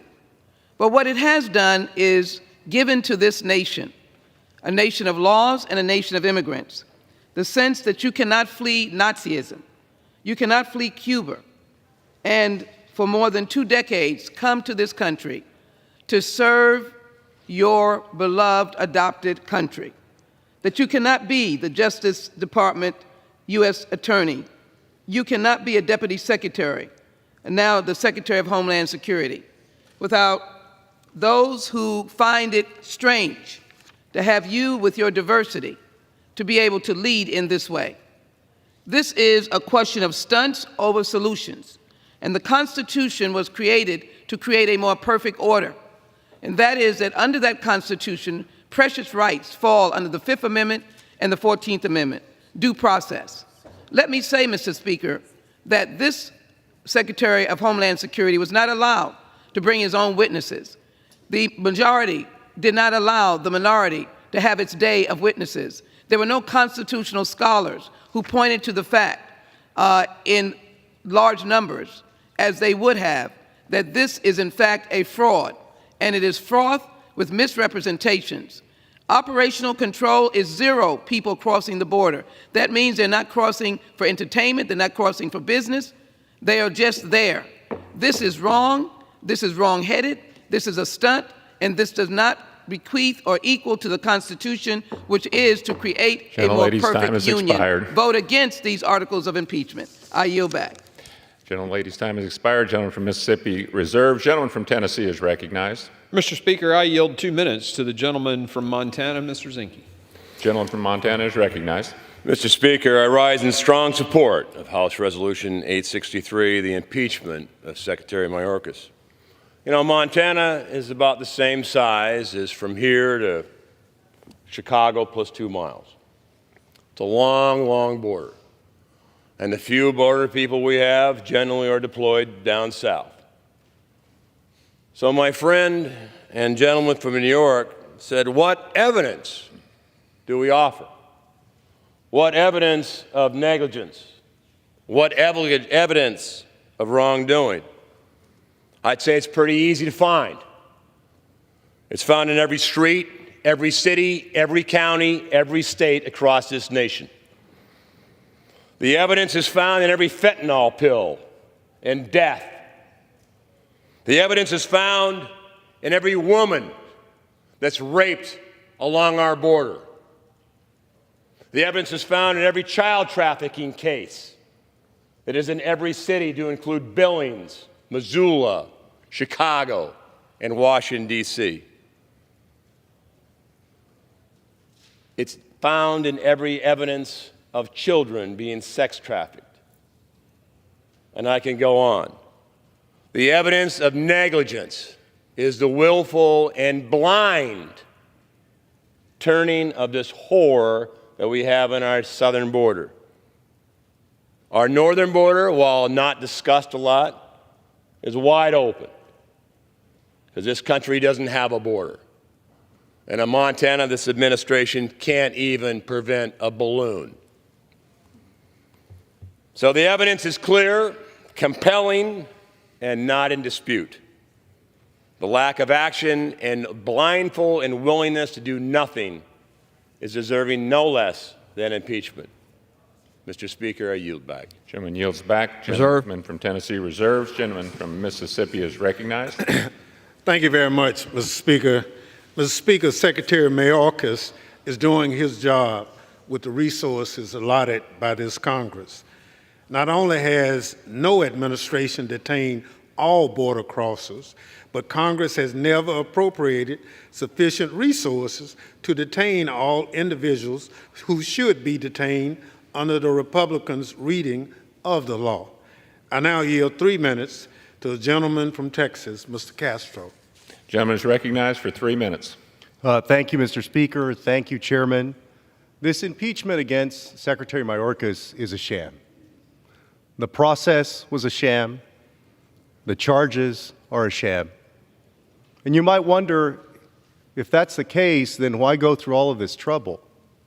Well, last November, a colleague of mine from the state of Texas stood up in this chamber and asked for one meaningful accomplishment that the Republican Congress has accomplished this session. The answer was nothing. That colleague was not a Democrat on this side of the aisle, but a Republican. A Republican who asked the question whether somebody could name one meaningful accomplishment. So the answer to my question, why does this happen, when you have no record of accomplishment to run on, nothing on education, nothing on health care, nothing about creating jobs, nothing on the environment, nothing about keeping people safe, this is what you do. You put on a circus. And that's why we're here today. If we need an example, let's look to the last few days. For years, Republicans have used immigrants as political scarecrows, using them like scarecrows to put up in the face of Americans and scare Americans that every single one of these people, including the 6-year-old children, is coming to harm you and hurt you. And because they have no positive policy solutions, man, they sell that really hard. You hear it on every radio interview, every television interview. You hear it from the people in here. You hear it on television, on Fox News, every single place. They use these people to scare Americans. That's how they want to win. And that's why we're here. Because there's nothing else left. And on the border, Gentleman, I would ask for additional 30 seconds. Gentleman recognized for additional 30 seconds. They have claimed that we need to secure the border. But even when President Biden made the comment that he would be willing to shut down the border because it's overwhelmed, the Republican speaker says that that proposal that would allow for it, what they've been asking for supposedly for years, they say it's dead on arrival. They're not going to do it. This is a show trial. It's a sham. I yield back, Speaker. Gentleman yields back. Gentleman from Mississippi reserves. Gentleman from Tennessee is recognized. Mr. Speaker, I yield 2 minutes to the gentleman from Mississippi, Mr. Ezell. Gentleman from Mississippi is recognized for 2 minutes. Mr. Speaker, before coming to Congress, I spent 8 years as a sheriff in my home county and 42 years as a law enforcement officer. If I hadn't have done my job as a sheriff, I would have been fired and removed from office. Mr. Speaker, Secretary Mayorkas has not done his job. He has willfully ignored immigration laws passed by the Congress and allowed our southern border to turn into utter chaos. His breach of the public trust cannot go unanswered. I voted to hold him accountable in committee last week, and I will do so today on the floor. I urge my colleagues to vote in favor of this impeachment and hold Secretary Mayorkas accountable for his actions. And with that, Mr. Speaker, I yield back. Gentleman yields back. Gentleman from Tennessee reserves. Reserve. Gentleman from Mississippi is recognized. Thank you very much. Mr. Speaker, I now yield 2 minutes to the gentlewoman from California, Ms. Barragan. Gentlelady from California is recognized for 2 minutes. Thank you, Ranking Member Thompson. I rise to oppose this baseless, politically driven impeachment of Secretary Mayorkas by extreme MAGA Republicans. House Republicans have failed to meet the constitutional standard for impeachment. They have failed to provide evidence for high crimes and misdemeanors because no evidence exists. Republicans rant about challenges at the southern border, and their only solution is to remove the person who has been in the room trying to work on a bipartisan basis to get tough on border policies that I don't even agree with. Republicans are not serious about border security. This is all about politics for them. They have consistently opposed legislation to increase funding for more Border Patrol agents at the southern border, more Customs and Border Protection, more money to combat fentanyl from coming across the southern border, something they love to talk about, but they want to put no resources to make sure that it's not coming over. And of course, They've even said no to $1 billion in ICE detention beds. This is a Republican talking point, and they have said no to this too. So why are we wasting floor time on political games with a fact-free impeachment resolution instead of legislation to improve the lives of Americans? Because House Republicans can't govern. They want to distract from their weekly embarrassments. Their own members admit they have not accomplished anything. This sham impeachment is not an accomplishment. It's just another embarrassment because they are a do-nothing Congress. I yield back. Gentlelady yields back. Gentleman from Mississippi reserves. Gentleman from Tennessee is recognized. Mr. Speaker, can I inquire as to how much time remains for each side? Gentleman from Tennessee has 12 minutes, 12 and a half. Gentleman from Mississippi has 12. I yield myself as much time as I may consume. Gentleman's recognized. I'd like to address some of the, at a minimum, misinformation that's been provided by my colleagues on the other side of the aisle. This notion that Republicans have somehow cut Border Patrol is absolutely false. In fact, it's been the administration that's brought decreasing budget requests, for example, for ICE detention beds every single year, and we've wound up giving them more than they've asked for. Our bill, H.R. 2, House Resolution 2, actually would provide 3,000 new Border Patrol agents, and the supplemental request by the President's like 1,400. I mean, you can't say we're resourcing less when we're actually providing numbers for more. I mean, that's just disinformation. It's false. This notion that seizures are up, I mean, if you pour more water through a small pipe, you're going to catch. I mean, there's more volume coming at the fence. They're going to seize more. I get that. But tell me why the price of fentanyl in Tennessee for a hit of it on the street went from $95 a hit when this president took office to $28 a hit. It's because the supply and demand of fentanyl. It's, supply and demand curve. And that's because it's pouring across our southern border. It's pouring across our southern border because the cartels are jamming folks through the crossing sites. The Border Patrol agents are having to move off the border to cover that, and we have a wide open southern border. We've shown this in our 5 phases investigation, videos of, camouflage wearing, carpet shoe wearing people with backpacks full of drugs coming through the remote parts of the country, or the border. It's to suggest that just because seizures are up, somebody's doing their job, that's meaningless.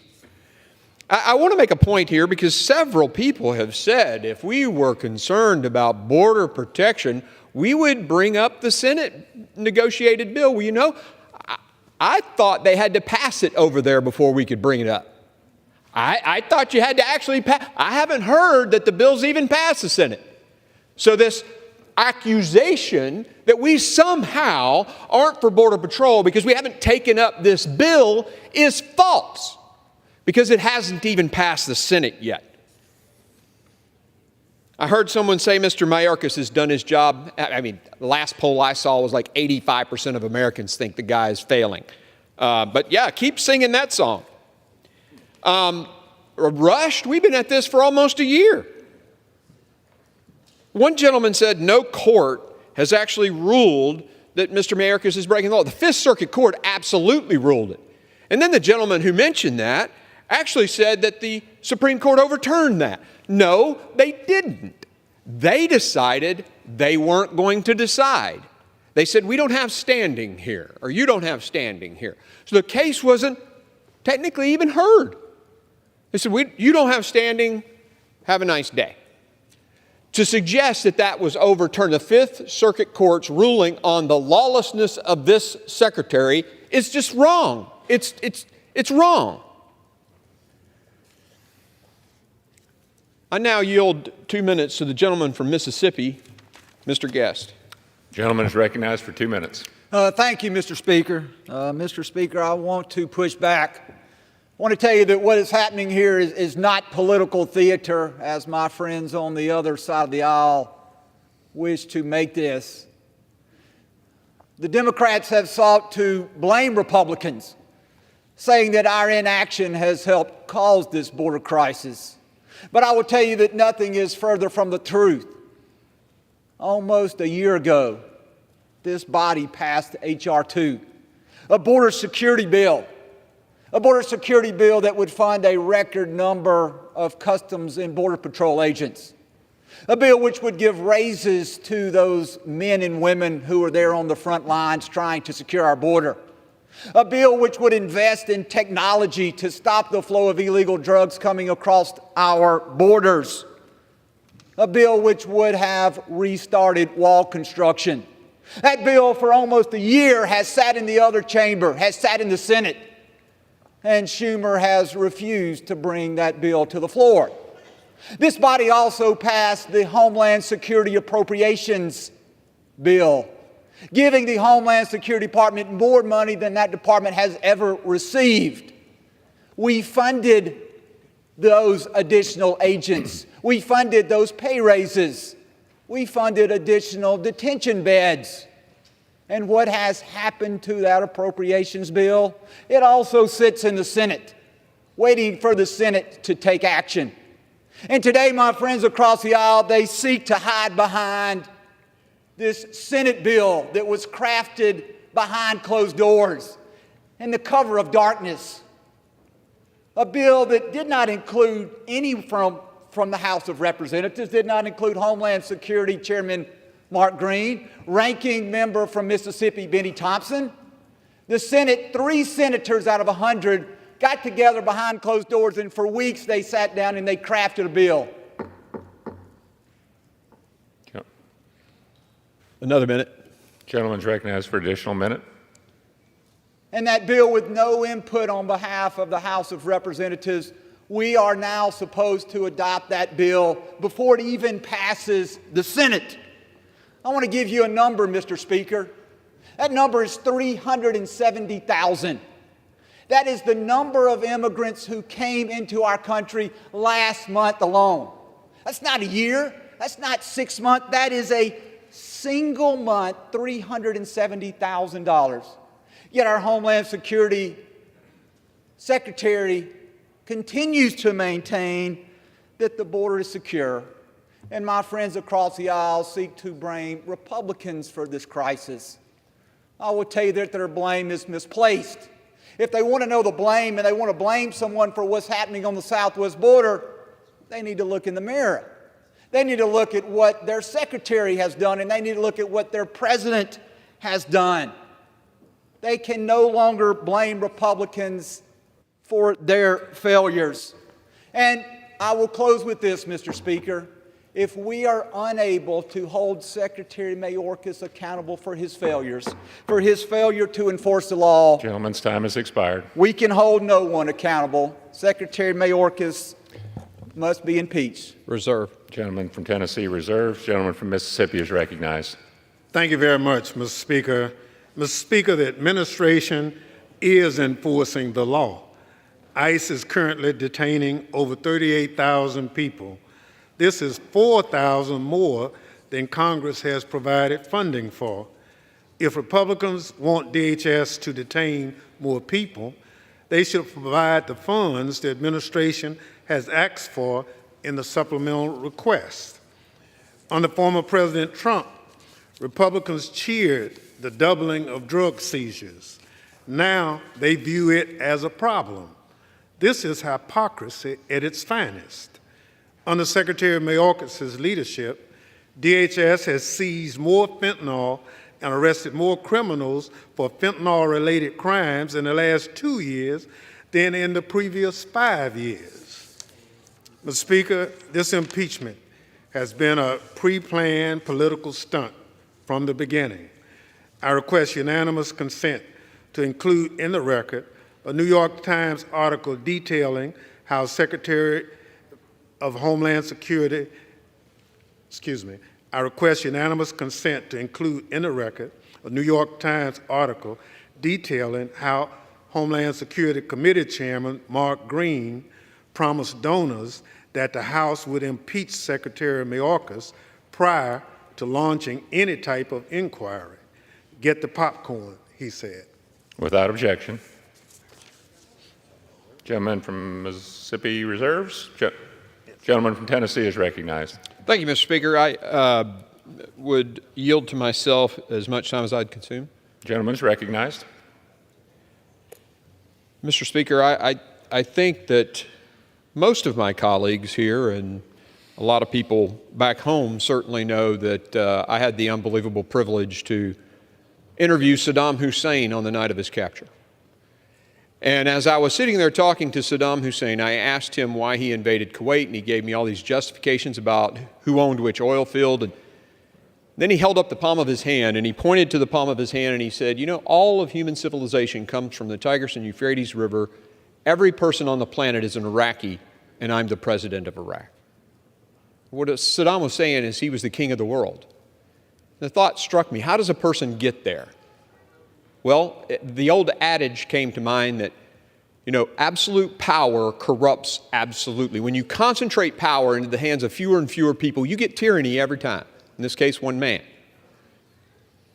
Our founders were brilliant. They were following the philosophies of Montesquieu, and they decided that they would divide power out. They would separate three branches of government, and then with the 10th Amendment, they would separate power between the federal government and the states, the local governments. But they did develop three equal and separate branches of government, with the legislative branch writing the laws and the executive branch executing the laws. And interestingly enough, in the Iran-Contra hearing, the Democrats said in their report, you can't pick and choose which law you want to enforce. It's also fascinating that, you know, here we are. They say it's about policy.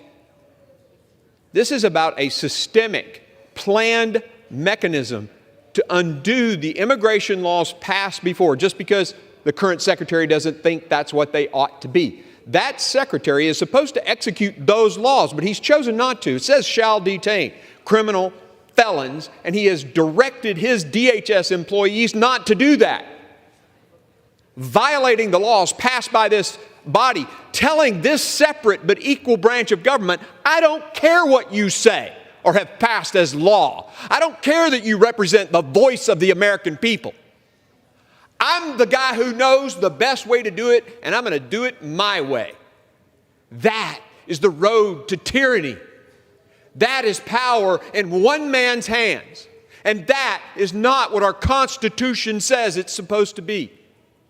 And he took an oath to that Constitution, to defend that Constitution that says this branch writes, that branch executes. He has violated his oath of office. He has subverted the laws that this body has passed and thus basically said, I don't care about the Congress. That is unacceptable. And whether he were a Republican or a Democrat, standing that way, I would be here today doing everything I could to remove him from office. Because when I was 17, I took an oath to that Constitution for the first time. And I served for 24 years willing to take a bullet for that Constitution and the people of this country. And I will not stand idly by while he throws it in the garbage. I reserve. Gentleman from Tennessee reserves. Gentleman from Mississippi is recognized. Thank you very much. Mr. Speaker, even some House Republicans have acknowledged that there's no constitutional basis for impeachment. Representative McClintock called this effort an unconstitutional abuse of power and reckless, partisan, and unserious. Representative Buck said it's not an impeachable offense. This is a policy difference.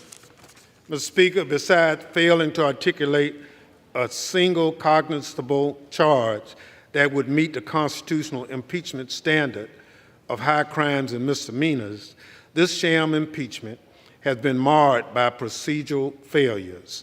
I ask unanimous consent to include in the record documentation of those procedural failures. Without objection. Gentleman from Mississippi reserves. Gentleman from Tennessee is recognized. Mr. Speaker, I have no more speakers and am prepared to close after the gentleman from Mississippi closes. Gentleman reserves. Gentleman from Mississippi is recognized. Mr. Speaker, I have no more speakers and I'm prepared to close. Gentleman's recognized. Thank you very much. Mr. Speaker, I yield myself the balance of my time. Mr. Speaker, the statements from the other side this afternoon have misrepresented the facts and the laws of this baseless sham impeachment. This extreme mega Republican majority is more about stunts rather than solutions. This political stunt is about placating extreme elements within the Republican conference rather than doing what's right for America. Because it's clear that Republicans have failed to make the case for impeachment, they failed to articulate a single high crime and misdemeanor, the other side of the aisle reeks of desperation. Sadly, many Republicans appear willing to undermine the Constitution they claim to hold dear to score cheap political points. I'm holding out hope that some of my colleagues across the aisle will do the right thing, that they will join us in upholding the oath we all swore to the Constitution. I urge my colleagues to reject House Resolution 863. Vote no on this sham impeachment. And with that, Mr. Speaker, I yield back. Gentleman yields back. Gentleman from Tennessee is recognized. Mr. Speaker, I yield the balance of my time to myself. As you've heard, the evidence against Secretary Mayorkas is compelling, but so too is the constitutional justification for impeachment. The constitutional history and the framers' intent are clear.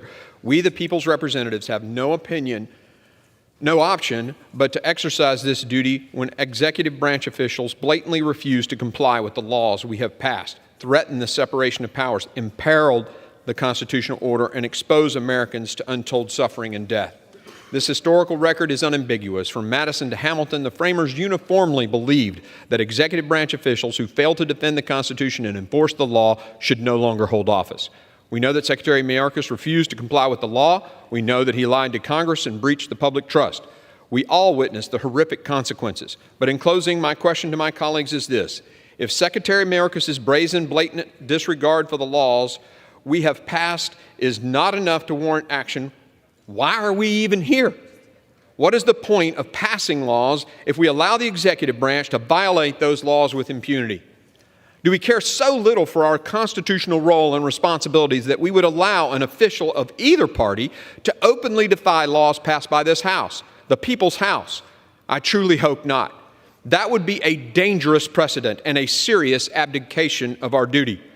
Willfully violating the law to open America's borders to millions of unvetted migrants and breaching the public trust are grave offenses against our country, our Constitution, and our constituents.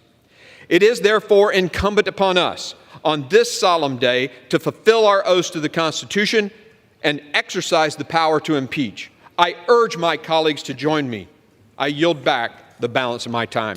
Gentleman from Tennessee yields back. All time for debate has expired. Pursuant to House Resolution 996, the previous question is ordered on the resolution as amended. Pursuant to Clause 1C of Rule 19, further consideration of House Resolution 863 is postponed.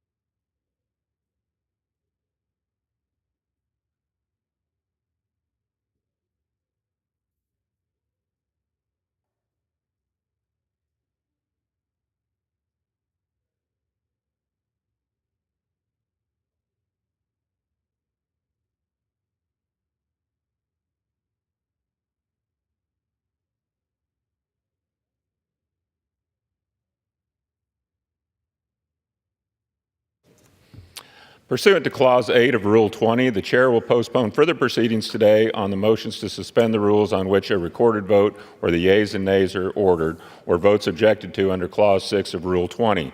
The House will resume proceedings on postponed questions at a later time. For what purpose does the gentleman from California seek recognition? Mr. Speaker, I move that the House suspend the rules and pass H.R. 7217. The clerk will report the title of the bill. H.R. 7217, a bill making emergency supplemental appropriations to respond to the attacks in Israel for the fiscal year ending September 30th, 2024, and for other purposes. Pursuant to the rule, the gentleman from California, Mr. Calvert, and the gentlewoman from Connecticut, Mrs. DeLauro, will each control 20 minutes. The chair recognizes the gentleman from California. Mr. Speaker, I ask unanimous consent that all members have 5 legislative days to revise and extend their remarks and include extraneous material on the measure under consideration. Without objection. Mr. Speaker, I rise today to offer House Resolution 7217, the Israel Supplemental Appropriation. This bill provides $17.6 billion in emergency supplemental appropriations, which provide needed military assistance to America's great ally, Israel, and support U.S. military forces operating in the region. On October 7, 2023, Hamas carried out a brutal, unprovoked terrorist attack on the people of Israel. The horrific acts committed on this day resulted in 1,200 deaths, thousands injured, and 240 hostages. 136 remain in captivity, and over 30 are believed to be dead. The Israeli people are still reeling from the horrors of October 7th, but have bravely pushed their sorrow aside to root out and fight Hamas and ensure that the people are never threatened again. Last November, the House passed a $14.3 billion supplemental to shore up our ally. The bill included $5.2 billion in missile defense systems such as Iron Dome, David Sling, and Iron Beam, $4.4 billion to backfill U.S. stocks, $1 billion for U.S. munition production such as 155 rounds and small diameter bombs, $3.5 billion for foreign military financing of U.S. systems and munitions, and $200 million for the protection of U.S. personnel and emergency evacuations of American citizens in the region as a result of this conflict. These requirements remain unchanged and are aligned with the Biden administration's supplemental request and are included again in the bill we are considering today. Unfortunately, the situation in the Middle East has continued to deteriorate since November. The Houthis have launched dozens of missile, drone, and boat attacks on military and civil ships in the Red Sea. On January 28th, 3 U.S. soldiers were killed and 40 injured by a drone attack. 3 U.S. soldiers were killed and 40 injured in a drone attack at a military base in Jordan, caused by an Iranian-backed militia. Just this morning, the Houthis fired missiles at 2 civilian ships in Yemen, 1 British, 1 American. We're putting our military in an untenable situation, and attacks continue to escalate. Now we must shore up our ally Israel and provide our military with the resources they need to protect our troops in the region. The new funding in this bill addresses that changing reality by providing $3.3 billion for U.S. military operations in the region funded through December 24. This includes $1 billion for low-cost defensive capability to thwart future attacks on U.S. forces in the region. In many instances, we have been intercepting low-cost Iranian-backed drones with multi-million-dollar munitions. This funding will protect our forces and put us on the right side of the cost curve. This funding bill resupplies Israel's defensive capability, restores American defense industry to replenish our stocks, funds necessary operations for our forces in the region, and sends a strong signal that the United States will not back down. I'm grateful for the support of Chairwoman Granger, Chairman Diaz-Balart, Republican leadership, and dozens of members who have co-sponsored the bill. I'm also grateful for the support expressed by many of my friends across the aisle. We have an opportunity today to come together and send a strong message: the United States stands with Israel. I want to address the position of the Democratic leadership, including President Biden's veto threat. Assertion that this bill plays politics are patently false. Last November, Democrats said they wanted a clean bill. That's exactly what this is. This bill simply provides necessary resources to our closest ally in the region and our own military. I introduced this bill because it's the right thing to do. The only people making it political are those who oppose it. Tomorrow is the 4-month anniversary of the horrific October 7th terrorist attack, an act of war. Israel knows that we stand with them, and today we can send a clear message that we support the efforts to eradicate Hamas and the only way to truly bring peace to the region. Likewise, our American military men and women should know their government stands fully behind them and will respond to these numerous attacks. Terrorists and those supporting them should have no question of American resolve. I encourage all members to support the Israel Security Supplemental and reserve the balance of my time. Gentleman from California reserves. The gentlelady from Connecticut is recognized.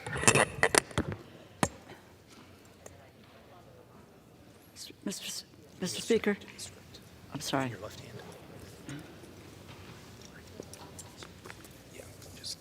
Mr. Speaker, I yield myself such time as I may consume. Gentlelady is recognized. Thank you. 122 days ago, Hamas terrorists murdered over 1,000 Israelis and at least 30 Americans in cold blood. They took hundreds hostage in the worst attack on Jewish people since the Holocaust. President Biden's supplemental funding request for Israel, Ukraine, the Indo-Pacific, and for our border has gone all but completely unanswered by this historic do-nothing majority. For months, our colleagues in the majority insisted that any foreign assistance bill must include border policy changes. So spoke Speaker Johnson at the White House several months ago and said we needed a bipartisan border security agreement that would open the door, unlock the door for funds for foreign assistance. Yet, Republicans have rejected a bipartisan bill that would accomplish exactly what they have asked for. While declaring that bill dead on arrival in the House, the majority has opted to consider a bill that we know the president will veto. This is a political stunt that makes it less likely that Israel gets its funds while endangering U.S. national security. This accomplishes nothing and delays aid getting out to our allies and providing humanitarian relief. Our allies cannot wait. Our border communities cannot wait. Our cities cannot wait. I wholeheartedly support funding for Israel. I have written aid to Israel supplemental appropriations over the last several years. However, I cannot support this bill, which falls dangerously short of what this moment calls for. Our allies are facing existential threats, and our friends and foes around the globe are watching, waiting to see how America will respond. Putin is watching, Xi is watching, the Ayatollah Khomeini is watching, Russia, China, and Iran are watching, and our allies are watching. This bill does not provide a penny in humanitarian assistance. We cannot abandon the innocent civilians caught in the crossfire of these conflicts, particularly in Gaza. The costs of Hamas's rule over Gaza and the war against Israel are borne by innocent Palestinians. Israel's harsh response has raised these costs further. Families, children are facing unthinkable circumstances, millions facing starvation because of this conflict. No one with clear eyes would say otherwise. Furthermore, if this bill were to become law, there is no path to support Ukraine. We are witnessing the first land war in Europe in a generation. And through inaction, this Congress risks handing a sovereign nation over to a ruthless autocrat, jeopardizing U.S. national security. Vladimir Putin wants Ukraine. If he overtakes Ukraine and moves against a NATO ally, we will see U.S. troops in a ground war. If we do not provide Ukraine with what they need, the ultimate legacy of the 118th Congress will be the appeasement of a dictator and the destruction of a free nation. Our allies and our enemies in Europe and around the globe will know that the United States is no longer a trusted partner in the security of the free world. Yet, we know that a supermajority of this body supports Ukraine. There are unquestionably more than 218 votes in the House for a supplemental appropriations that includes Israel, humanitarian assistance, Ukraine, and Indo-Pacific assistance. Yet, House Republicans are refusing to take that path. The Senate bill acts now to address the border that is in crisis. The status quo is unacceptable, but Republicans say no to moving forward. We should reject this unserious effort, this political ploy, and insist on a bipartisan product that supports our allies and protects the integrity of our border. I reserve the balance of my time. Gentlelady from Connecticut reserves. The gentleman from California is recognized. I thank the Speaker. And this is a bipartisan effort. This is a bipartisan bill. And with that, I yield to the gentlewoman from Texas, the chairwoman of the Appropriations Committee, Ms. Granger, for 3 minutes. Gentlelady is recognized for 3 minutes. Mr. Speaker, I rise today in support of H.R. 7217, a bill that will provide additional support for Israel. And I want to thank Chairman Calvert for the leadership on his bill that he's given. Nearly 4 months ago, we watched Hamas brutally attack the Israeli people. Unfortunately, the situation in the region has only gotten worse. Israel and now U.S. forces have been attacked by terrorist groups backed by Iran.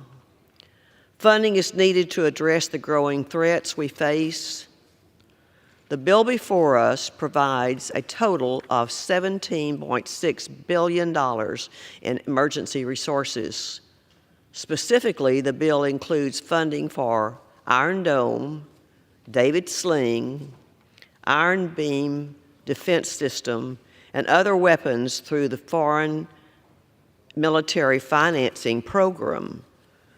To ensure that U.S. support does not impact our own military readiness, the bill restocks the items we have already sent to Israel. It is also providing $3.3 billion to support our military operations in the region. Now, more than ever, we must stand firm with Israel. The bill sends a strong message that the United States supports our great ally. I urge my colleagues to join me in supporting the important bill. Thank you, and I yield back the balance of my time. Gentlelady yields back. Gentleman from California reserves. Gentlelady from Connecticut is recognized. I yield 3 minutes to the gentlewoman from Minnesota, the ranking member of the Defense Subcommittee, Ms. McCollum. The gentlelady is recognized. Thank you, Ranking Member Delora. Mr. Speaker, our nation faces two immense national security challenges, and Congress must address them both. Russia's illegal and unjust invasion of Ukraine, which threatens their territorial integrity and the security of Europe, and Israel's response to the Hamas terrorist attacks on October 7th, which has spiraled into a regional conflict between the United States and Iranian proxies. Tragically, three U.S. service members have lost their lives in this conflict. Our nation and the world need decisive action from Congress. The Hamas attacks on October 7th were barbaric, and Israel does have the right to defend itself.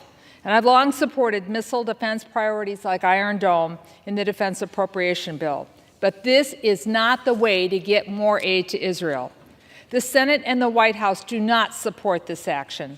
This bill was introduced to get ahead of the Senate's bipartisan security supplemental, which does address all of our national security priorities.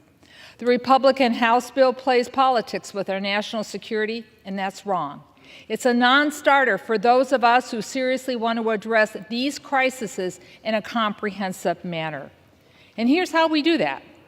We do provide assistance to Israel, but it's equally important to get more life-saving humanitarian aid into Gaza, because if we don't, the situation for civilians will continue to deteriorate. Starvation will grow, disease will spread, and Palestinian civilians, most of them children, will continue to suffer and many die.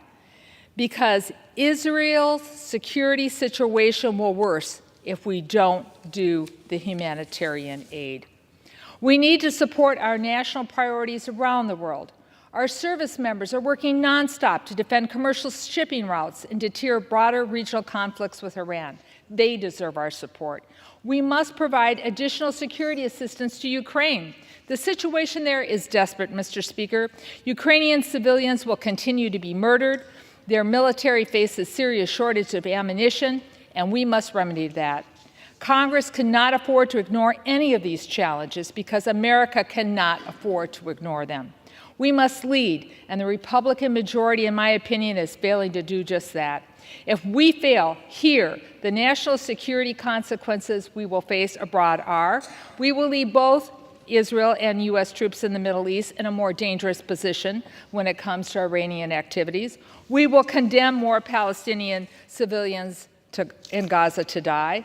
And we will doom the Ukrainian people to face a dark future with their democratic aspirations crushed by Putin's boot. And we will leave our European allies, who have just approved €50 billion package for Ukraine, to face a resurgent Russian military on their borders. The majority has left us no choice but to vote no. The gentlelady yields back. The gentlelady from Connecticut reserves. The gentleman from California is recognized. I thank the Speaker. The bill before us today is regarding Israel. We have time to debate Ukraine at a later date, but today this is regarding aid to Israel, which we need to do immediately. With that, I yield to the gentleman from Arkansas, member of the Defense Appropriations Committee and chairman of the Financial Services Committee, Mr. Womack. 2 minutes. For how long? The gentleman is recognized for 2 minutes. Thank you, Mr. Speaker, and I want to thank my friend, Chairman Calvert, for giving me an opportunity to speak on this very vital piece of legislation. It is our solemn duty, Mr. Speaker, our solemn duty to protect our allies and defeat our common enemies. I think we have agreement on both sides of the aisle that we need to do that. October 7th, 2023, Hamas launched a brutal attack on our friends in Israel, and we've all seen the carnage and the assessment of damage and the terrific loss of life in Israel. This unwarranted and unprovoked attack was a cruel display of the worst of humanity. We should all agree to that. Israel is a stabilizing force in the Middle East. It has to be supported at all costs. From my time as a commander of forces in the Sinai Peninsula, where I had a close working relationship with the IDF, to my time as a member of Congress in this important subcommittee, I've always been a strong supporter of Israel and will continue to advocate on its behalf. This $17.6 billion appropriated will save Israeli lives. It'll work to defeat Hamas terrorists. The funding will replenish and procure advanced weapon systems, defense articles, and defense services, provide for the procurement of the Iron Dome, David Sling, and Iron Beam defense systems to combat short-range rockets and support U.S. military operations in Israel. In short, Mr. Speaker, we need to pass this bill.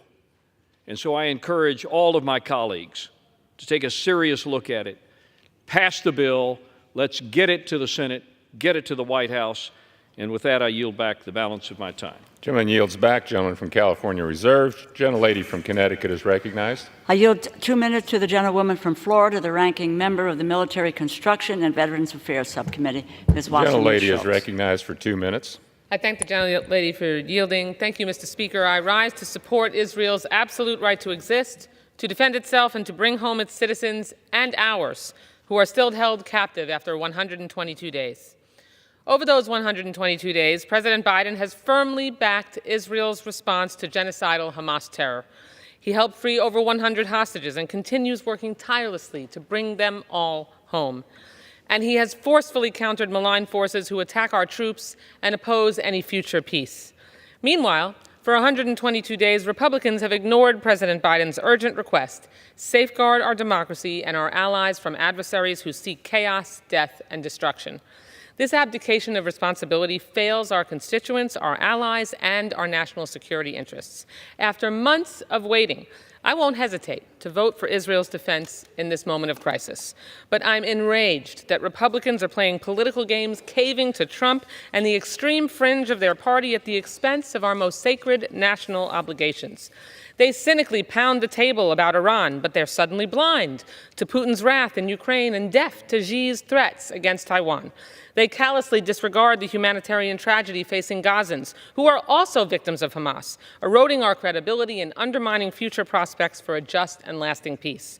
And I'm appalled that after 3,300 anti-Semitic attacks in this country in just 3 months, they will pass a dozen non-binding resolutions only to turn around and defund basic protections for Jewish Americans. We could have passed the president's emergency request months ago in a massive bipartisan show of strength. But instead, Republicans are needlessly weaponizing these vital efforts to score cheap political points. It took far too long to get here, yet this bill still falls short of our needs. As a Jew, as a proud Zionist, my conscience demands that I vote with Israel in her hour of need in this moment of crisis. But I won't pretend that this bill comes close to meeting our security needs. I yield back the balance of my time. The gentleman from California is recognized. I thank the Speaker. I yield to the gentleman from North Carolina, Dr. Murphy, 2 minutes. The gentleman is recognized for 2 minutes. Thank you, Mr. Speaker. Today I rise in support of 7217, the Israel Security Supplementals Appropriations Act. In the face of terror and absolute unprovoked aggression, Israel is in the fight for its existence. The United States must not shirk its duty and must support Israel. Israel has the absolute right to exist. Mr. Speaker, the world is essentially on fire. If you do not combat dictators, if you do not combat terrorists, we are shirking our duty.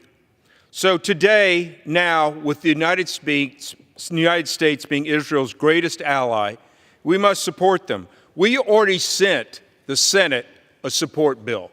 We sent them a support bill for Israel. We did that barely a month after the Hamas attack on October the 7th. But what has Senator Schumer and Senate Democrats done? They've sat on it. And now they want to send us a bill to try to fix their crisis at the border, and guise that with support of Israel. By the way, their crisis at the border, President Biden's crisis at the border, has cost this nation $450 billion. That pales in comparison to the $17 billion that we are asking for Israel. We don't need gimmicks. We don't need a bill that hasn't even been passed by the Senate, which will allow more and more and more illegals to come into this country. What we need is a singular bill to support Israel, our greatest ally. With that, I ask my colleagues to support H.R. 7217. With that, I yield back. Gentleman yields back. Gentleman from California reserves. Gentlelady from Connecticut is recognized. I yield 2 minutes to the gentlewoman from Florida, a member of the Appropriations Committee, Ms. Frankel. Gentlelady is recognized for 2 minutes. Thank you, Mr. Speaker. I rise in support of this bill for emergency funding for Israel and for U.S. military operations in the Middle East.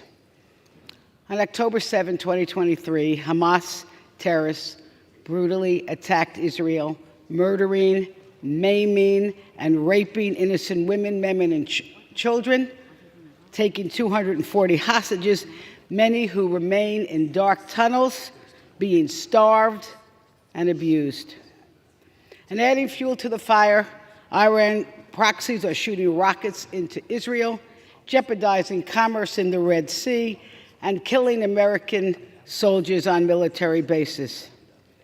Funds from this bill will enable Israel to defend itself and the U.S. to protect our own military personnel. Mr. Speaker, I recognize and I respect the concern of friends who support Israel but want other issues also important to be addressed. But, Mr. Speaker, the perfect should not be the enemy of the good.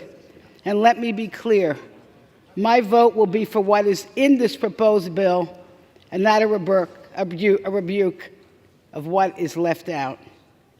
I fear that a divided Congress will embolden Israel's adversaries and put our own military in harm's way.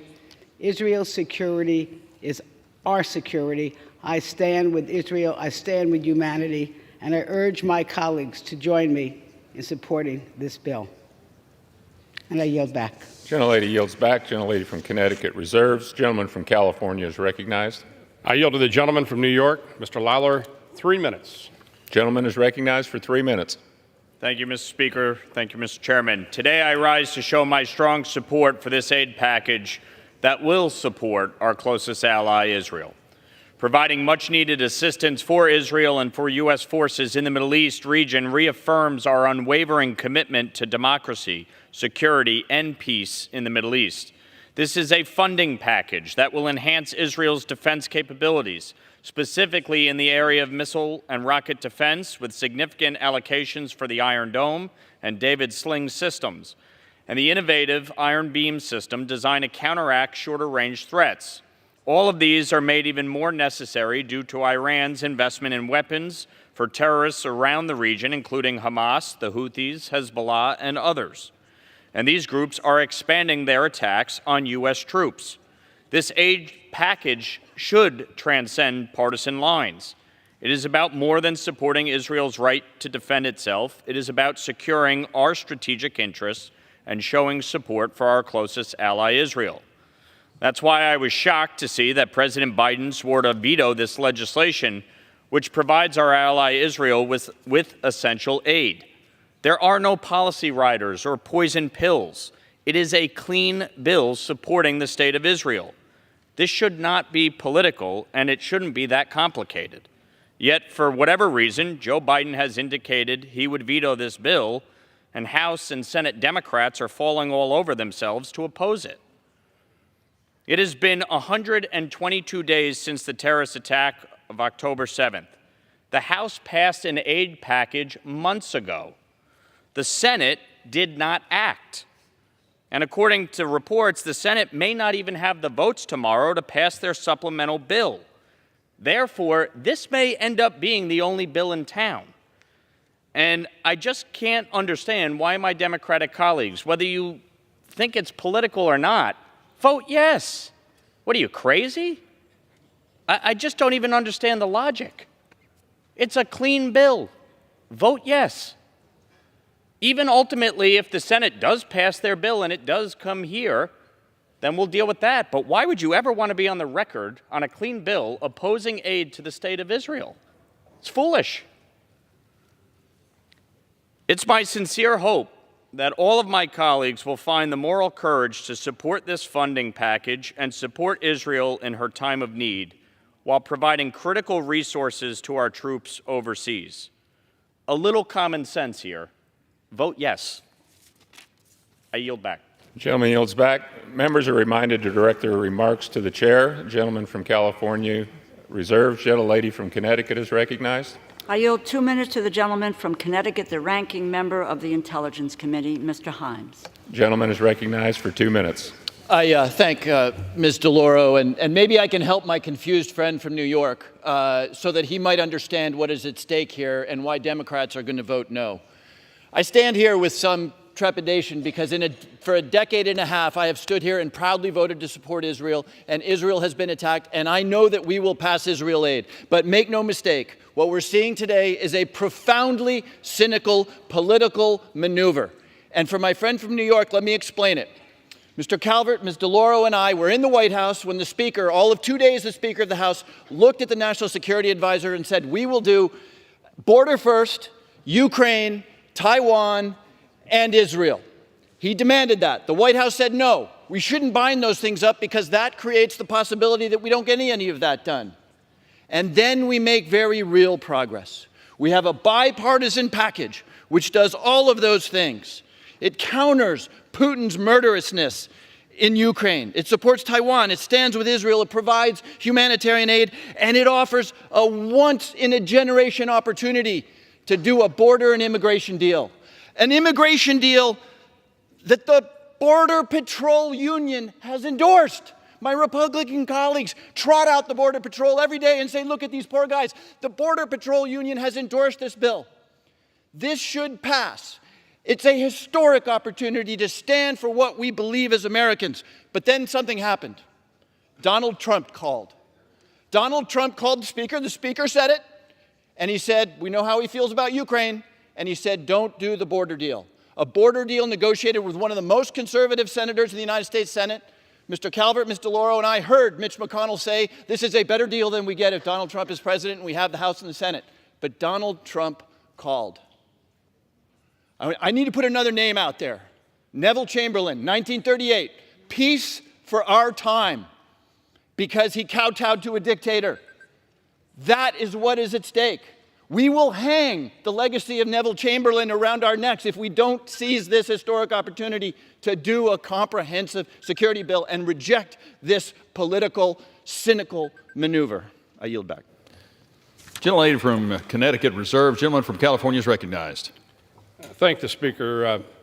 The House was excluded from all negotiations regarding the Senate supplemental.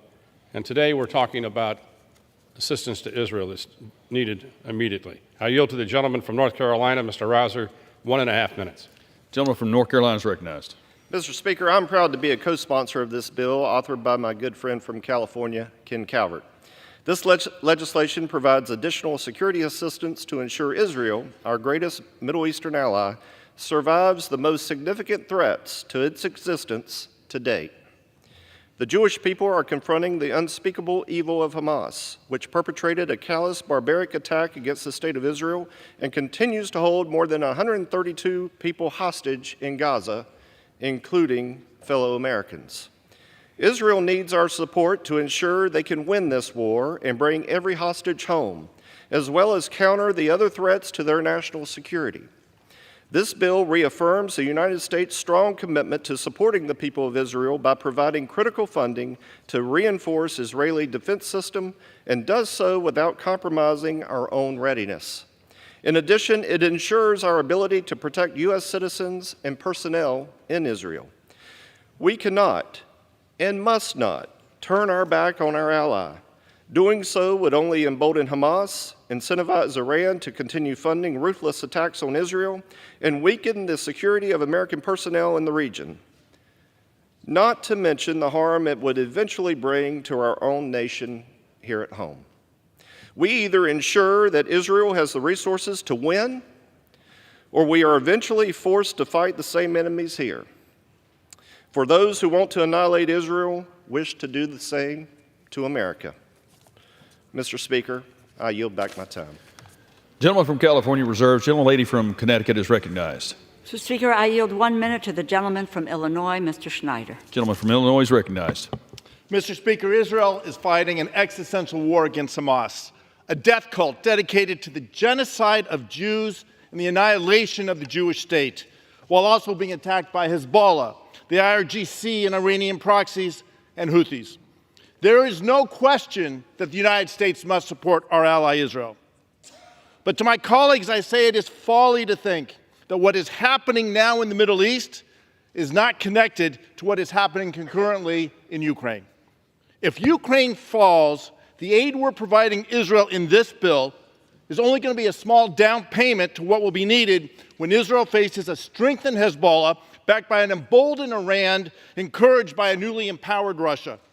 And the United States will likely need to spend billions of additional dollars stationing more U.S. troops alongside our NATO allies in Europe. We are selling ourselves and our allies short by not taking the responsibility of leadership this country should be taking. And if we don't continue, it's going to cost our kids and our kids' future. It is shameful that the Republicans and Speaker Johnson are using our most important ally, Israel, as a political cudgel. It threatens not only Israel's security, but America's security and our children's future. I yield back. Gentlelady from Connecticut reserves. Gentleman from California is recognized. I'm pleased to recognize the gentleman from Wisconsin, Mr. Van Orden, for 2 minutes. Thank you, Mr. Chairman. Thank you, Mr. Speaker. I'd remind my colleague that, in fact, I agree with him for one time. These events are connected, and the connection is the incredibly strategic amount of strategic weakness the Biden administration has shown. That's why Putin invaded Ukraine, and that's why Hamas has gone crazy in Israel. Immediately following the attacks of October 7th, I went to Israel and I witnessed what Hamas did to the Jewish people. And as a retired Navy SEAL combat medic, it put me on my heels. And I will remind my colleagues on the other side of the aisle that there was a ceasefire on October 6th, that there was a de facto two-state solution on October 6th, and that was broken by Hamas. And unlike the vast majority of my colleagues on the other side of the aisle, I spent my entire adult life either training for, training others for, or at war myself. So there is a difference between the conflict in Ukraine and what's taking place in Israel right now. Vladimir Putin is a war criminal, and he is after territorial gains. Hamas is a group of savages that are after the utter destruction of the Jews as a people. They want to eradicate them. And there are members of the other party who have been censured, member of the other party that's been censured on this floor for grossly anti-Semitic remarks, and that's what's taking place. Do not be fooled by this political rhetoric. I stand with the Jewish people now. I will stand with them from the beginning to the end, so the river to the sea never takes place. And with that, Mr. Speaker, I yield back my time. Gentleman from California reserves. Gentlelady from Connecticut is recognized. Mr. Speaker, I yield 1 minute to the gentleman from California, Mr. Khanna. Gentleman is recognized. Thank you, Mr. Speaker. I will vote no today on the $17 billion aid package, which provides a blank check to Netanyahu, Ben-Gvir, and the extreme right-wing government in Israel. How dare Ben-Gvir, Israel's national security minister, have the gall to criticize America while calling for the mass expulsion of Palestinians? I will vote no because this bill includes zero humanitarian aid while children are dying and 400,000 Gazans face famine. I will vote no because this bill undermines human rights and international law, ignoring the recent ICJ decision calling on Israel to do more to protect Palestinian civilians. I will vote no because it is painfully obvious to the entire world that what is needed today is a permanent ceasefire and a release of all hostages. There come moments in a nation's history when our actions reveal our values. This is such a moment. We must stand for stopping the bombing, for ending this brutal war, and for justice in the Middle East, with a Palestinian state with equal rights living side by side with Israel. Gentlelady from Connecticut reserves. Gentleman from California is recognized. Mr. Speaker, I reserve the balance of my time. Gentleman reserves.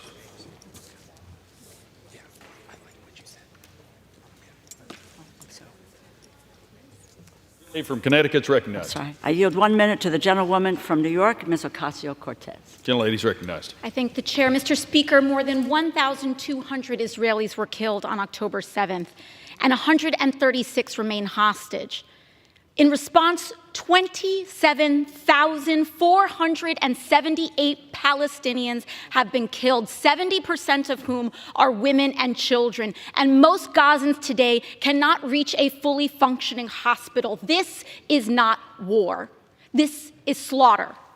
And yet, after all this destruction and devastation, the Netanyahu government is still nowhere close to their stated objective of destroying Hamas. Moreover, the United States has our own requirements outlining the transfer of weapons to forces engaged in gross human rights violations. We have a responsibility to honor those laws, to facilitate a bilateral ceasefire, to move to end this campaign of mass casualty and loss of life that risks bringing the entire region closer to a wider, deadlier conflict.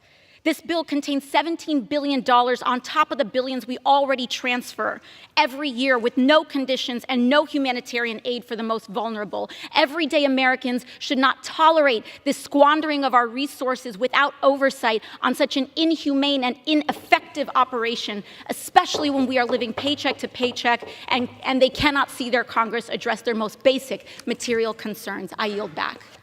Gentlelady from Connecticut reserves. Gentleman from California is recognized. Mr. Speaker, I reserve the balance of my time. Gentleman reserves. Gentlelady from Connecticut is recognized. Mr. Speaker, I yield 1 minute to the gentlewoman from Michigan, Ms. Tlaib. Gentlelady is recognized. Here we go again, sending $17.6 billion U.S. tax dollars with no conditions attached to Netanyahu's extremist government to drop more bombs on innocent Palestinians. The Israeli government has already killed 27,000 people. 11,500 of them were children. I'm tired of my colleagues coming to me whispering, I don't really like Netanyahu. Well, then why are we sending him billions of dollars with no conditions? He literally is telling us over and over again what his intention is. I'm tired of my colleagues coming and whispering to me, Rashida, I support a two-state solution. Great. Then send money that conditions for a two-state solution, because Netanyahu has over and over again told us he never wants to see a Palestinian state. So I'm tired. I oppose Netanyahu's war crimes and want him gone too. But many of my colleagues that continue to tell me that do not want to condition the aid. They give it to a genocidal maniac. My message to my colleagues is simple. If you don't support Netanyahu, if you're disgusted by the countless videos of lifeless children pulled out of the rubble, if you actually believe in upholding human rights and international law, vote no on a blank check to Netanyahu's genocide. Gentlelady's time's expired. Thank you. Gentlelady from Connecticut reserves. Gentleman from California is recognized. I would say the folks that believe in genocide is Hamas. I yield to the gentleman from Florida, the chairman of the State and Foreign Operations Subcommittee, Mr. Diaz-Balart, 2.5 minutes. Gentleman's recognized. Mr. Speaker, thank you. Let me first thank the gentleman from California, Chairman Calvert, for his leadership in drafting this critical bill, along with the Chairwoman Kay Granger, and the leadership for bringing this forward. As Mr. Calvert just said, yes, there has been genocide, but the genocide has been from Hamas, And if the world needed yet another reminder of the importance of Israel as a safe haven for the Jewish people, then the attacks of October 7th should be that wake-up call. This is not that complicated. I've been disgusted and shocked by some of the things that we've been hearing, including the sheer glee and displayed in celebrations across, even in this country, because of the murders of October. And remember, those grotesque celebrations and demonstrations happened before Israel even began its military action to defend Israelis, again in Gaza. So let's be clear. Those demonstrations, those statements, those celebrations were and are in favor of the terrorist group Hamas. The despicable anti-Semitism, which has been dramatically increased since October 7th, that we've even seen here sometimes on this floor, has to be condemned and has to stop. Israel is on the front line in the battle against terrorism. The terrorism of Hamas, Hezbollah, ISIS, you name it, and all of those, they continue to await for an opportunity to strike at Israel, as they have, just like they want to strike here to the American people in the United States. Israel and the United States do not want violence. But the problem is that the terrorists do, and they are the ones who have killed and butchered and maimed innocent Israelis. Again, last November, the House passed another Israel security supplemental, which was fully offset by a rescission of the IRS funding, and that was the reason why the White House claimed that they opposed that bill. Well, now there are zero excuses to oppose this bill. This bill does one thing, Mr. Speaker. It provides urgently needed funding for our friend and ally Israel to defeat the terrorists that they are dealing with. The United States must stand with Israel and to eradicate terrorism. This is not that complicated. You can use every excuse in the world and again, with the purpose of supporting Hamas and justifying the murders. This bill stands with Israel. No ifs, no ands, no buts. I'm grateful to Chairman Calvert for bringing this important piece of legislation, and I wholeheartedly support it. I yield back. Gentleman from California reserves. Gentlelady from Connecticut is recognized. Mr. Speaker, I yield 1 minute to the gentlewoman from California, the distinguished ranking member of the State and Foreign Operations Subcommittee, Ms. Lee. Gentlelady is recognized. Thank you very much. I want to thank the gentlelady for yielding and for her strong leadership. Mr. Speaker, I rise to oppose H.R. 7217. The United States and the world are facing a very dangerous time, with the risk of being pulled deeper and deeper into conflicts across the globe. Meanwhile, millions of people around the world are facing violence, dislocation, and hunger. This bill really is not a serious effort. As the ranking member of the State and Foreign Operations Subcommittee, I cannot support a bill that fails to meet the challenges of this moment and abandons those most in need of humanitarian assistance. And yes, this bill undermines the United States policy which supports a two-state solution. This bill is a blatant political stunt that is dead on arrival in the Senate. And so I urge my colleagues to oppose it. Thank you, and I yield the balance of my time. Gentlelady from Connecticut reserves. Yes. Gentleman from California is recognized. May I inquire how much time is left? Both sides. Gentleman from California has 30 seconds. Gentlelady from Connecticut has 2 minutes. Mr. Speaker, who has the right to close? Reserve the right to close. Gentlelady from Connecticut.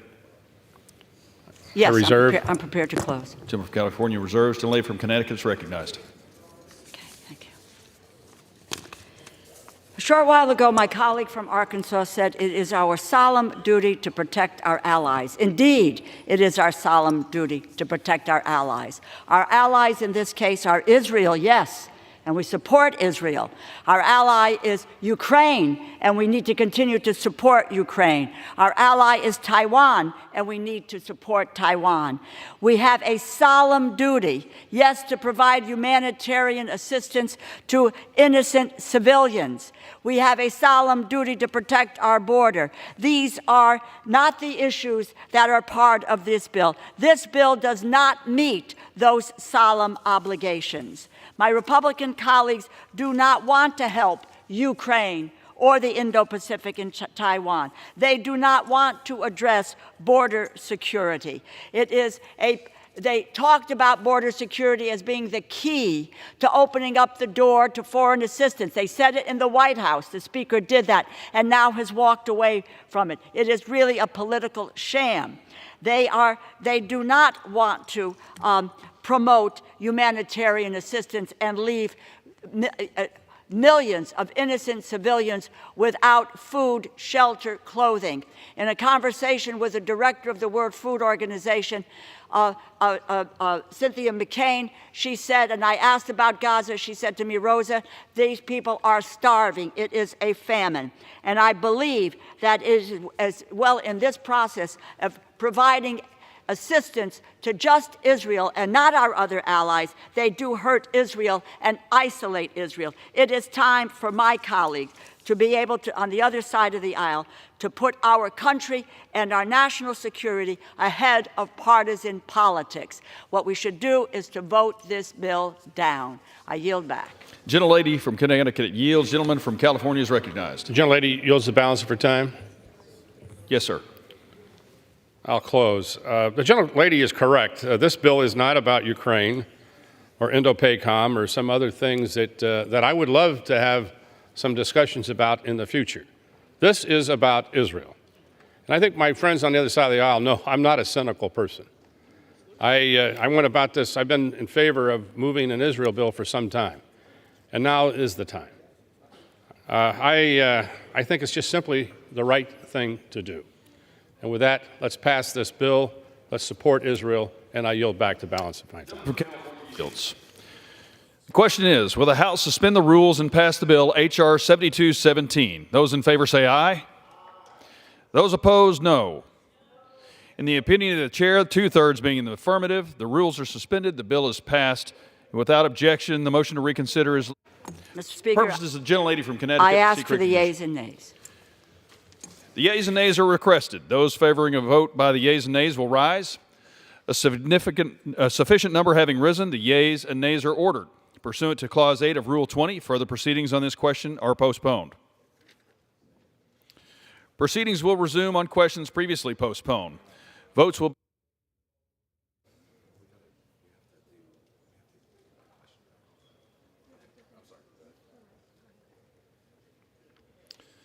be taken in the following order.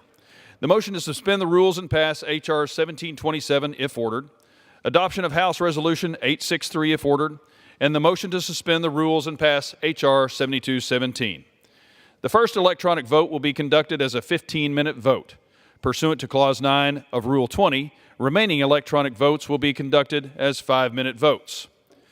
Pursuant to Clause 8 of Rule 20, the unfinished business is the question on suspending the rules and passing H.R. 1727 as amended, which the clerk will report by title. Union Calendar Number 297, H.R. 1727, a bill to amend the Chesapeake and Ohio Canal Development Act to extend the Chesapeake and Ohio Canal National Historical Park Commission. The question is, will the House suspend the rules and pass the bill as amended? So many as are in favor say aye. Those opposed, no. In the opinion of the chair, 2/3 being in the affirmative, the rules are suspended. For what purposes the gentleman from California seek recognition? Mr. Speaker, I demand the yeas and nays. The yeas and nays are requested. Those favoring a vote by the yeas and nays will rise. A sufficient number having risen, the yeas and nays are ordered. Members will record their votes by electronic device. This is a 15-minute vote.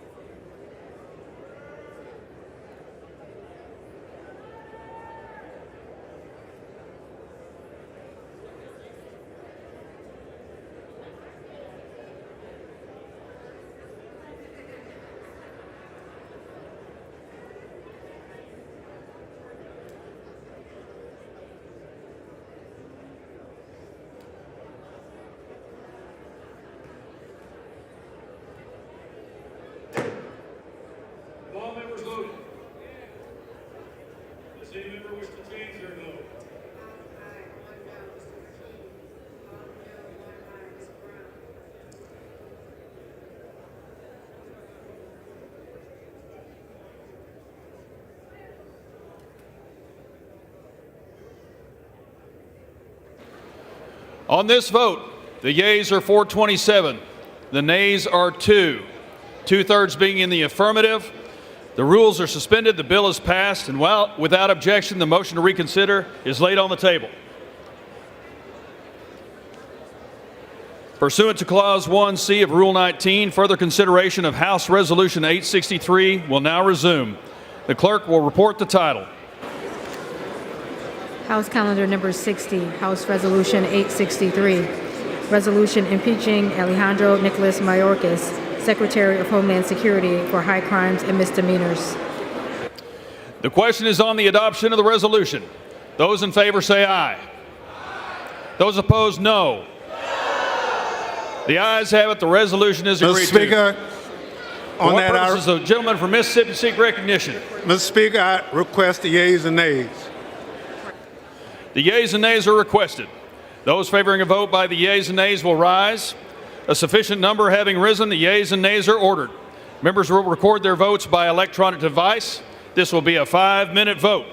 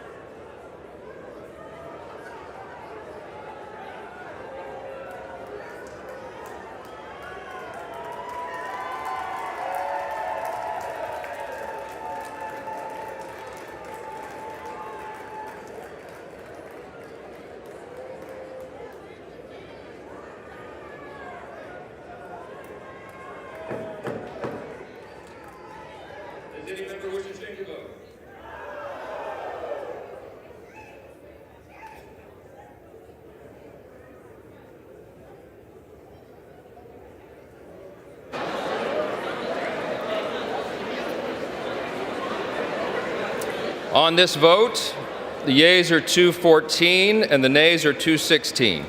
The resolution is not adopted.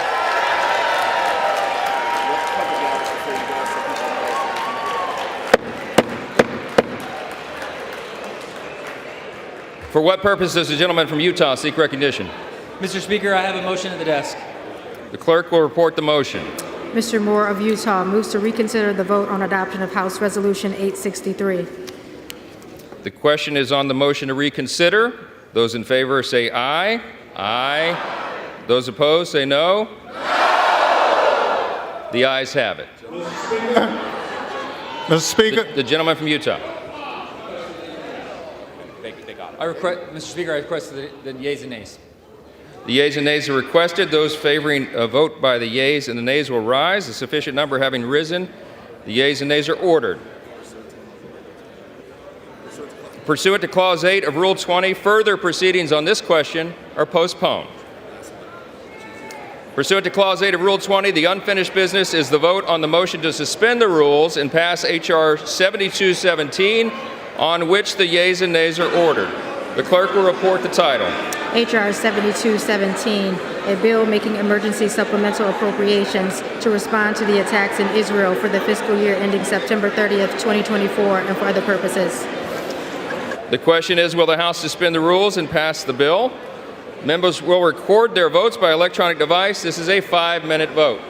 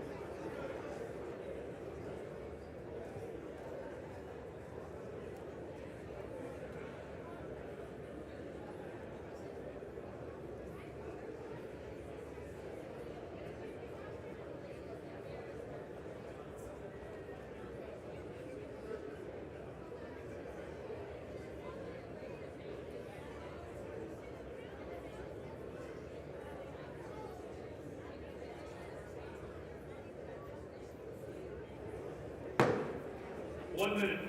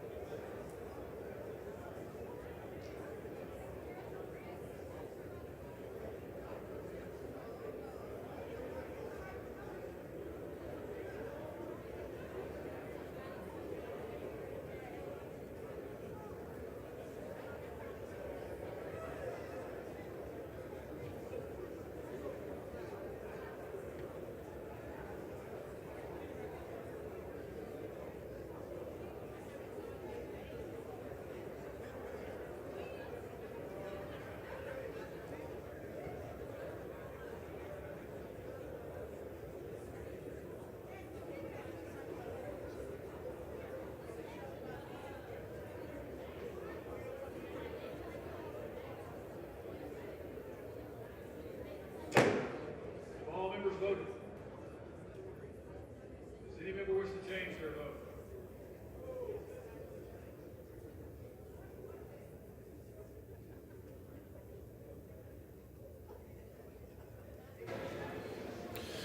On this vote, the yeas are 250, the nays are 180.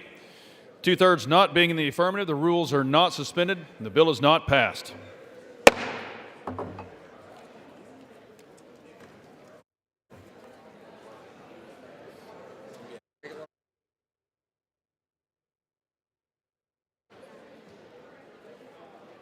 For what purposes, gentlemen from California seek recognition?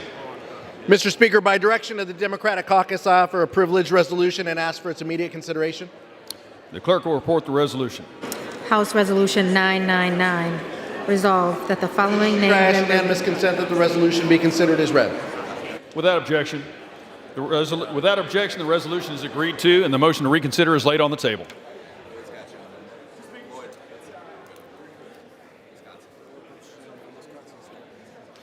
For what purposes the gentleman from Wisconsin seek recognition? Mr. Speaker, I ask unanimous consent that the Committee on House Administration be discharged from further consideration of H-Con Res 84 and ask for its immediate consideration in the House. Clerk will report the title of the resolution. House Concurrent Resolution 84. Concurrent resolution authorizing the use of Emancipation Hall in the Capitol Visitor Center for a ceremony to present the Congressional Gold Medal collectively to the 23rd Headquarters Special Troops and the 31333rd Signal Services Company, known collectively as the Ghost Army, in recognition of unique and highly distinguished service during World War II. Without objection, the resolution is agreed to, and the motion to reconsider is laid on the table. Is there objection to the consideration of the resolution? For what purposes does the gentleman from Wisconsin seek recognition? Mr. Speaker, I ask unanimous consent that the Committee on House Administration be discharged from further consideration of H-Con Res 85 and ask for its immediate consideration in the House. Clerk will report the title of the resolution. Concurrent Resolution 85. Concurrent resolution authorizing the use of Emancipation Hall in the Capitol Visitor Center for a ceremony to present the Congressional Gold Medal collectively to the women in the United States who joined the workforce during World War II, providing the aircraft, vehicles, weaponry, and ammunition and other materials who win the war, and who referred to as Rosie the Riveter, in recognition of their contributions to the United States and the inspiration they have provided to ensuing generations. Is there objection to the consideration of the resolution? Without objection, the resolution is agreed to. The motion to reconsider is laid on the table. This gentleman from Wisconsin seek recognition. Mr. Speaker, I ask unanimous consent that when the House adjourns today, it adjourn to meet at 9 a.m. tomorrow. Without objection. This gentlelady from Delaware seek recognition. Mr. Speaker, as I ask unanimous consent that I may hereafter be considered as the first sponsor of H.R. 793, a bill originally introduced by Representative Bill Johnson of Ohio to strengthen the American workforce for the purposes of adding co-sponsors and requesting reprintings pursuant to Clause 7 of Rule 12. Without objection. Thank you, Mr. Speaker.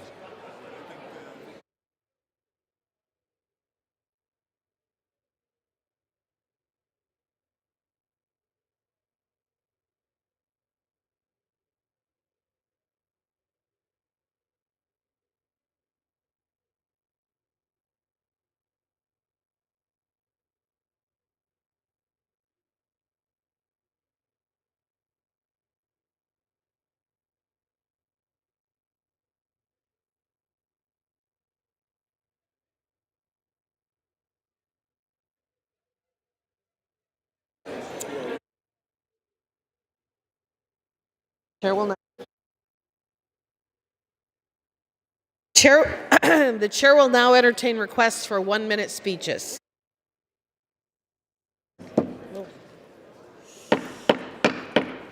The House will be in order. Would you please take your conversations off the floor?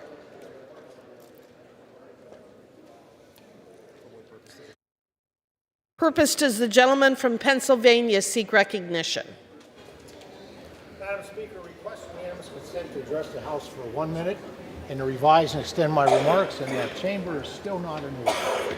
The chamber is still not in order. The House will be in order.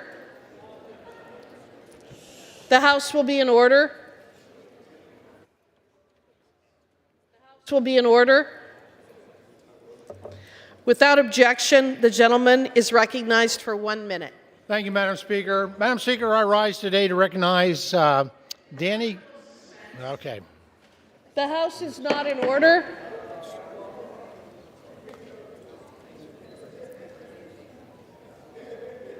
Would you please take your conversations off the floor?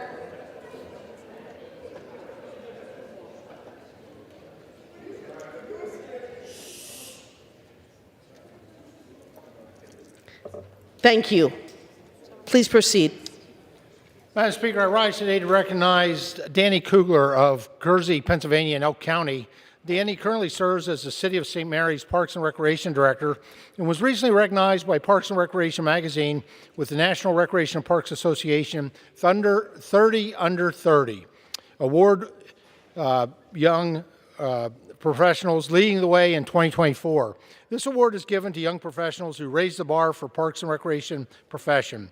Danny was selected from a poll of over 100 applicants and scored on the impact of the agency's community and service population, contributions to the professional development of the field of parks and recreation, and for innovative ideas, programs, or research in the field of parks and recreation. Danny was hired as the first year-round and full-time director in June of 2029. In her 5 years serving the St. Mary's area, she's established a strong social media presence and increased membership and program participation by 40%. She's also successfully increased the city's 15 summer-only program events to 45 year-round programs and events.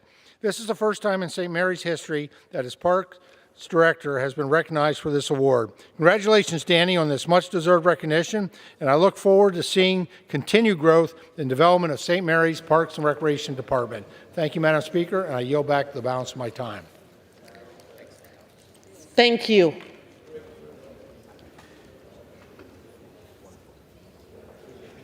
For what purpose does the gentleman from North Carolina seek recognition?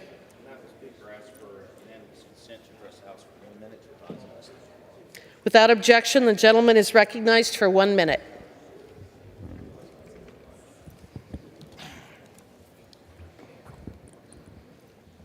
Madam Speaker, listening to constituents is the most important thing we can do. They're telling me back home about the burden of high cost. One constituent shared, I have to continue working even after retirement. My husband cannot afford to retire due to rising costs. I also have to assist my mom with her bills, which puts further strain on our finances. Too many find it challenging to make ends meet while caring for an elderly parent. Another constituent shared, my income doesn't cover common life. I can't afford decent housing, meats at the grocery store, or basic life necessities. It's harder now. Madam Speaker, Congress must take every possible measure to ensure that residents of Eastern North Carolina, rural America, and those across America do not feel the financial strain in their pocketbooks and wallets. Thank you so much, and I yield back. For what purpose does the gentleman from Georgia seek recognition? Ask unanimous consent to address the House for 1 minute to revise and extend my remarks. Without objection, the gentleman is recognized for 1 minute.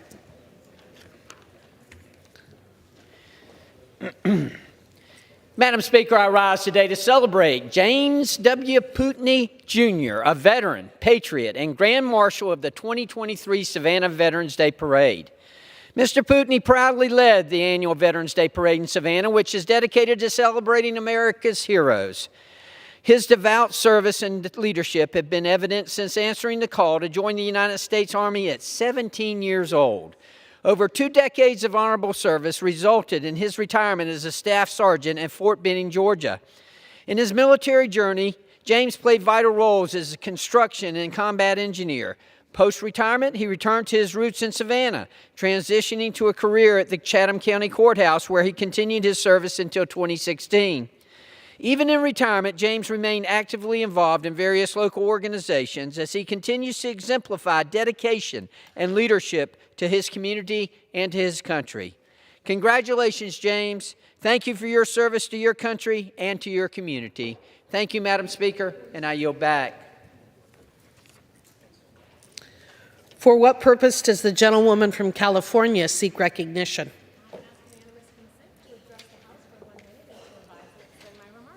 Without objection, the gentlewoman is recognized for 1 minute. Madam Speaker, I rise today to celebrate the Black women who won big at the 66th Annual Grammy Awards, which were held in the heart of my district. Best Album nominee SZA came away with awards for Best Progressive R&B Album, Best R&B Song, and Best Pop Duo Group Performance. Victoria Monet became the third woman in 4 years to take home the Grammy for Best New Artist, following Samara Joy, who won Best Jazz Performance this year, and Megan Thee Stallion. At the age of 22, Tyla became the youngest South African artist in history to win Best African Music Performance Award for her mega hit Water. And Coco Jones came away with Best R&B Performance. Still, the biggest awards, Best Album, Record of the Year, and Song of the Year, are seldom won by Black women. As Jay-Z alluded to, a Black woman has not won the top prize, Best Album, in 25 years. I mean, how much lemonade do we have to make? And with that, I yield back. For what purpose does the gentleman from California seek recognition? Madam Speaker, I seek unanimous consent to address the House for 1 minute. Without objection, the gentleman is recognized for 1 minute. Thank you, Madam Speaker. I rise before the House tonight in support of the Israel Security Supplemental Appropriations Act. Israel has been our longtime ally, and they need us more than ever at this point. With the unwarranted, unprovoked attacks that happened on October 7 to many, many innocent people by the terrorist group Hamas and the others that they're surrounded by in their country. Israel's been under attack since the first moment of its existence in the 40s, but even going back millennia. Israel's a fantastic partner on developing new technologies, improved medical technologies, improved medicines, improved drip irrigation, and improved missile defense systems. They're a great partner with us, and indeed a shining beacon in the Middle East as a representative republic, unlike any other there. Even Arab Israelis would rather live in Israel than in some of those other places, because they know it's good there, they know it's right, they know it's just. It's our obligation. Indeed, it's our privilege to stand with Israel as an ally in their time of great need. So we need to get over ourselves a little bit around here and step forward and get this work done. I yield back. For what purpose does the gentleman from Ohio seek recognition? To address the House for 1 minute and advise to extend my remarks. Without objection, the gentleman is recognized for 1 minute. Thank you, Madam Speaker. I rise today in absolute disbelief and genuine disgust with what the Speaker did tonight. He knowingly allowed a bill to fail that would have provided critical support for our troops fighting terrorism in Iraq and Syria and critical support for Israel. He did it because he wanted to embarrass Democrats. He also intentionally left out much-needed humanitarian aid for Palestinians in Gaza, essential support for Ukraine, and essential support for Taiwan. He chose this horrific, dangerous new brand of partisan politics over our troops, our allies, and millions in need. The fact that Palestinians need humanitarian aid, Ukrainians need to defend itself against Putin, and Taiwan needs support against China is absolutely of no interest to the Speaker. Representative Goldman and I attempted to amend this bill to include aid for all three, but we were denied. We will keep fighting to fund Ukraine, Taiwan, and humanitarian aid to Palestinians in Gaza. This is what the American people want. It's what our global partners need, and it's what this moment time requires has expired. Of us. I yield back. For what purpose does the gentleman from Georgia? Okay. For what purpose does the gentleman from New York seek recognition? Without objection, the gentleman is recognized for 1 minute.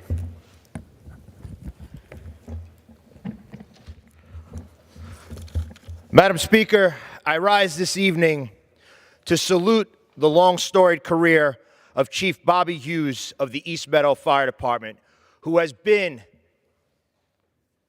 in the Nassau County Fire Service for over 40 years. He rose through the ranks, becoming Chief of Department from 1997 to 1998, instrumental in forming the East Meadow Fire Department Chiefs Association. He's the current band leader of the Nassau County Firefighters Pipes and Drums, who led that very band down Pennsylvania Avenue for the inauguration of President Trump. He joined the Nassau County Fire Service Academy as an instructor in 2003 and has risen through the ranks. And this week, he will walk out of the Nassau County Fire Service Academy for the last time as the chief instructor. He has made it a beacon of education and training, not just in Nassau County, but across the country. Madam Speaker, I join the Nassau County Fire Service in saluting Chief Bobby Hughes and thanking him for his career in keeping our county safe and training the future of the fire service. Madam Speaker, I yield back.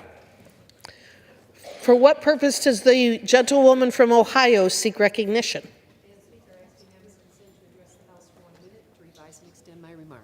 Without objection, the gentlewoman is recognized for 1 minute. Madam Speaker, I rise to pay tribute to the ultimate sacrifice made by 5 of our nation's most heroic men and women in uniform. Each was defending liberty in dangerous territory, and each possessed raw courage, selflessness, and total dedication to duty for the sake of our nation. Each of us is privileged to live under liberty's umbrella because of them. Special Warfare Operator First Class Christopher Chambers and Navy Special Warfare Operator Second Class Nathan Ingram were lost far from home in rough waters on the Red Sea on January 11th. Then 17 days later, on January 28th, an enemy drone targeted Tower 22 in Jordan. The drone, operated by Iranian-backed militia terrorists, wounded more than 40 U.S. service members, killing 3 of America's finest, Staff Sergeant William Rivers, Sergeant Kennedy Sanders, and Sergeant Brianna Moffitt. While all 5 hailed from different hometowns, they served together for one united purpose: liberty, defending America against all enemies, foreign and domestic. These brave soldiers and sailors were guarding us against the hastening spiderweb of terrorism and tyranny halfway around the world. Let us pay homage and honor each of these young men and women for their ultimate sacrifice.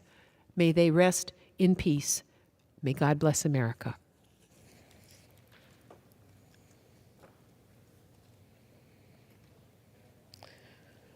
For what purpose does the gentleman from Tennessee seek recognition? For 1 minute. Without objection, the gentleman is recognized for 1 minute. Thank you, Madam Speaker. The skullduggery of the Speaker of the House was on display today. He has no real interest in helping Israel. He has interest in scoring political points with Donald Trump. And he used Israel to do that today, and he did it a month ago. A month ago or so, he said he would support aid to Israel if it was set off with $13 or $14 million in cuts to the IRS, which would have only benefited the wealthiest tax cheats in our country. To condition aid for Israel on helping out rich tax cheats is despicable. And the skullduggery today was to separate Israel from Ukraine, a country similar to Israel that's being invaded by Russia, to try to deny its territorial integrity and to commit a genocide, just as Hamas is trying to commit a genocide in Israel. I support Israel. I also support helping with humanitarian aid the people in Gaza who have been hurt, injured, or killed. I also support helping Ukraine from having Russia do the same thing. And I support Taiwan. I do not support the Speaker. He is a man without good faith. I yield back the balance of my time. The gentleman's time has expired. For what purpose does the gentlewoman from Washington seek recognition?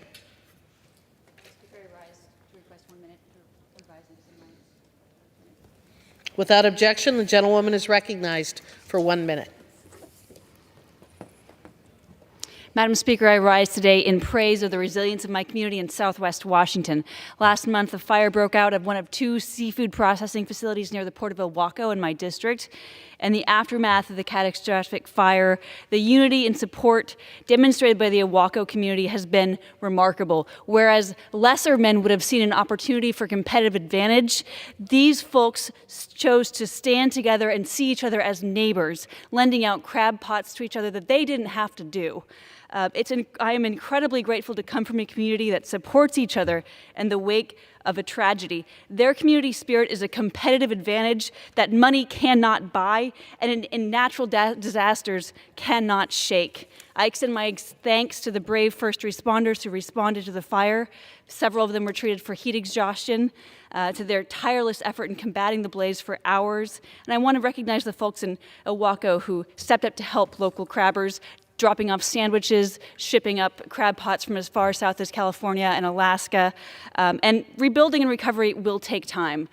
They will never get back those hours of sleep or the heartache or the monetary loss. But their moral fiber has been revealed in a way that is durable and will strengthen the community and is its own reward. I stand with you in your fights, and I am so grateful for your leadership. I yield back. For what purpose does the gentlewoman from Texas seek recognition? Without objection, the gentlewoman is recognized for 1 minute. The American people might wonder just what happened here today. Well, first of all, the southern border deal never got anywhere. And all of the logistics and all of the cloak and dagger and what was going to be in it failed to even get the attention of the Speaker of this House or any of the Republican members. And yet, all of a sudden, an unfounded legislative initiative that was allegedly to advocate for the needs of the people in the Mideast wound up on the floor of the House. You wonder what we did today. It wound up on the floor of the House with no conscience, no thought, no commitment. And that is why I was not able to vote for it. I was willing to join an amended initiative to ensure that all of the people that are in need in the Mideast would be taken care of, that we would have the funding for Israel, but we would have the funding for the Palestinians and the aid that is needed in Gaza and the ability to deal with the crisis of death that they have been facing, that we would have the money for Taiwan, and yes, that we would have the money for Ukraine. I've been to the border of Ukraine. I've seen the violence against our children. I've seen Russia steal children. I've seen parents die in the streets. It is necessary that we do this right, and that is funding for all of those that are in need, and do it now. The Speaker gentlewoman's of the time House has needs expired. to treat this in a professional way for the American people to know we care about the The nation gentlewoman's and time care has about the expired. Mideast. I yield back. Under the Speaker's announced policy of January 9th, 2023, the gentleman from California, Mr. Desaulniers, is recognized for 60 minutes as the designee of the Minority Leader.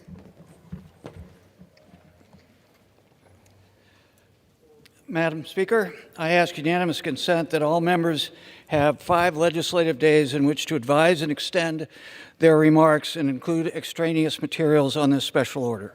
Without objection. Thank you, Madam Speaker. Madam Speaker, 6 years ago, I held a special order on a subject matter that I think is extremely important to this country and to the developed world, the issue of growing inequality. It's been 4 years since COVID-19 pandemic began, and it's more relevant now than ever because, unfortunately, it's gotten worse.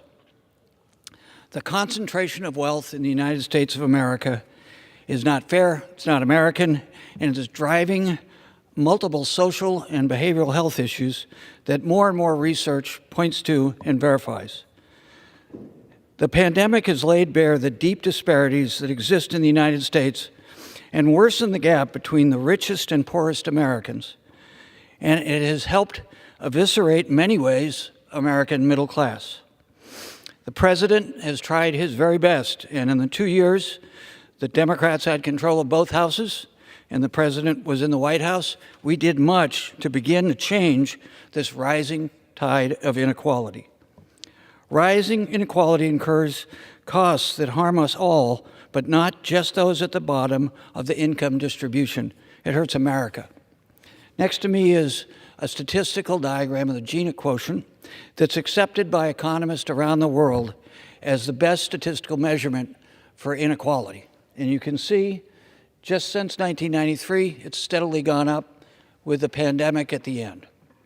I'm pleased to have a couple of my colleagues and friends to be here to speak on this, and I'd like to now welcome the gentleman from Tennessee to make a few comments. Thank you so much. I'm pleased to join you because this is such an important topic and a topic that I've talked about for a long time. The income inequality in our country has grown and grown and grown. And the tax cuts of Donald Trump, which I voted against, contributed to it greatly. Tax cuts that gave the wealthy much more money, corporations and individuals, and did not help the poor and didn't really help the middle class much. My district is in Memphis, Shelby County and Tipton County, just north of Memphis. Because of that, I'm no stranger to high levels of poverty and inequality. According to the 2023 Poverty Fact Sheet by the University of Memphis, 21.4% of Memphians live in poverty. The overall poverty rate for Black and Latino Memphians is almost double that of white and Caucasian residents, roughly 27% for Black and Latino residents compared to 10% of whites. The child poverty rate is 32.7, a number that has been declining in recent years due to the child tax credits, but still far too high, and we don't know how much the child tax credits will be available to people this coming year. In 2022, the child poverty rate in African American and Latino communities was 3 times that of white families, 30% to 10. What hope does that give young African American and Latino children? The root causes of poverty often come down to access and opportunity. Childhood poverty is directly related to the financial status of the children's parents.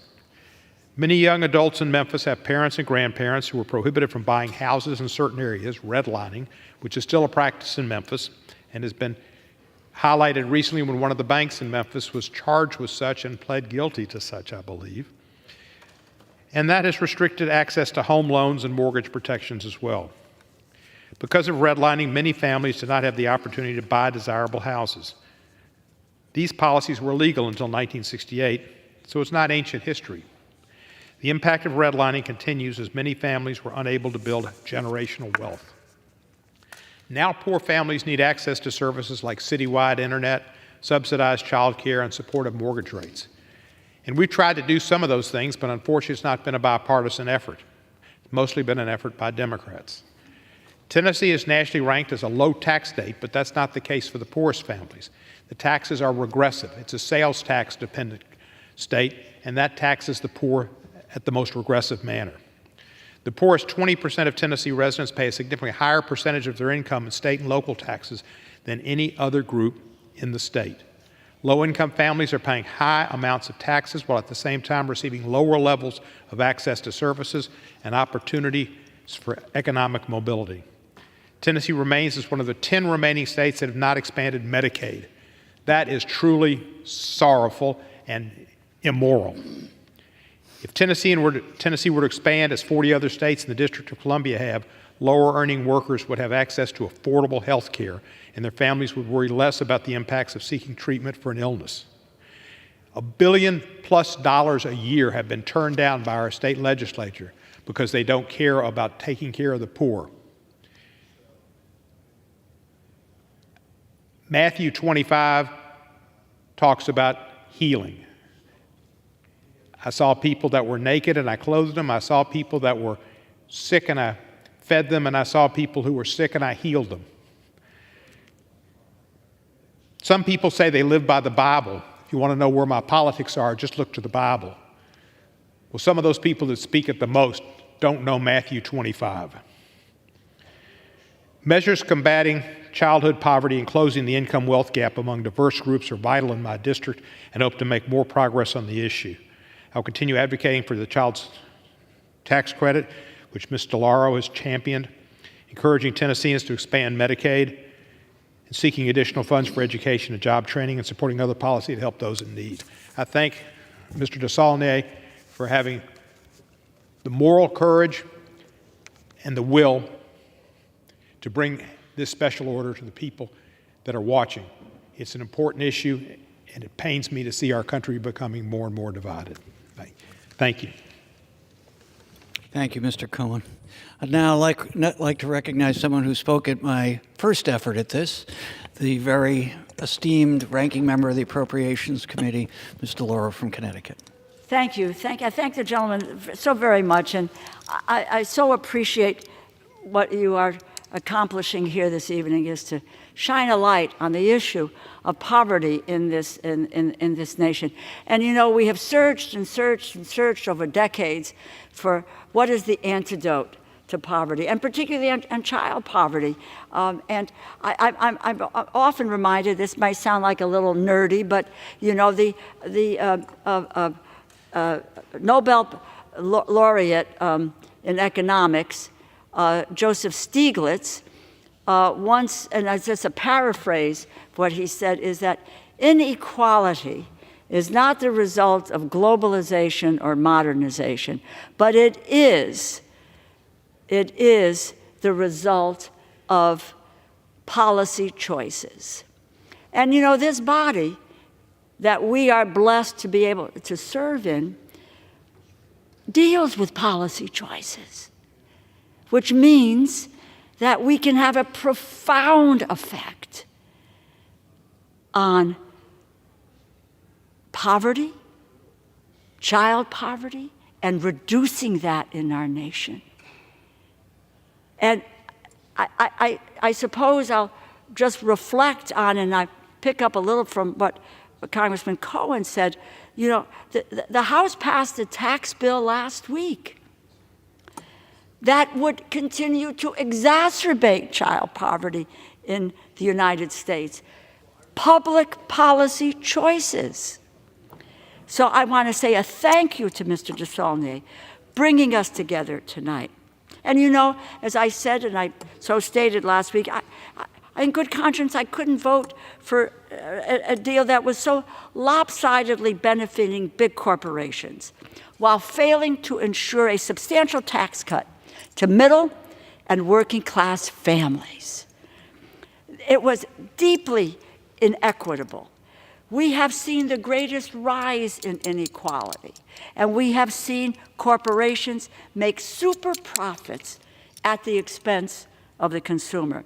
And so for me, it was a mockery of who representative government works for. Who are we here to support?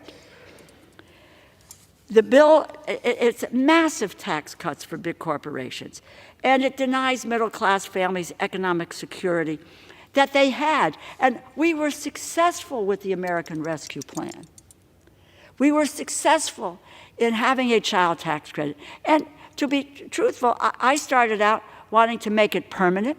I was told that can't be, it was too expensive, that it should be for 5 years. They said, no, it can't be for 5 years. Well, what about 3 years? No, it can't be 3 years.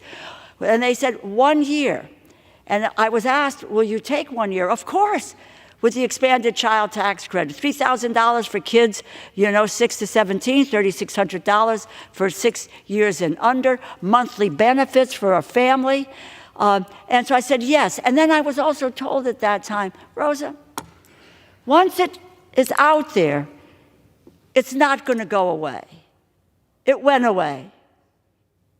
It expired. And we had a chance last week to redress that balance and bring it back. And in my view, that was a missed opportunity. And once again, it is there taken away, pulling the rug out from under working families, middle-class families, vulnerable families, and driving them into poverty once again because we reduced the poverty rate. That's what the bill did. And now it's gone from 5.2% to 12.4%. Hunger has risen, and it went down when we had the child tax credit. And the tax credit was the largest middle-class tax cut in history. Middle-class tax cut. So we got billions of dollars in tax relief for the wealthy, and the way I put it, pennies for the poor. That's what it's about. You know, and you want to talk about cost benefit? Returns $8 a child tax credit for every dollar spent. And We leave $1 trillion. Child poverty in the United States costs us $1 trillion every year. And we would return 84 cents on the dollar to the taxpayer with the child tax credit. So, it's a vast giveaway. Billionaires and corporations. Just a couple of examples. Dish Network, FedEx, Salesforce, T-Mobile. They pay no federal income tax under the Trump tax law. You think about it for a second. Netflix will have a negative tax rate in 2024, 2025 because of this tax bill. That means that they get money back. They pay no taxes. And then on top of that, November 2023, they announced they would raise prices on subscribers. They add an extra $24 to $36 to what subscribers have to pay each year to maintain service. And yet, the same families will not see a child tax credit like they did under the American Rescue Plan. It is absurd. Think about what people are telling you, my colleague in California and my colleague in Tennessee. Families today are living paycheck to paycheck. They can't, something goes wrong, they can't make a $400 payment. That's what's going on in their lives. They're struggling to put food on the table, to pay their health care bills, to be able to get child care, and groceries have skyrocketed. It's all there. Child care skyrocketed. Corporate profits, though, $3 trillion in 2023. They're not living paycheck to paycheck. They're going to take that money and buy back stock, which is what they've done in the past with this thing. It is our families that are bearing the brunt of inflation and high interest rates. Child tax credit is the antidote to child poverty in this country. It's a successful tool that lifted millions out of poverty literally overnight. So,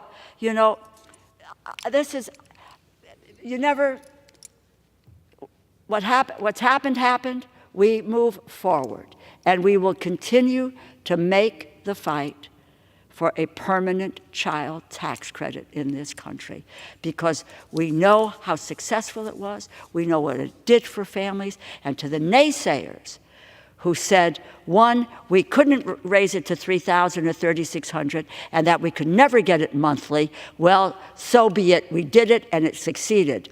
And those who said that people are going to dog it, they're not going to go to work, they're going to buy drugs with it, they're going to, with data from the Columbia School of Social Policy that said people went to work because they could afford child care. And they were able to use this money for essential necessities, to buy those groceries. And you know what? Maybe for their kid, they could send him on a class trip or her on a class trip, which they weren't able to do because they couldn't afford it in the past.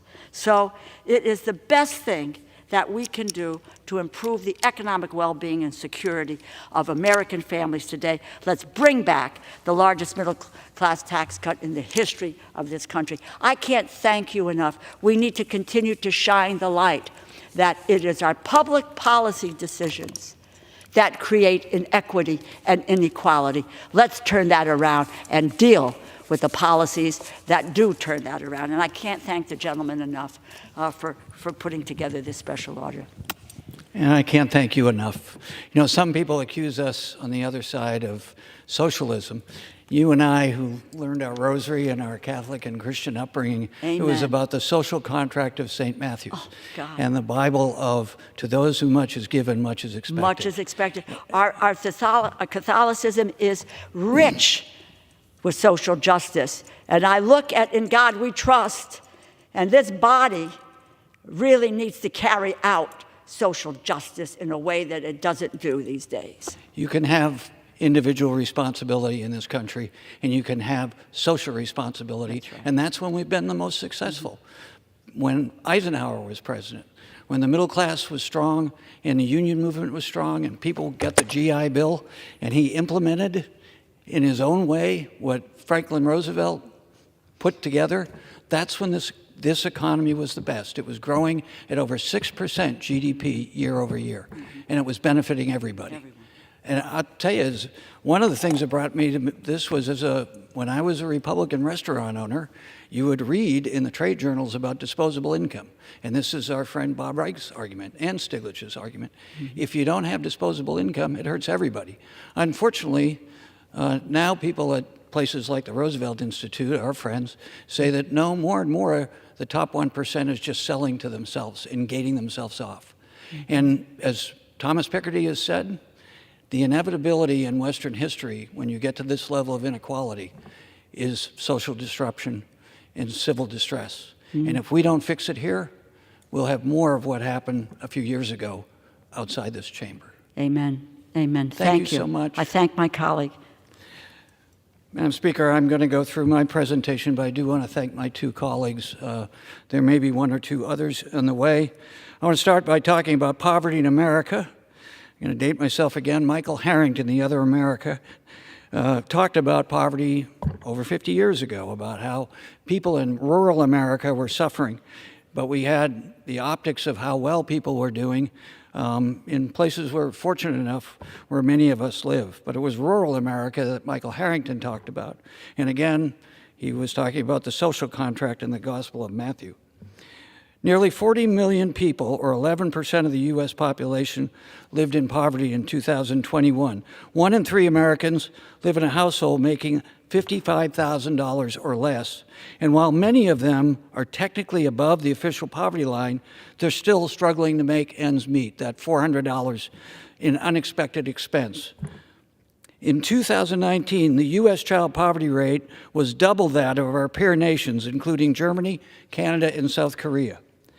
The relief we delivered to families during the pandemic made a massive impact on people's lives, including the leadership of Ms. Delora.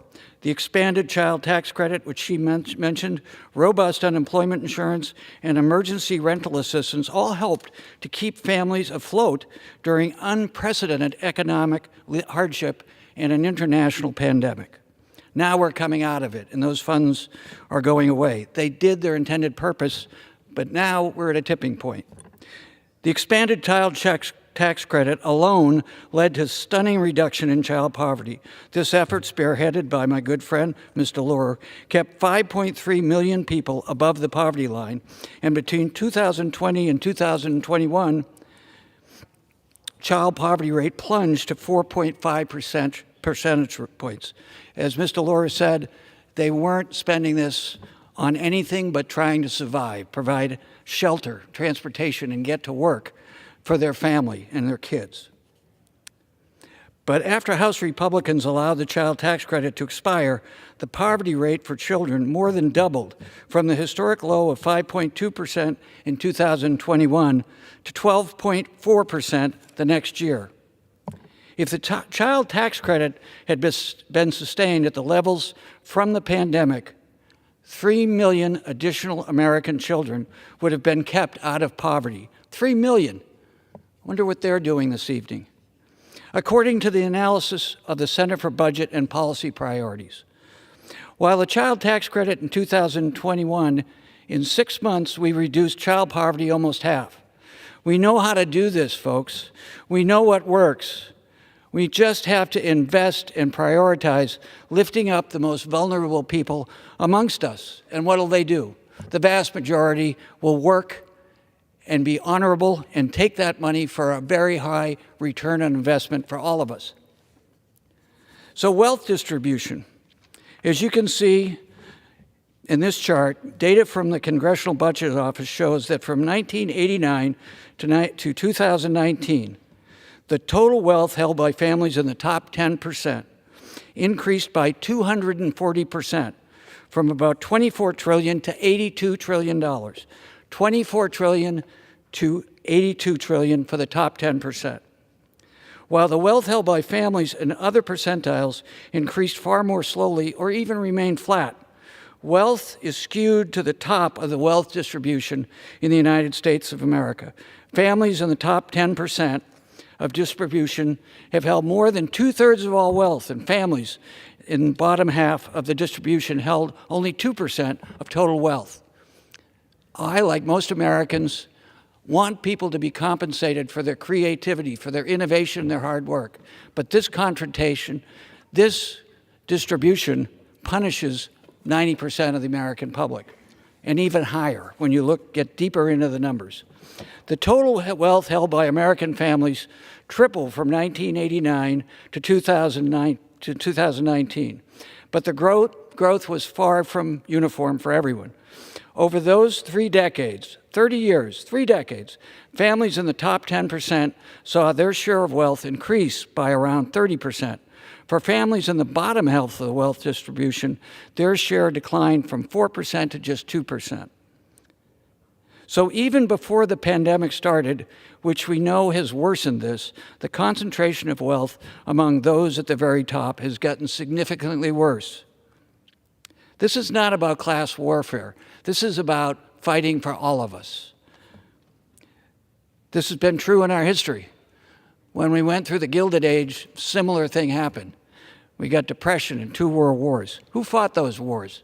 Who fought to try to get back so that they take care of their families? Not the wealthiest, but most Americans who are going out and working hard to get a paycheck. And as Mr. Laura said, unfortunately, history is repeating ourselves. And my fear is coming out of the pandemic, even with our growth, even what the president's done with unemployment at historic lows and wages coming up, it's not enough. We have to change this, and it should be on a bipartisan, analytical basis in this House and in this Congress. What we've done has had real impacts on those who are left out. It's not just that those at the top are better off than everyone else. As the richest among us are able to concentrate their wealth, they lock away their money in investments that research shows never get spent in the economy. Middle-income people spend their money. They consume. They go to restaurants. That's better for everybody. Wealthier people, research by Stiglitz and others shown, is generally retained in that group of people, and it's even more so. It's becoming more concentrated as they spend money amongst themselves and leave everyone else out. As inequality increases, it becomes more difficult for those not born into privilege to climb the ladder and build a better life, further enriching and growing inequality. This country is supposed to be merit and hard work and equality of opportunity. We're doing the opposite right now in this country, and it's because of policies here. Let's talk about worker compensation. This is not worker compensation as when you get injured, although that should be better. This is wages versus capital. Lincoln once famously said, when his first address to Congress, before the Civil War, when he was trying to hold the country together, he said, wages, labor, in his word, and capital must always be equal and balanced in the United States. For if capital ever becomes dominant, we've lost democracy. Despite working harder, despite being more educated, despite being more productive, most American workers, their wages have grown exceptionally slowly compared to the growth in productivity compared to this CEO compensation. For the last 40 years, the gap between productivity and worker compensation wages has increased significantly. Americans are working in a more productive fashion. They're working more productively versus their international competitors, but they're not seeing their wages go up, and their disposable income sacrifices even more. A typical worker's wage growth has lagged far behind gains in productivity over that time. So it's the idea that if you worked harder and you were more productive, individual merit and responsibility is not borne out in the research and the numbers. If we look at this graph, we can see productivity has grown by nearly 62% over the last 40 years. But the average hourly pay of the typical worker grew by only 17%. This gap makes the difference between people being compensated fairly in their wages versus people who have the good fortune to be able to invest in capital. And this is what Lincoln was talking about. Put simply, workers are more productive than ever before, but are not properly compensated for it. Until the late 1970s, workers' compensation, wages, climbed together with productivity. But then it began to change and diverge. And it diverges when we abandon the policies that prioritized spreading the benefits of growth to workers, to all Americans, wealthy and middle income, instead of what we're doing now. It benefited from a strong labor movement. President Eisenhower once famously said, "Only a fool would try to keep an American worker from joining a labor union." President Eisenhower said that. CEO pay. Another contributor to rising inequality is rising CEO pay. This is an ongoing issue, but it's something we've really seen balloon over the last 3 years. While so many hardworking Americans have struggled to make ends meet during the pandemic, some CEOs are making more money than ever. The average top CEO compensation in 2022 was $25.2 million, and it continues to increase even as low-income Americans and middle-income Americans are forced to make do with wages that year after year affords them less in terms of purchasing power. In 2022, CEOs were paid 344 times as much as a typical worker. The ratio of CEO to typical worker compensation was 344 to 1. In 1989, that ratio was 59 to 1. In the 50s and 60s, it was even lower. In 1965, it was 21 to 1. I've introduced the CEO Accountability and Responsibility Act, which would increase corporate taxes on companies with extreme disparities between their CEO and their workers' pay. We need bold proposals like this one to help put an end to runaway corporate greed and restore the balance of power back to workers. A balance, as Lincoln said. Stock buybacks. Over the last 40 years, tax laws, regulatory change, court decisions, and new corporate behaviors have led to shareholder-first corporations. That's the corporate veil they hide behind, where CEOs and managers focus on share price and investors, directing corporate funds to shareholder payouts.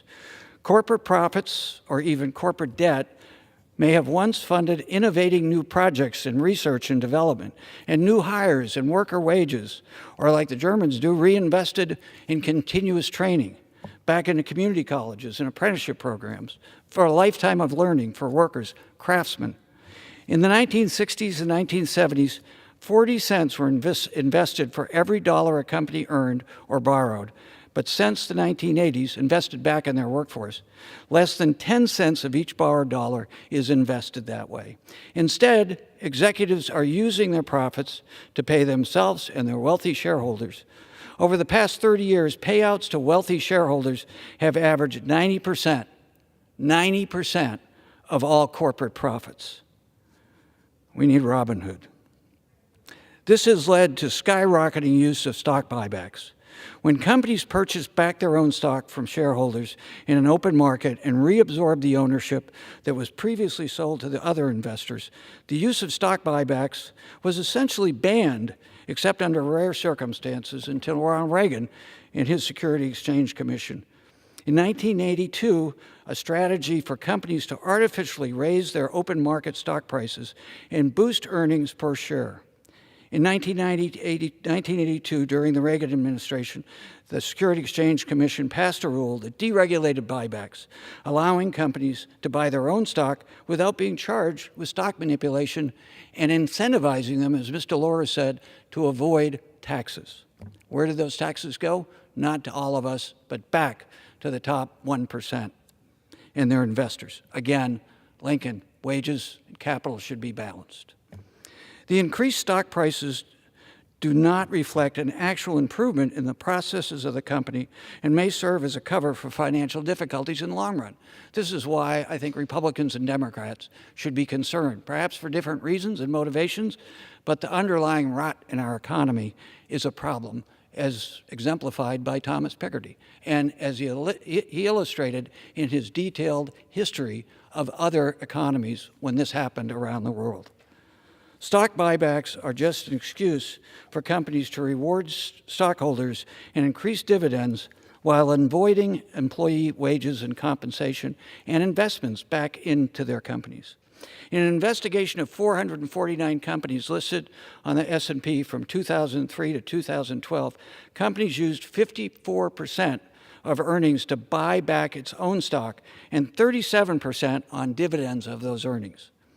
The increased use of stock buybacks by corporations is a way that companies pad their profits and their mediocre corporate management and support their executives at the expense of all of us and their workers. Over the last 5 years, the top 20 S&P 500 companies spent a staggering $1.24 trillion buying back their own shares. Last year, Chevron, which is headquartered in my district, said it would triple its budget for stock buybacks from $75 billion, and Meta, the parent of Facebook, which is near my district in the Bay Area, unveiled a $40 billion payback. The Brookings Institute looked at the actions of 22 iconic American corporations, who alone employ over 7 million frontline workers, including the world's most popular brands in retail, delivery, and entertainment sectors, like Amazon, Disney, FedEx, Home Depot, and Hilton. In the first 2 years of the pandemic, they earned even more. In that time period, company shareholders at these companies grew $1.5 trillion richer, while workers got less than 2% of the benefit. $1.5 trillion and 2% of the benefit for their workforce. Doesn't sound like what Lincoln wanted. And they spent nearly 40% of their profit on stock buybacks. Rising shareholder payments are linked with declining employee compensation and increased income inequality. Gains of stock buybacks are also concentrated amongst the already uber wealthy. Around 58% of American households own stock. That's good. But about 93% of household stock market wealth is held by the top 10%. While our investment in good, strong pension retirement, and I'm proud to be the ranking member on the Health, Employment, Labor, and Pension Subcommittee of the Education and Labor Committee, those investments in everybody's pensions are good and benefit everybody. The problem is most of those investments are going to the wealthiest amongst us. And it creates the risk for all of us when this stops and it's not handled appropriately for everyone's benefit. An analysis by the Institute of Policy Studies showed that the richest 10% of U.S. households own roughly $42.7 trillion in stock market wealth, and the richest 1% own $25 trillion. The bottom half of households own less than $500 billion. Top 1% owns $25 trillion in the stock market. The bottom half holds less than $500 billion. Just 1% of stock market wealth. Sad. Corporations are spending more and more of their net incomes on buybacks rather than innovation and capital improvements and compensating their workers well for more productivity and ultimately more innovation and more disposable income for people like myself when I was in the restaurant business to go out and support those other jobs. Corporations are spending more and more of their net incomes or buybacks in recent years to enrich their executives and their shareholders, and it comes at real cost for their employees who have decidedly not seen the same kind of increases in their take-home pay or their disposable income or their ability to go out and consume and take care of their kids.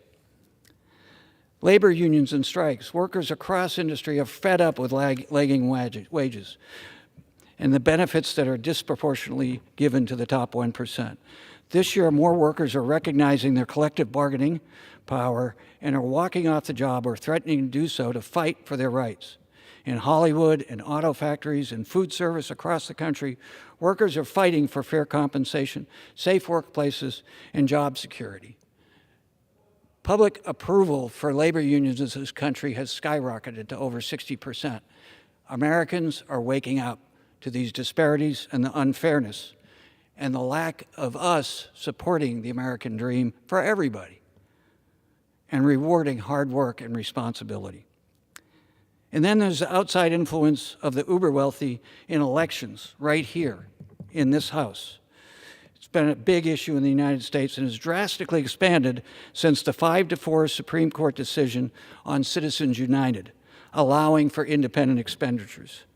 The Citizens United decision enabled corporations and other outside groups to spend unlimited amounts of money on elections. It opened the door to unlimited donations to super PACs, which function as a surrogate to campaigns despite being banned from coordinating directly with them. These numbers have skyrocketed.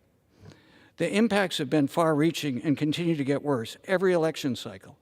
Billionaires alone provided 15% of all federal midterm election financing in 2022, according to the Brennan Center analysis.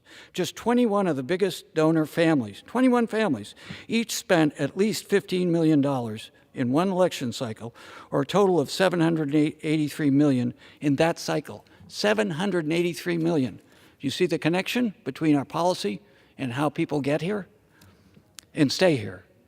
The effective deregulation of campaign money and the expansion of dark money groups who don't have to disclose their donors are destructive to democracy. Clearly, Citizens United has helped reinforce the view that our government primarily serves the interests of the rich, all of our government, all three branches, all too often, and that there's no need for most citizens to participate in democracy. All right, those are the economic, social concerns that I have and what we're under. Doesn't sound good. Now there's more and more research in the connection to you as individuals in this country, to the people who despair, the so-called diseases and deaths of despair that are all too frequently in rural areas in the Midwest and the South regionally. But they're all across the country, including in the Bay Area where I represent. Behavioral health, substance abuse, opioid addictions have been well recorded by research and writing. This, to me, is where the tragedy of tragedies is far beyond policy. It's the reality of how Americans have to live, that $400, and the despair, the anxiety, and the distrust in this institution that is better than this, as my friend and colleague Elijah Cummings used to say all the time. We're better than this, Republicans and Democrats.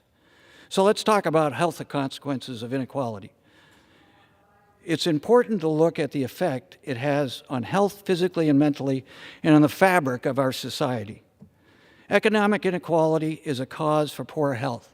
As one researcher said, English researcher said 20 years ago, inequality in a society are in lockstep with individual suffering. As the gap between the richest and the poorest Americans gets larger, the health discrepancies between these groups increase as well, and they're getting exponentially worse. As health declines, it has the adverse effects on quality of life, on our economy, on our workforce productivity, and our health care costs. Life expectancy in the United States has been declining for decades. And a lot of this is directly attributable to these diseases of despair. It has only worsened since the beginning of the pandemic. I thought we would come together, but instead it's gotten worse. There are stark differences in the average life expectancies of the Americans at the bottom of the income distribution and those at the top. While the health of the wealthiest Americans have remained relatively stagnant, while that of the poorest Americans has fallen significantly. Or in spite of the ACA, we're still spending the most as a percentage of GDP on quality health care. Unfortunately, if you're wealthy, even with the ACA, you're going to get better health care and a caste system of health care, which will cause your own life expectancy to go down. And this is a regional problem, and there's differences in a regional problem as exemplified by an extensive study by the Kaiser Foundation. There is a strong relationship with the level of income inequality and the percentage of population that suffers from mental health. So it's physical health, but mental health.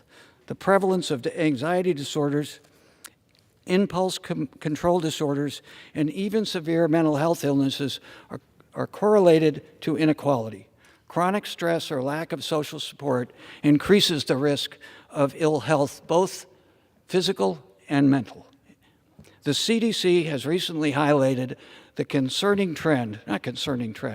the outrage of the mental health of high school students, our kids, which is worsened by the COVID-19 pandemic. In 2021, more than 4 in 10 students felt persistently sad or hopeless and depressed. More than 1 in 5 seriously considered attempting suicide, and particularly for young women, as the CDC and the Surgeon General has pointed out to us. This is a crisis, folks. For all of us who are fortunate enough to have kids, we should be extremely sensitive to what we're giving as a legacy and the tragedy that we're committing to the future of this country and young people, irrespective of where they live or which party their families and parents are registered to. We should be doing a lot more to support mental health and behavioral health in this country, and that includes making mental health care more affordable and more accessible. Since the ACA in parity, there's been a 300% increase in people seeking out behavioral health. There's been a similar decrease in the number of young people going into the field because of the exorbitant cost of getting a degree. Talk about supply and demand. Social support and social networks are important for psychological well-being, both for individuals in this country, and there is a very tied connection. These are important determinants of population health, and they deteriorate in unequal societies. Aggressively targeting income inequality will lead to better health outcomes for more Americans. The same research by English experts years ago said that, again, the correlation between both, but they also said the remedy was not just more services. The biggest, most effective remedy is dealing with the societal, tax, and regulatory impact of this concentration of wealth and continuing to reward it.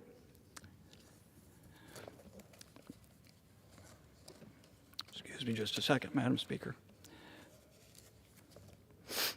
So let's talk about global income inequality, because America, as bad as we are, and we've led on this unfortunately, it's an economic toll across the country in the developed world. The developed world, the rest of the developed world, as you've heard me say, creates more safety net, but it's still a problem in a global economy. The economic toll of the pandemic has been highly unequal. A report from March 2020 to the end of 2020, global billionaire wealth, global, not the U.S., my previous numbers were the U.S., has increased by almost $4 trillion. By contrast, global workers' combined earnings fell by $3.7 trillion. Individuals owning more than $100,000 in assets make up 13% of the global population, but they own 85.2% of the global wealth. Globalism did not raise all boats, as we were promised. A rising tide, as Jack Kennedy said many years ago, turns out in this economy, globally and in the United States, has only raised those of the very biggest yachts. But having said all that, wealth concentration in the U.S. is worse. Statistics show that the top 1% in the United States holds 40% of national wealth, a far greater share than in other developed countries. In other industrialized nations, the richest 1% own 27%. Pretty bad, but not as bad as 40%. U.S. median wealth is lower than in many other countries. The United States has more wealth than any other nation, the wealthiest country in the history of the world. But the top-heavy distribution of wealth leaves typical American adults with far less wealth than their counterparts in other individual countries. Changes to tax policy that benefits the rich and large corporations are a key driver, as Ms. Delores said, in rising inequality. Our actions here, particularly under the last administration, not only increased the deficit dramatically, but they increased the lopsidedness of fairness in the American economy and politics. According to the Institute of Policy Studies analysis, by data collected by known wonderful economists, Annual Sayers, who's a neighbor, teaches at the University of California and at Stanford, the share of U.S. taxes paid to the top 0.1%, was just slightly higher in 2018 than in 1962, despite the more than tripling of their share of the nation's wealth. By contrast, the bottom 50% saw their share of U.S. wealth drop by more than half during this period. The top marginal rate in 1962 was 91%, compared to 37% in 2018. Our policies have made things worse. I always believe that expression in the Bible, to those who are given much, much is expected, that used to be what the greatest generation and their CEOs believed. great companies like Motorola, General Motors, and Ford. In those days, as Ford said when he founded the Model T, he wanted his workers to be able to afford his car. That was the magic of an America that was a free market, mixed market economy that benefited everybody. And the wealthy lived appropriately very well, but not with the obscene concentrations of wealth. I often think, you know, you can't take it with you. What are you going to take with you? Hopefully a guilty conscience that you realize that when this country needed you, what did you do? You just kept making more and more for yourself, but not realizing how important it was to the rest of the country and what's happening to future generations. Madam Speaker, I'll close with a quote by Louis Brandeis. And Lincoln spoke in 1841, at the beginning of what would become the Civil War. Brandeis, a brilliant jurist, said, and similarly, when we were struggling with disparities of wealth and making sure every American felt that they were part of this, they were part of something, even if it was a simple thing, a Frank Capra simple thing, that you were part of something bigger than yourself, that you were Harry Bailey being responsible for the homeowners who came in and borrowed money from your savings and loan. Louis Brandeis said, "We can have democracy in this country, or we can have great wealth concentrated in the hands of the very fewest amongst us. But we can't have both." It's our decision, members of Congress, if at this moment, Republicans and Democrats, we could start looking at this and realizing, as I did when I was a small restaurant owner in the Bay Area, successful, but I looked every day at those journals for point-of-sale retailers, and I realized that the working people who came into my restaurant couldn't go out to eat. It's one of the first things people stop when they can't afford, when they have to worry about paying their mortgage or paying their car or getting their kids to childcare if they can afford that. Those are the moments that we are confronting. Jack Kennedy once said in his first inaugural speech out here on the East Steps, in his Ask Not speech, he said, one of my favorite quotes, he said, "Few generations get to defend freedom at its ultimate moment of threat." And he said, "I don't despair of this. I don't shrink from this. I embrace it." And he said that the fight we put to this, I'm paraphrasing, will bring light to the world. That's the challenge we have. Whether you're a conservative Republican who believes in the Chicago school, which I believe caused a lot of these problems, trickle down doesn't work. It works sometimes, but doesn't work. We have a problem with the American economy. It's affecting our physical health, our life expectancy, and our mental health. As Brandeis said, we can have a democracy, and to paraphrase Brandeis, or we can have opportunity that's rich for everybody. Thank you, Madam Speaker, and I yield back. Oh, one last thing, sorry. If you could indulge me, my staff is reminding me I have something I want to submit for the record from my good friend and neighbor, Barbara Lee, who started the Income Inequality Caucus of the House of Representatives. If I could submit this for the record. Thank you. The gentleman's request would be covered by general leave. Thank you. Under the Speaker's announced policy of January 9th, 2023, the gentleman from Texas, Mr. Roy, is recognized for 60 minutes as the designee of the Majority Leader. I thank the Speaker. Appreciate the remarks of the gentleman talking about the state of affairs. We disagree on a number of the policies, but might actually share some sentiment. I, too, believe that we have significant issues we need to deal with right now with respect to the economy, the state of affairs for American families, hardworking Americans who are getting left behind, Americans who are not of the belief that they can actually achieve the American dream, that we're raising a generation or now two who do not believe they can be able to live in America stronger than the one they've inherited from their parents. That is true. I think the question here is, what's actually the culprit? I think it's worthy debate to have debate about tax policy and the implications of taxes on corporations, families. Where do you spread the burden? But my Democratic colleagues are too often mesmerized by this attack on trickle down and, corporate tax rates, and somehow that's blowing a hole into the revenue of the United States government. But it's just simply not true. In 2022, the United States government brought in about 19.6% of GDP in terms of revenue to the Treasury. That represented the third highest mark in American history, or among the three highest marks, at a level seen only right after World War II and at the end of the dot-com boom in the end of the 90s. Now, why do I bring that up? Because my Democratic colleagues refuse to acknowledge that we are, in fact, bringing in massive amounts of revenue. Now, where I might agree is maybe that revenue needs to be allocated slightly differently in terms of the impact on corporations or wealthy or middle class. We can have those debates. But we're bringing in massive amounts of revenue. I think the question really here is, what is making it difficult for American families to live? Because I think we all agree it's really difficult right now for an American family to live.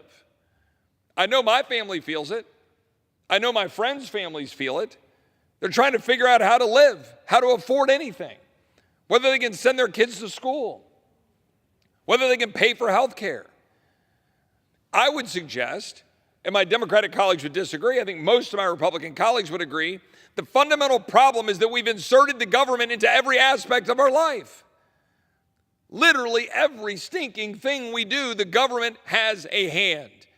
It is regulating us to death, choking out every bit of entrepreneurial spirit, every bit of the ability to get through the day without having to figure out what regulation or what law or what rule you've got to go abide by.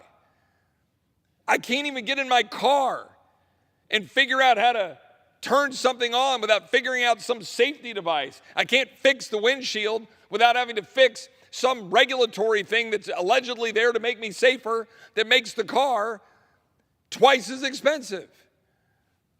We are making ourselves absolutely incapable of achieving the American dream. We're doing it to ourselves. That's what is happening. And yet we just keep doing it over and over and over again. And this is, I think, the question of the moment. What are we going to do to restore the American dream for the American people? We, the representatives, here in the House of Representatives, the people's house, what are we going to do?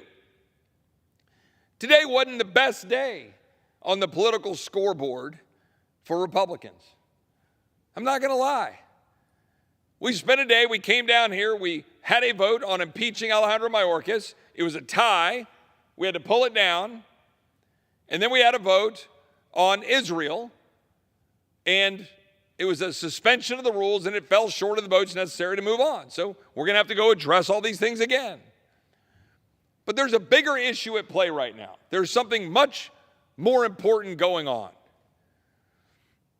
This town has been badly broken. This swamp that President Trump ran against has been consuming any ability for representation and for a government to actually serve the people. What we have instead is effectively a bipartisan uniparty for decades now that has been driven almost entirely by spending massive amounts of money for government programs and for foreign aid and for, most importantly, the defense complex, the defense world driven heavily by war. We have done that, and we have then messed around with tax policy. Like, what else? We pass a bill here and there, we do something here and there. The fact is, this whole system has been focused entirely for too long on spending other people's money, borrowing money to try to buy votes with programs or to use the threat and the fear of war, or supposedly our need to stand with some other country. All of that has been used as a political weapon every year to spend your money and spend us into oblivion and grow government and not do the things we say we will do otherwise. All right, so what do I mean by all of that?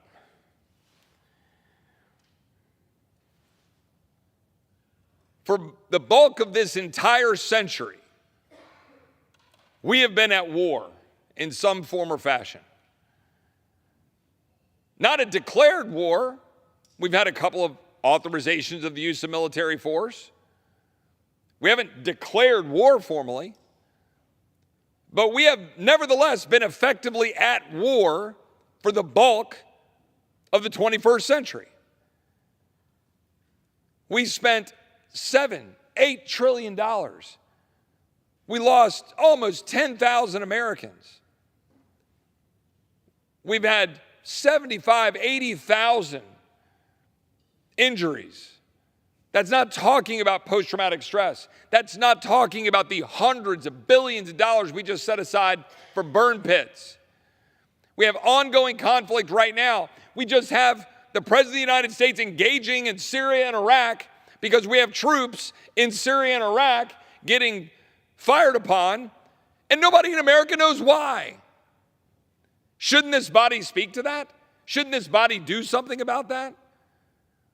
So we're sitting back watching the President of the United States using powers under the Constitution to carry out a defense of our men and women in uniform, which everybody in this chamber with half a brain and heart wants to see us defend our men and women in uniform.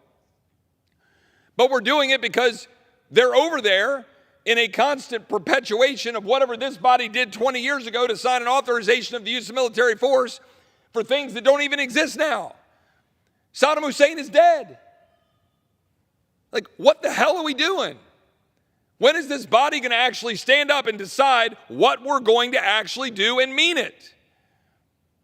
Right now, today, we had to vote on whether or not we're going to fund Israel. I'm a Christian. Israel is at the epicenter of my faith, the epicenter of most people in this world's faith. I have Jewish friends who are absolutely devastated about what happened in Israel in October, on October 7th. Of course, we must and should stand alongside Israel, because the attack against them isn't just an attack against Israel. It's not an attack against our ally. It is an attack on our way of life in Western civilization. Nothing less. Of course we should stand by Israel. I voted to fund Israel in November, $14.3 billion. Today I voted no.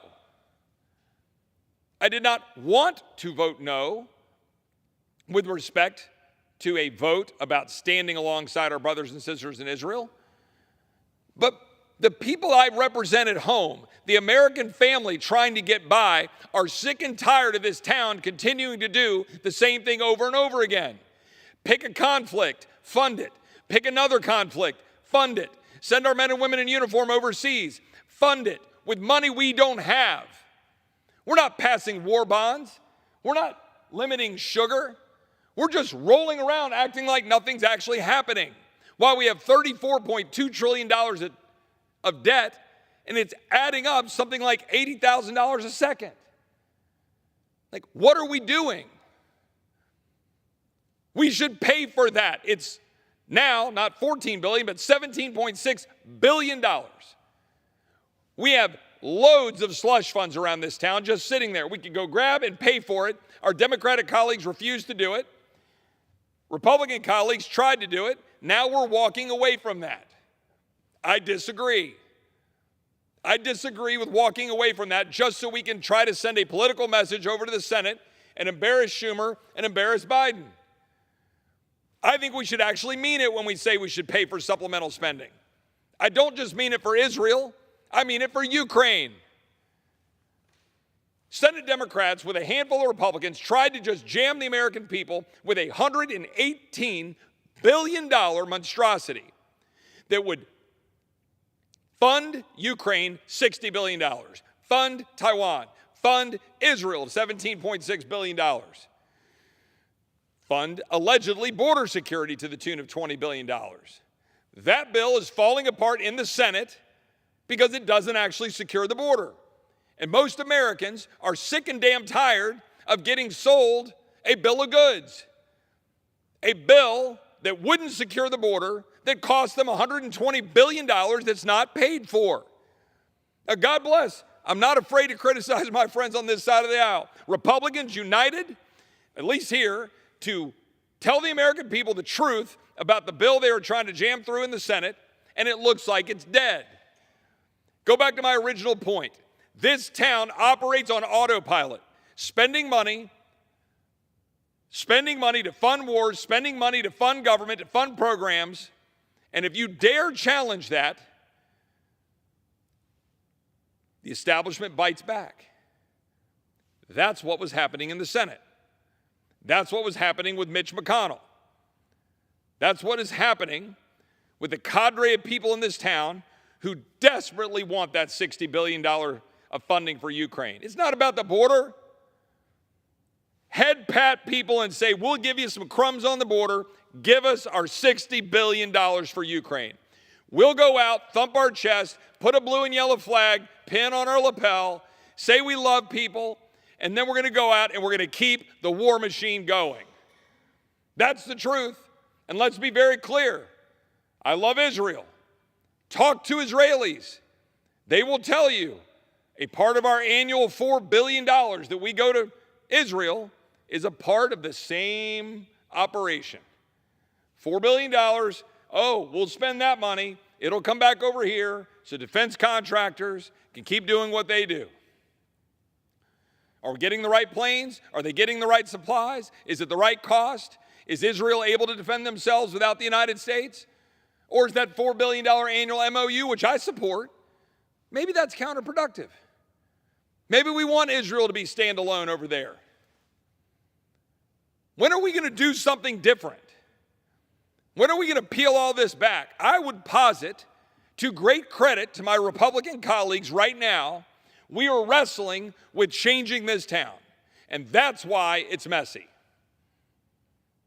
I am not afraid to criticize colleagues on both sides of the aisle, including my Republican colleagues, like I said. But right now, I'm actually proud of a Republican conference that is struggling to try to find a way to stop an out-of-control executive branch led by President Biden and my Democratic colleagues, trying to save this country, trying to step up and protect American families, trying to secure the border of the United States, trying to find a way to limit spending, trying to find a way to stand with Israel, but to do it responsibly. And at every damn turn, my Democratic colleagues are trying to thwart us because they're more interested in political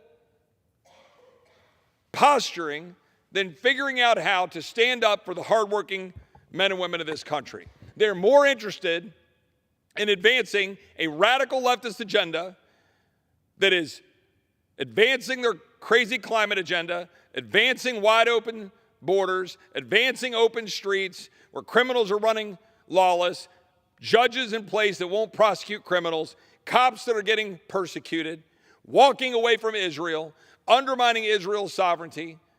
That's the face of the Democratic Party. Open borders, dangerous streets, undermining the American family, forced transgender surgeries, girls in boy bathrooms, boys swimming against girls in swim meets, a radical leftist Democratic Party trying to destroy the America we know, Western civilization, our way of life on a daily basis. Republicans are trying to stand athwart that with a bare minimum majority. And it's messy. That part's okay. But the question here is, what will we do now as Republicans? We cannot lose sight of the unity we have as Republicans, that there is a way to secure the border. We know what it is. We're going to stand up for it, and we're going to fight for it. We're going to keep fighting for it now, fight for it in this Congress. We're going to fight for it through the elections. We're going to fight for it next year when, Lord willing, there's a Republican president. And no, we're not going to just pass the buck and say that, oh, any president can walk in and secure the border. I saw former President Trump make that allegation earlier today on one of his social media posts. All the president has to do is declare the border is closed and it's closed. Well, with all due respect, that didn't happen in 2017, 18, 19, and 20. There were millions of people who came into the United States during those 4 years. But what did happen was that administration, led by the president, led by people who believe in America, led by strong leaders at DHS, they worked to secure the border. They worked to get those numbers down. They worked to force Mexico to hold people in place with the migrant protection protocols. But now we've got a job here as Republicans. Are we going to stand up and pass legislation to force this administration to do its job and to set the stage for a future administration to do its job? There are loopholes in the law. I have many Republican colleagues who will go out and just say, oh, it's fine, we just let the president do it. No. We have many things we need to fix in the law. Asylum reform, parole reform, catch and release. Our job is to stand up and fight and not walk away from what we've accomplished. This whole debate has been on our side of the field, which is border security. We're not talking about amnesty. We're not talking about wild-eyed future flow and immigration. We're talking about border security. That's precisely where the American people want us to be. That is precisely where we ought to be. We just need to finish the job.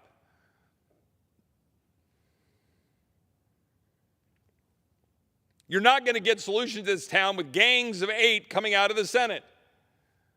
All of these backroom deals that get cooked up, dropped on a weekend, they always fail, every time. They come through the hard work of doing the process. Let's rewind the clock to last year for a second. People criticize the debate over the Speaker. Well, we had a fight over the Speaker a little over a year ago, and then we started working. We started working to pass bills through regular order with single subject with 72 hours to review it and with amendments in committee. Guess what? We passed the best border security bill that's ever been passed, and it was focused on border security, and it would work. We passed the best National Defense Authorization Act, and it undid all of the woke nonsense that's destroying the military and refocused it on its mission. We passed caps to spending, not what I wanted, but through Limit, Save, Grow, we set the standard, and we ended up working out a deal that Democrats signed on to that put caps in place. We passed 7 appropriations bills off of this floor and sent it to the Senate. We passed 3 other appropriations bills out of committee and to the floor. We had 2 others ready to go. We moved the ball forward. We processed 1,100 amendments. We were doing what we should do, and it created unity. That is the process we must go back to. For the last 3 months, we've been passing legislation through suspension of the rules, jamming through big bills for political points. And that is when you fail. That is when things fall apart. Because the eyes of the world, the eyes of the American people are now on this place. There is no more hiding. There is no more cooking up backroom deals. The deals will be exposed. The truth will come out. The bills that say they secure the border but don't will be exposed, as the one in the Senate just was. The big spending bills, the eyes of the world will see. People are capable of making a decision. They're able to look up and say, you know what? I love Israel. I want Israel to wipe Hamas off the face of the planet. But I'm not comfortable with giving them another $17.6 billion unpaid for, borrowed, while our border is wide open, exposed to terrorists coming across, while the Democrat administration, funded by our own body, is funding UNRWA and the United Nations, giving dollars that are going to the Palestinian Authority and Hamas. We're funding the enemies of our ally. While Secretary Blinken is going to Israel and going all around the world and undermining Netanyahu, undermining the domestic tranquility of Israel purposely.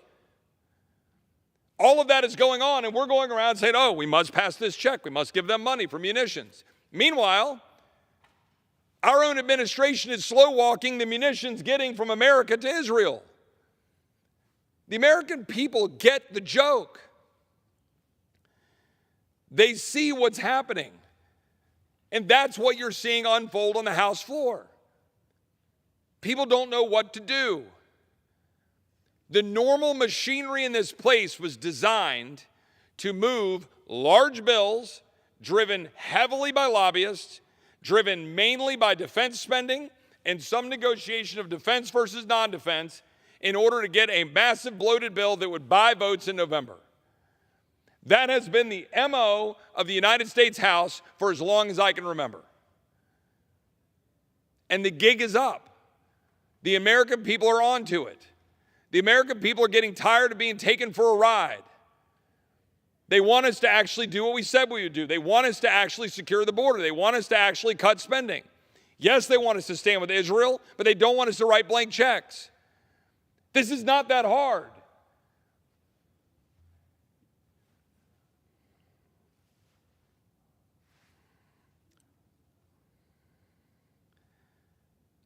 Our colleagues in the Senate want to jam us here in the House. Democrat colleagues and some Republican colleagues in the Senate want to send over now with their border effort, not to secure the border, but border political effort, very specifically designed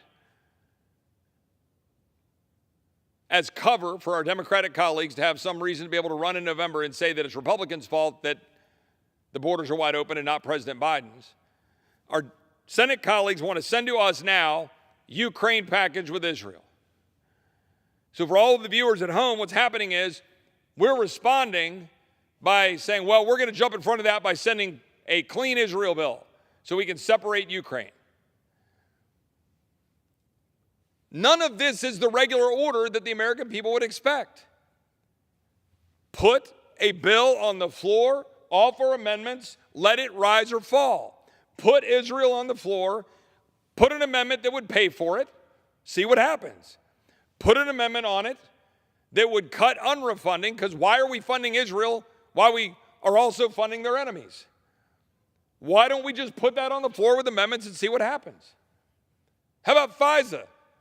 All you Americans out there love being spied on? Let's put FISA on the floor. Let's put 4 or 5 amendments on it. See what happens. See if the American people want us to have warrants when people's information is being looked at. Put the bills on the floor. Ukraine, put the bill on the floor. Make a decision, yes or no. Up or down. Are we going to fund it? Where are you getting $60 billion? Are you just going to print it? You want to know why your inflation's up? Put it on the floor. Have a vote. $60 billion. What is the mission? What are we going to get out of it? What are the limits? Are the oligarchs getting it? Are we paying for pensions? Is it lethal aid? Are we expecting to get Crimea and Donbass back? Or are we expecting just to have a sovereign nation? Are the Russians to be pushed back out? Is that our call? Do American people want to spend their treasure? Seriously, this is the question, and yet today we did it with Israel. Why? Because we love Israel. Israel holds a special place in our heart. Our friends, our allies, but importantly, and we all get the truth, our faith. We don't want to see Israel attacked. Many of my colleagues have a biblical belief that they got to stand by Israel. I do too. I think it's important. But if we don't have rules, we lose our own country. There will be no America to stand with Israel if we don't have sovereignty and we have open borders and terrorists coming in that are undermining our security. There will be no America to stand with Israel if we're bankrupt and $34 trillion in debt and that we're spending money we don't have, even if it's for Israel. There have to be some rules. There have to be. You go home and you campaign that you're going to cut spending, but you don't do it. We're going to vote in 3 weeks, allegedly, on omnibus or minibus spending bills. What that means is a big package of bills, all brought over from the Senate, with maybe some policy changes for the next 6 months, I doubt much, that spends $30 billion more than Nancy Pelosi's bloated spending levels that we all campaigned against. How is that changing Washington or cutting spending or draining the swamp or fiscal responsibility or balancing the budget? It is none of those things. None. Yet my colleagues will run on passing balanced budget amendments, which will not happen. We're going to go spend $17 billion and throw that out there to go fund Israel because they're our friend. I agree. But we're going to do that unpaid for. So you just racked up another $17 billion. On top of the $13 billion we appropriated last November for hurricanes and emergency relief. And now they ask for $60 billion for Ukraine. Like, when is that madness going to stop? Meanwhile, my people in Texas are saying, when is the border going to get secure?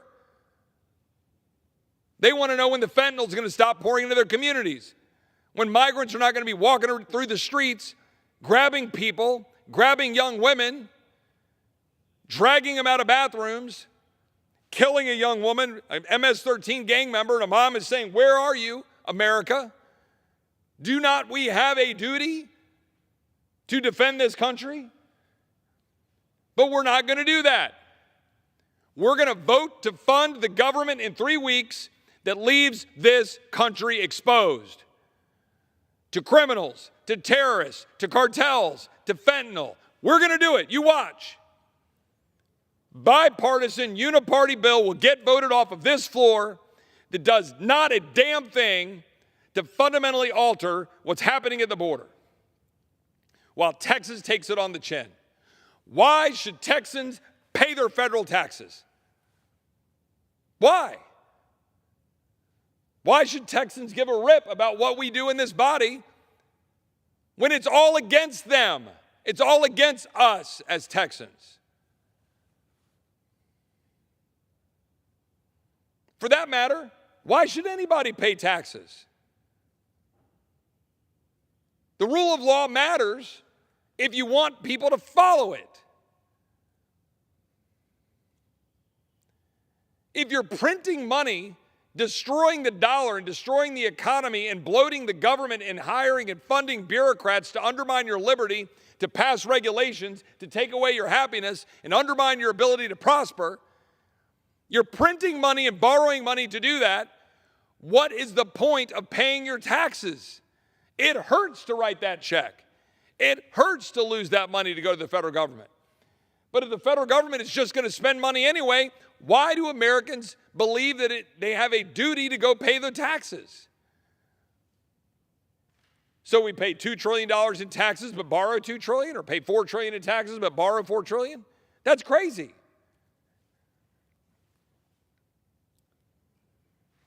I've got some colleagues who are waiting to come down to the floor, so I'm going to, in a few minutes, yield. That's the warning sign. Roughly on time.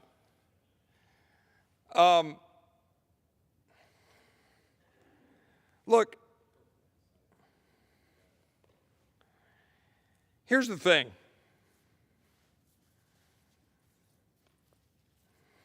This country is not done yet, but it's getting damn close.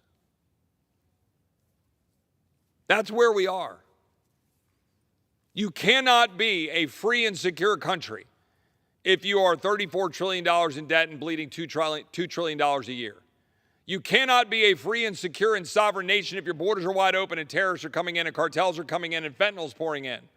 You cannot be a free and secure and sovereign nation if you are printing money to fund foreign conflicts that you don't have an actual vested interest in, or if you do, you're not acting like it, when you never declared war and you never really specifically authorized the force, and you continue to fund it so that the machine in this godforsaken town can keep making money. Why are the 7 wealthiest counties in America right here? We're printing money and funding it. 3/4 of the cars I drive by in this frickin' town are a hell of a lot nicer than any of the cars I've got, or that any of the hardworking people I represent have, because we're printing money and funding this place to stick it to the American people every single day. And this is what the American people are on to.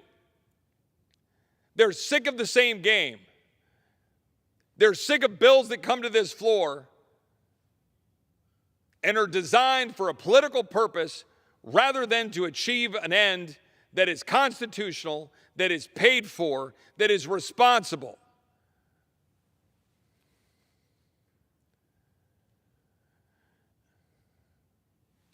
I was spending a lot of time in the last month out on the campaign trail, and my friend, the governor of Florida, Governor DeSantis, would talk about his time in service in the United States Navy, but more importantly, he would talk about when flying into Ronald Reagan National Airport, looking out of the left side of the plane and seeing the Washington Monument and the United States Capitol and the Lincoln Memorial and the Jefferson Memorial and the White House and all of these monuments to our ideals, who we are as a people, the inspiring white buildings. But then he would point out that if you look out the right side of the plane, when you're coming in that northern route down the Potomac, you see a whole bunch of other monuments, evenly distributed, small, all identical, of the 400,000 men and women that are buried there, having fought under that flag, the American flag, the 13 stripes, the 50 stars.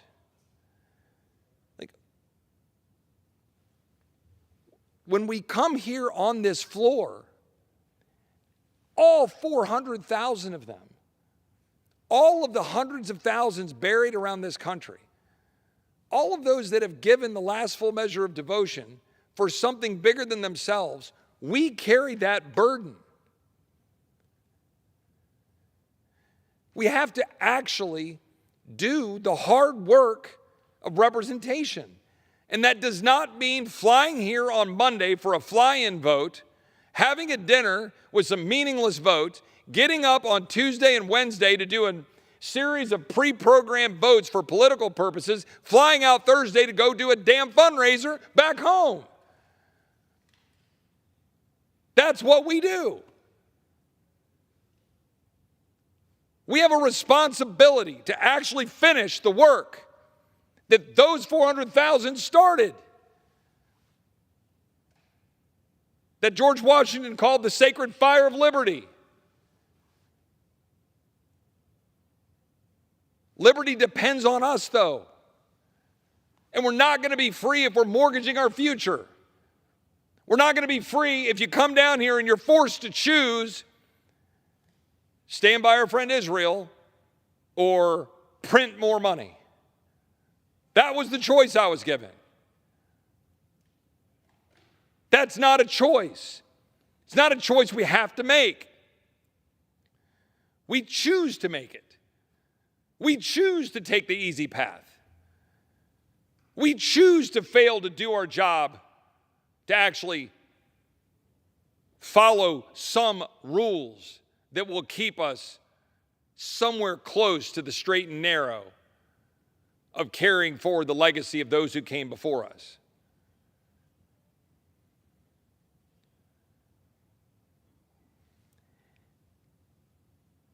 The hardworking American family out there today, right now, struggling to get by, is looking to us to fix it. It is not acceptable for a migrant to come into this country illegally, beat a cop in New York, get sent out on bail, no bail, flick off the American people, That will destroy our country more than anything else. That is not acceptable. It is not acceptable. And we have to end it, or we won't have a country left. We have to stop spending money we don't have. We have to. It's not hyperbole. You can't make a good decision here about balancing interests if you just write blank checks. You can't do it. One of my strong Jewish friends out in conservative radio was pointing out we're $34 trillion in debt. Hell, $300 trillion in debt if you look at the entire Fed's balance sheet and everything that we've got going on. What's $17 billion? That's exactly right, except I have to say it's exactly wrong, or we'll never change this place. I came here and I said I wouldn't vote for unpaid for supplemental spending. And even if my best friend is out there getting hurt, I've got to find a way to do it the right way, or we're going to lose this country. And as I said, there will be no America left to stand with Israel. There will be no America left for some people to go to, no America left for migrants to seek to come to live for a better life, because the rule of law will be gone. The fiscal health of our country will be gone. The American dream will be unattainable. I think we can choose a different path, and I think Republicans are actually in the process of choosing a different path right now by challenging the status quo of this town that our Democratic colleagues want to continue to exploit, to grow government and to regulate and to have open borders and to have our streets wide open, and Republicans are standing athwart that.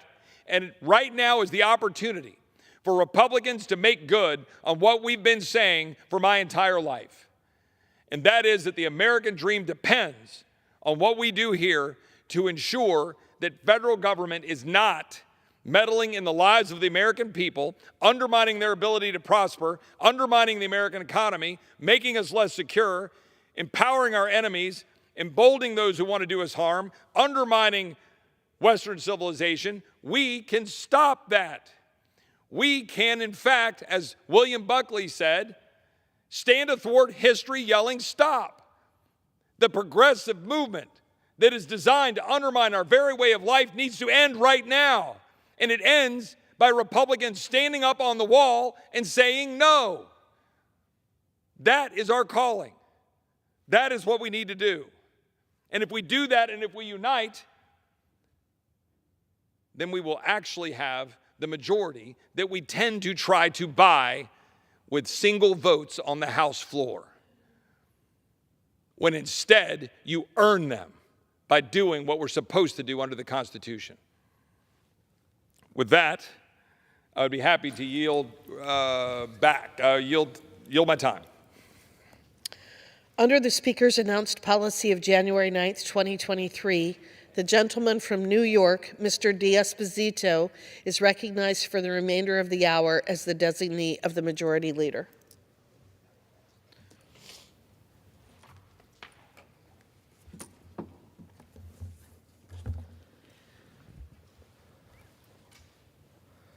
Thank you, Speaker. I rise today to honor an incredible man and 4th District neighbor, Fred Zeilberger. Mr. Zeilberger is a Holocaust survivor, Korean War veteran, dedicated husband, proud father, and an American whose life is a testament to the power of perseverance. Born in 1929 in Würzburg, Germany, Fred faced extreme hardship at the hands of Nazi forces who forced him into a camp in Latvia and later Stutthof concentration camp in Poland, where he was eventually liberated. While Fred survived, the evil Nazi war machine murdered his mother and sister, and Fred's father also died shortly after being liberated from the Buchenwald concentration camp. After surviving the horrors of World War II, Fred immigrated to the United States of America in 1947 in search of new opportunities. A few years later, in 1951, Fred donned the uniform of his adopted country after being drafted into the United States Army during the Korean War, where he served as a butcher. Fred's tenure in the Army followed by a lengthy career in the wholesale meat industry, where he established his own business in 1956. This proud business owner chose to make his home in Cedarhurst, alongside his wife Elaine and 3 children, Jenna, Rachel, and Zane. Fred has long been an important part of the village of Cedarhurst community and locals far beyond, and his ongoing service as a Holocaust educator provides younger generations an important witness to the atrocities that occurred during that dark time in human history. I am immensely grateful for Fred's life of service, the sacrifices he made in defense of this nation, and his lifelong commitment to never forgetting the Shoah. In that vein, I was happy to see Fred recognized during this year's Holocaust Remembrance Day service in Nassau County by County Executive Bruce Blakeman, where attendees were able to learn of his story and struggle. Fred Zeigelberger has culturally enriched the communities that comprise New York's 4th Congressional District, and I am grateful to call him a Nassau County neighbor. Thank you for your work, Mr. Zeigelberger. Thank you for your dedication to the truth, to your family, to history, and to this country.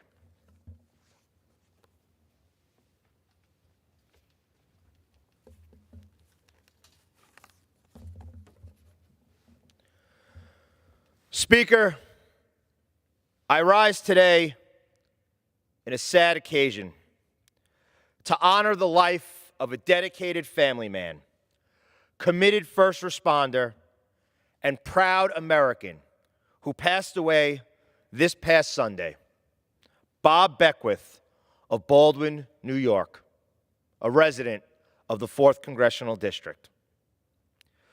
Bob Beckwith had a storied career serving the people of New York City as an FDNY firefighter.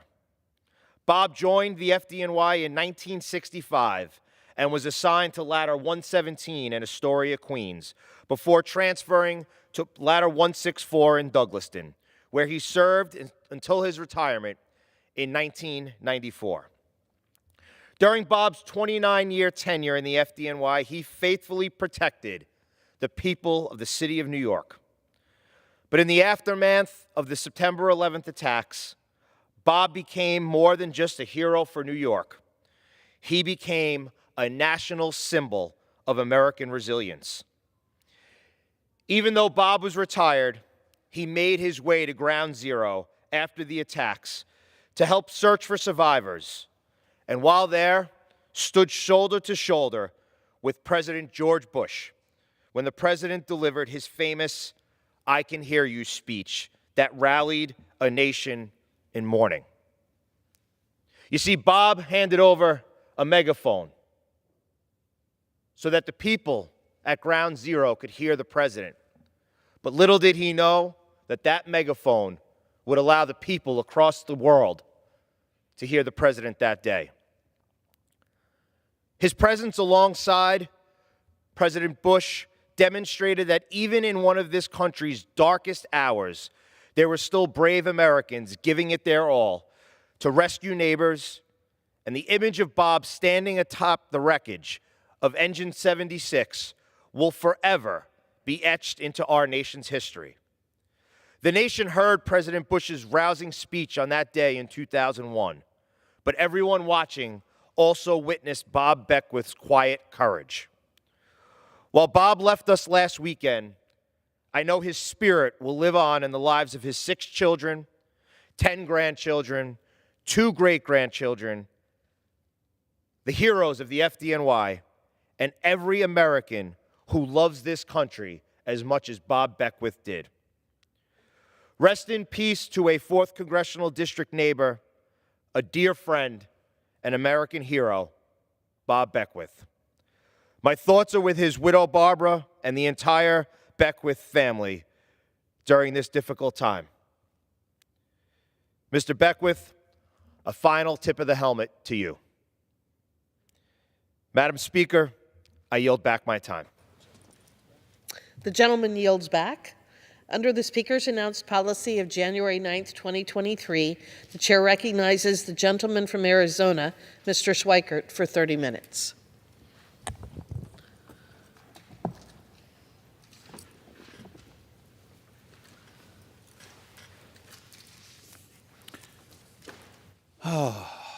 Thank you, Madam Speaker Pro Tem. Last week, I promised we were getting close to actually finishing our math in regards to what was the true story of what was happening with Social Security. A couple of our PhD economists have spent months, and we put it together. But I first want to talk a little bit about the politics of telling the truth around this place.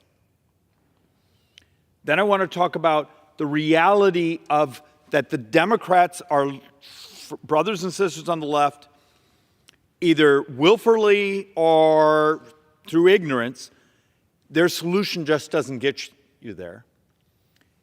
And the immorality. So let's first walk through something. How many of you have heard over and over and over and over from me behind this microphone that in 2033, 2034, 25% cut because the Social Security Trust Fund is emptied? And I had a debate the other day with a Democrat member here who's running for another office, and she's going, Social Security doesn't contribute at all to the debt and deficit. She's absolutely right. That's not what we're discussing. What we're discussing is 8 or 9 years, we're going to double senior poverty. The average couple in America in 2033, I'm going to use 2034 because at least that's more of a consensus number for the exhaustion of the trust fund. That average couple in America will take a $17,400 cut. Articles that we've been collecting of the number of baby boomers who are ending up homeless. They're ending up on the street. We're looking at numbers that would explode of that type of just dystopian vision. And yet, if you get behind this microphone and tell the truth about the math, right now, some troll in a basement is writing something saying, Schweikert mentioned Social Security, let's attack. Same thing with Medicare. This society is absolutely immoral. We have this obligation to modernize, to save, to protect. And if you step up and try to do it, you will be attacked. There's a reason we call it the third rail. Well, screw them. We're going to tell the truth here. And part of the morality here is, how do you save something? How do you modernize it? How do you protect seniors? When everyone runs away from the discussion, runs away from the actuarial reports, because the moment you start to tell the truth, you're a target. Now, most of it's not true. I had someone in my office just a couple hours ago bring me something saying, look, there's this person who's writing editorials in your district saying you voted against Social Security. And going, okay, let's see. I actually used to chair the subcommittee over Social Security, trying to work out the math and those things to save it. I don't remember ever having a vote in this place to change it. We looked it up. There hasn't been. But this is the way politics works anymore. Make crap up. And then you wonder why it's toxic. It is so much easier around here to pretend. Somehow pretend magic is going to fall out of the sky and everything's going to be fine. So let's actually walk through a couple things here.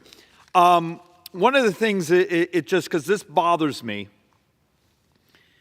my sarcasm of this is a math-free zone. I listened to a number of people, both Republicans and Democrats, get behind these microphones today and they have no understanding of the scale of the problem. So let's actually just do a little bit of very simple math off the top of our head so you understand some of the scale. Yesterday, interest rates popped up a bit. They came down a bit today. But I think at one point yesterday, they were up 14 basis points. And this, I just need this to be an example. The math is not going to be perfect. Okay, 14 basis points.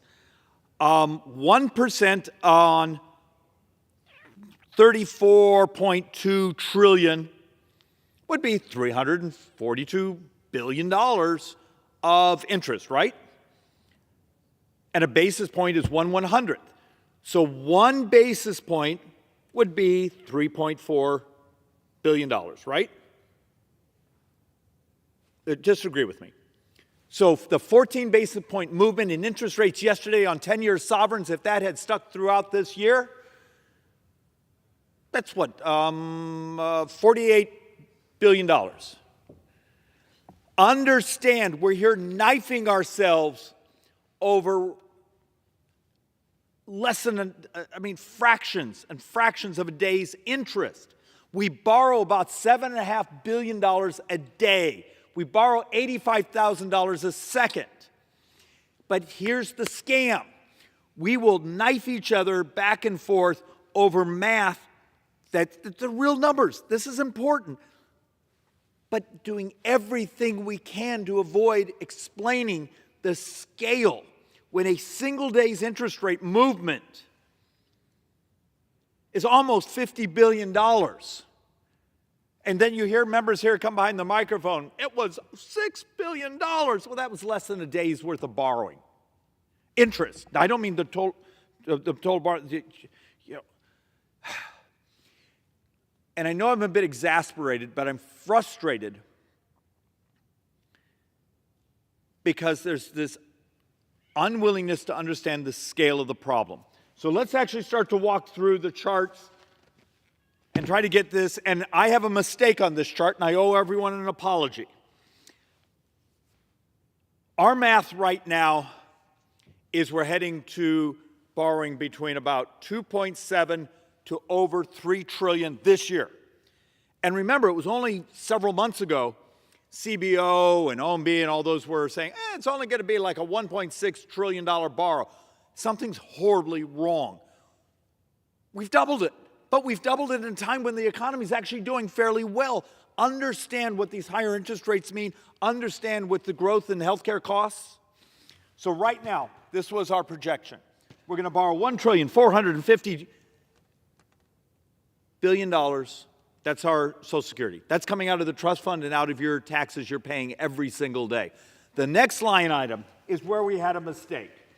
We were saying gross interest was going to go over $1 trillion, making interest the second most expensive thing in this government.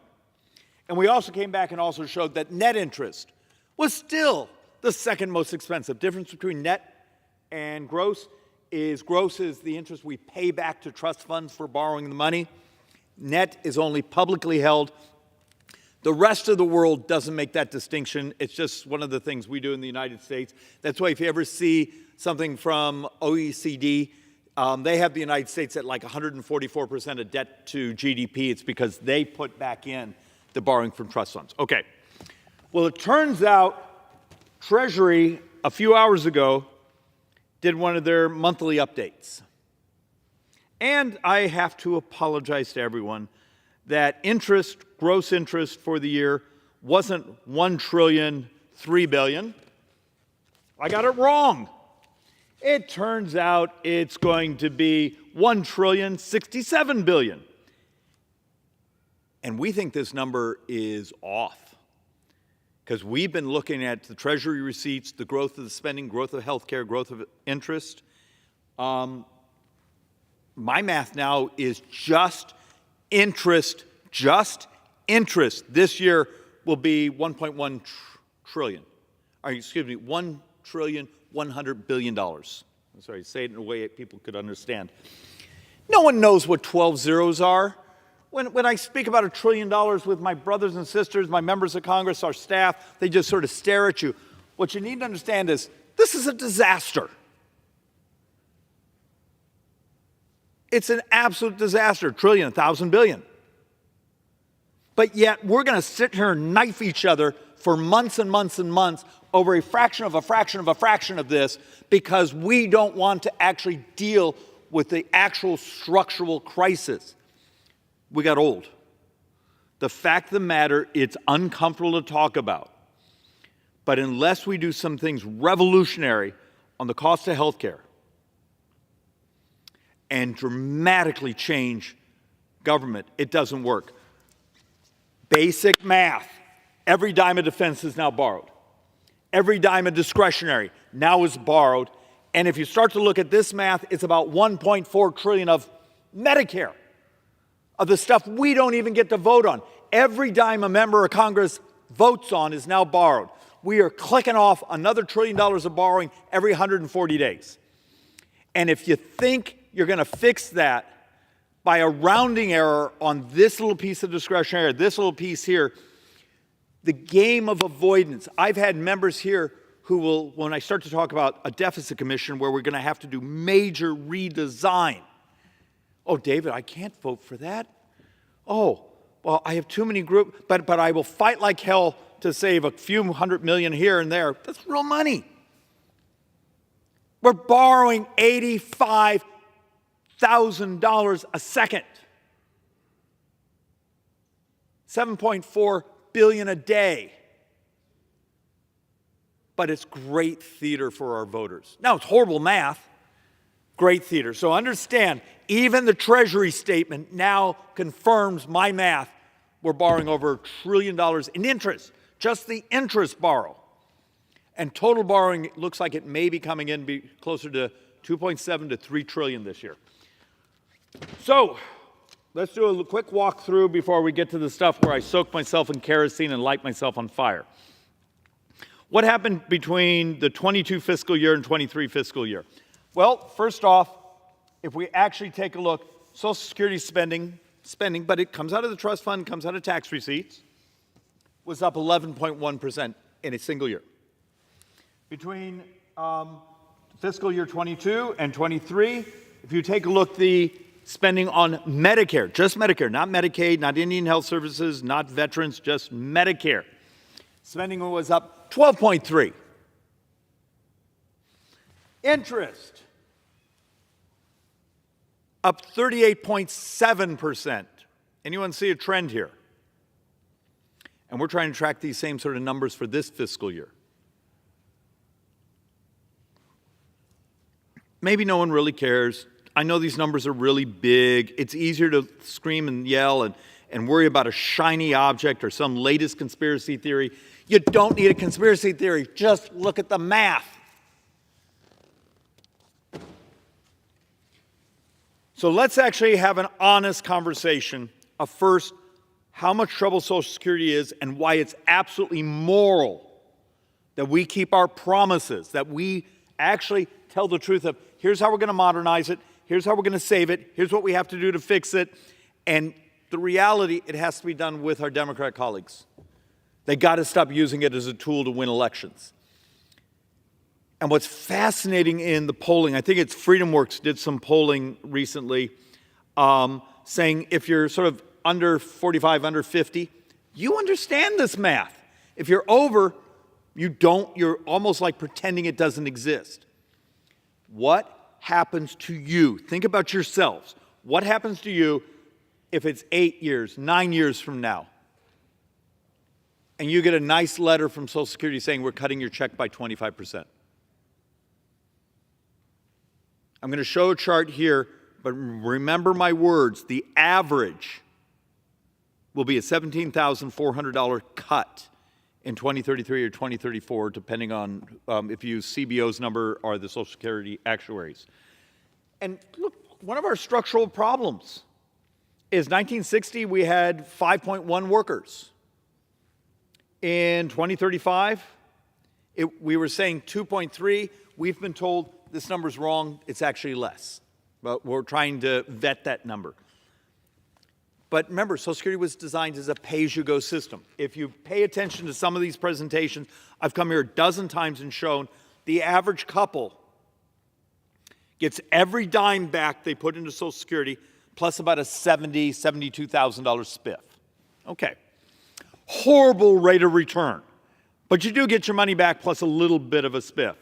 But it's a horrible rate of return.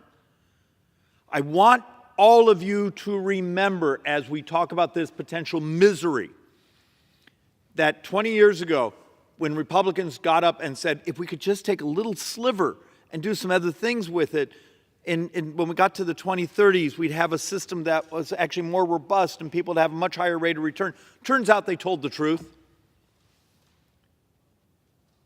When those activists told you, oh, they're trying to steal your money, this and that, try to remember this. They lied to you, and we now have 20 years of data to prove it. But the big lie around here continues because it's great politics. Scare the crap out of people and then make sure they don't actually read an actuary report because that might require math, and this is a math-free zone. So let's actually walk through this. We're going to use 2034 because that's the one date we absolutely can vet, even though CBO says 2033. They both agree on a 25.2% cut in benefits. So 2034, our best math is that very first year, single year number, $616 billion shortfall. That just means the trust fund is emptied, and without the trust fund to back up the payroll tax that's coming in, and then offset to the beneficiaries that there's more beneficiary checks, we got a $616 billion shortfall. That's where you get your 25% cut. And you start to understand for lower income workers who are receiving Social Security as a couple, that's a $10,600 cut. For the average, it's that $17,400 I was talking about. For high income couples, it's over $23,000. Remember, there is actually a formula within Social Security for lower income workers with their 40 quarters get a little bit more than higher income workers. It's part of the formula. So here's the math. It is conservative math. We worked like hell on, well, the joint economic economists worked like hell on this. My job was just to torment them.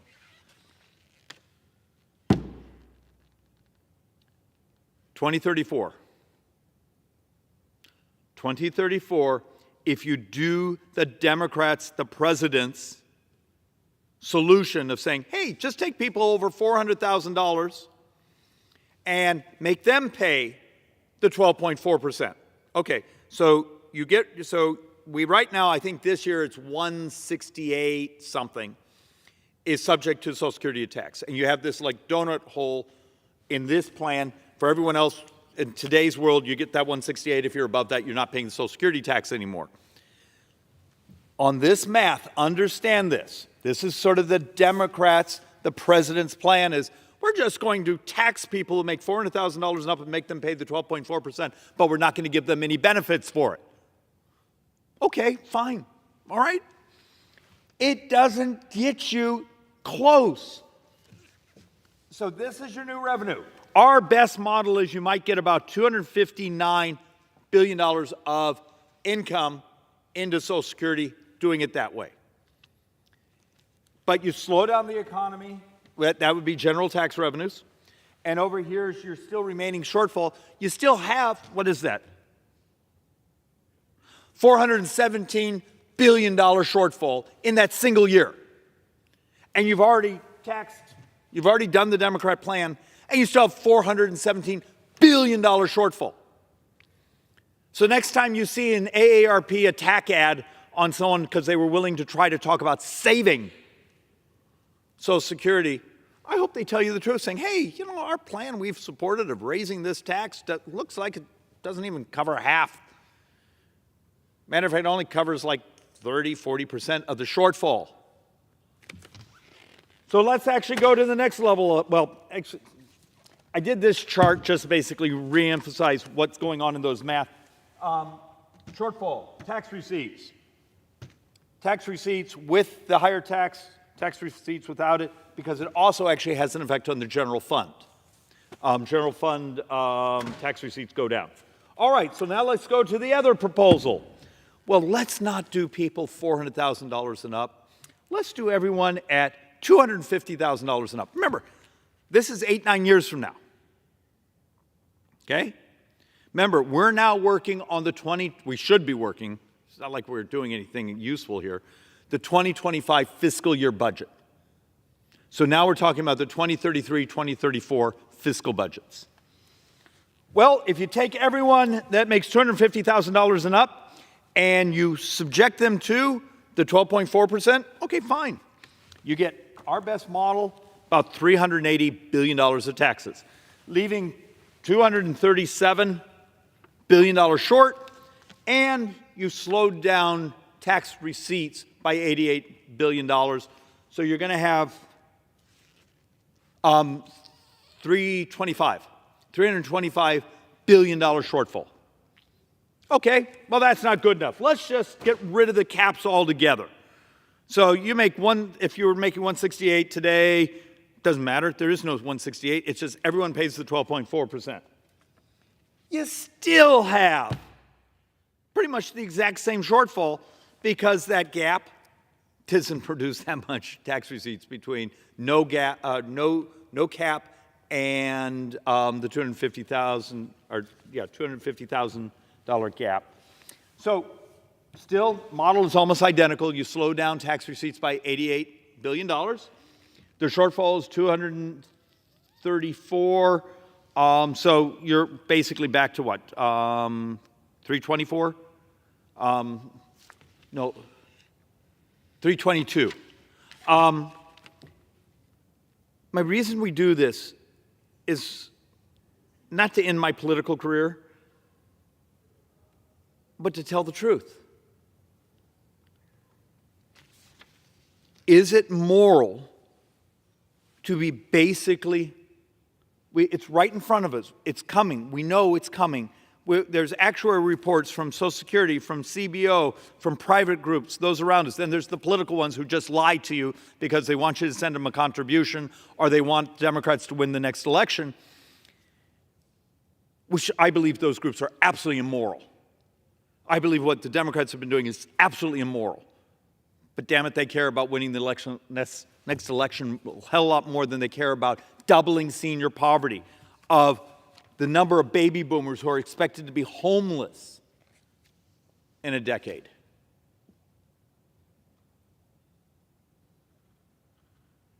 And somehow, when they say, oh, we'll just take care of the shortfall, we'll just get rid of the cap on rich people, it doesn't get you where you got to go.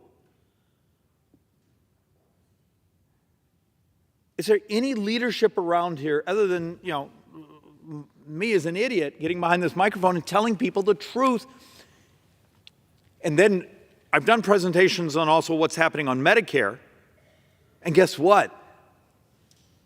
It's multiples of the problem of this one. The difference here is we have a specific trust fund so we can see the date it expires.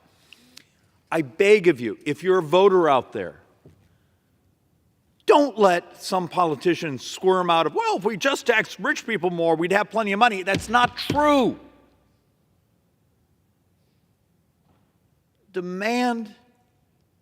Look, I don't have all the answers, but I bet you I can make this work. It'd be painful, but I bet you I can find a way to not let the collapse happen. Demand the morality that this government's going to keep its promises. This chart here is now 2 years old. The top line here is not $116 trillion of debt. Now it's assumed to be closer to $130 trillion of debt over the next 30 years.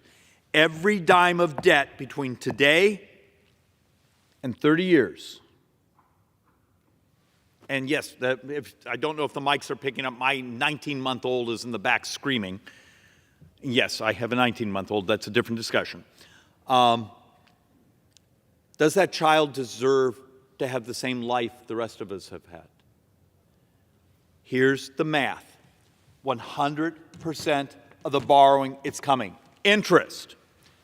the shortfall of Medicare, because remember, the vast majority of Medicare spending comes straight out of the general fund, and the Medicare trust fund is scheduled to be emptied, what, in 7 years? Okay? But Part A trust fund is really primarily just hospital coverage. This is if we actually say, we're not going to fix the Social Security trust fund, we're just going to borrow the money. We're just going to borrow the money. If you update what that means, it's about $130 trillion of borrowing. The crazy thing is the CBO math is actually the rest of government, military, discretionary, which military is discretionary, but all non-defense discretionary, actually, over the 30 years, when adjusted for inflation, actually falls. That little portion actually has like a $3 billion, actually $3 trillion positive. The rest of it's about 130 trillion negative. Who's going to tell you that? Come on, it's all over. I mean, you can go, if anyone actually reads the reports, it's there. So, but that's uncomfortable. We will spend maybe this next year doing really important stuff with failed legislation, failed votes, and every single day we're going to click off another $7.5 billion of borrowing. But we'll give some beautiful speeches of how we're fighting to save this little tiny bit of money, but we're not going to tell you it's little tiny. I've seen fights on the floor that in the time the fight on the floor took, the interest clock on U.S. borrowing used up more money than the debate was fighting to save.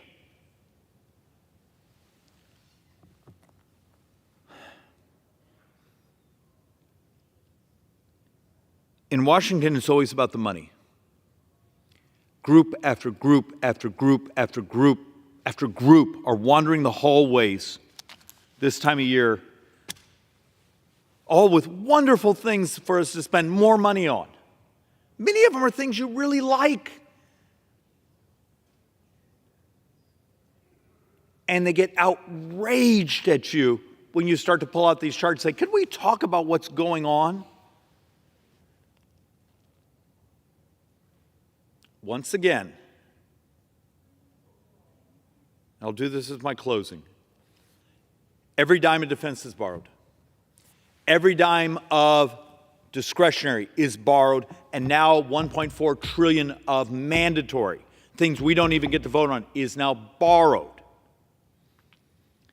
And we're going to give these beautiful speeches of, I'm trying to save $16 billion, which is a lot of money, except it's like 2.25 days of borrowing. And we fought over that sort of amount for 7 months.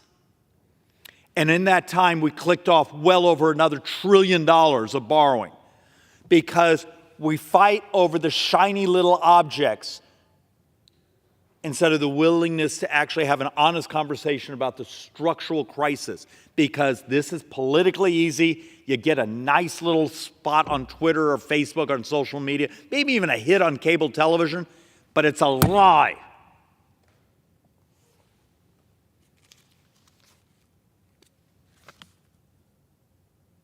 How do you save this place when it won't even put batteries in its calculator? With that, Madam Speaker, I yield back. The gentleman yields back. Does the gentleman have a motion? Madam Speaker, I move that the House stand adjourned. The question is on the motion to adjourn. Those in favor say aye. Aye. Those opposed, no. The ayes have it. The motion is adopted. Accordingly, the House stands adjourned until 9 a.m. tomorrow morning.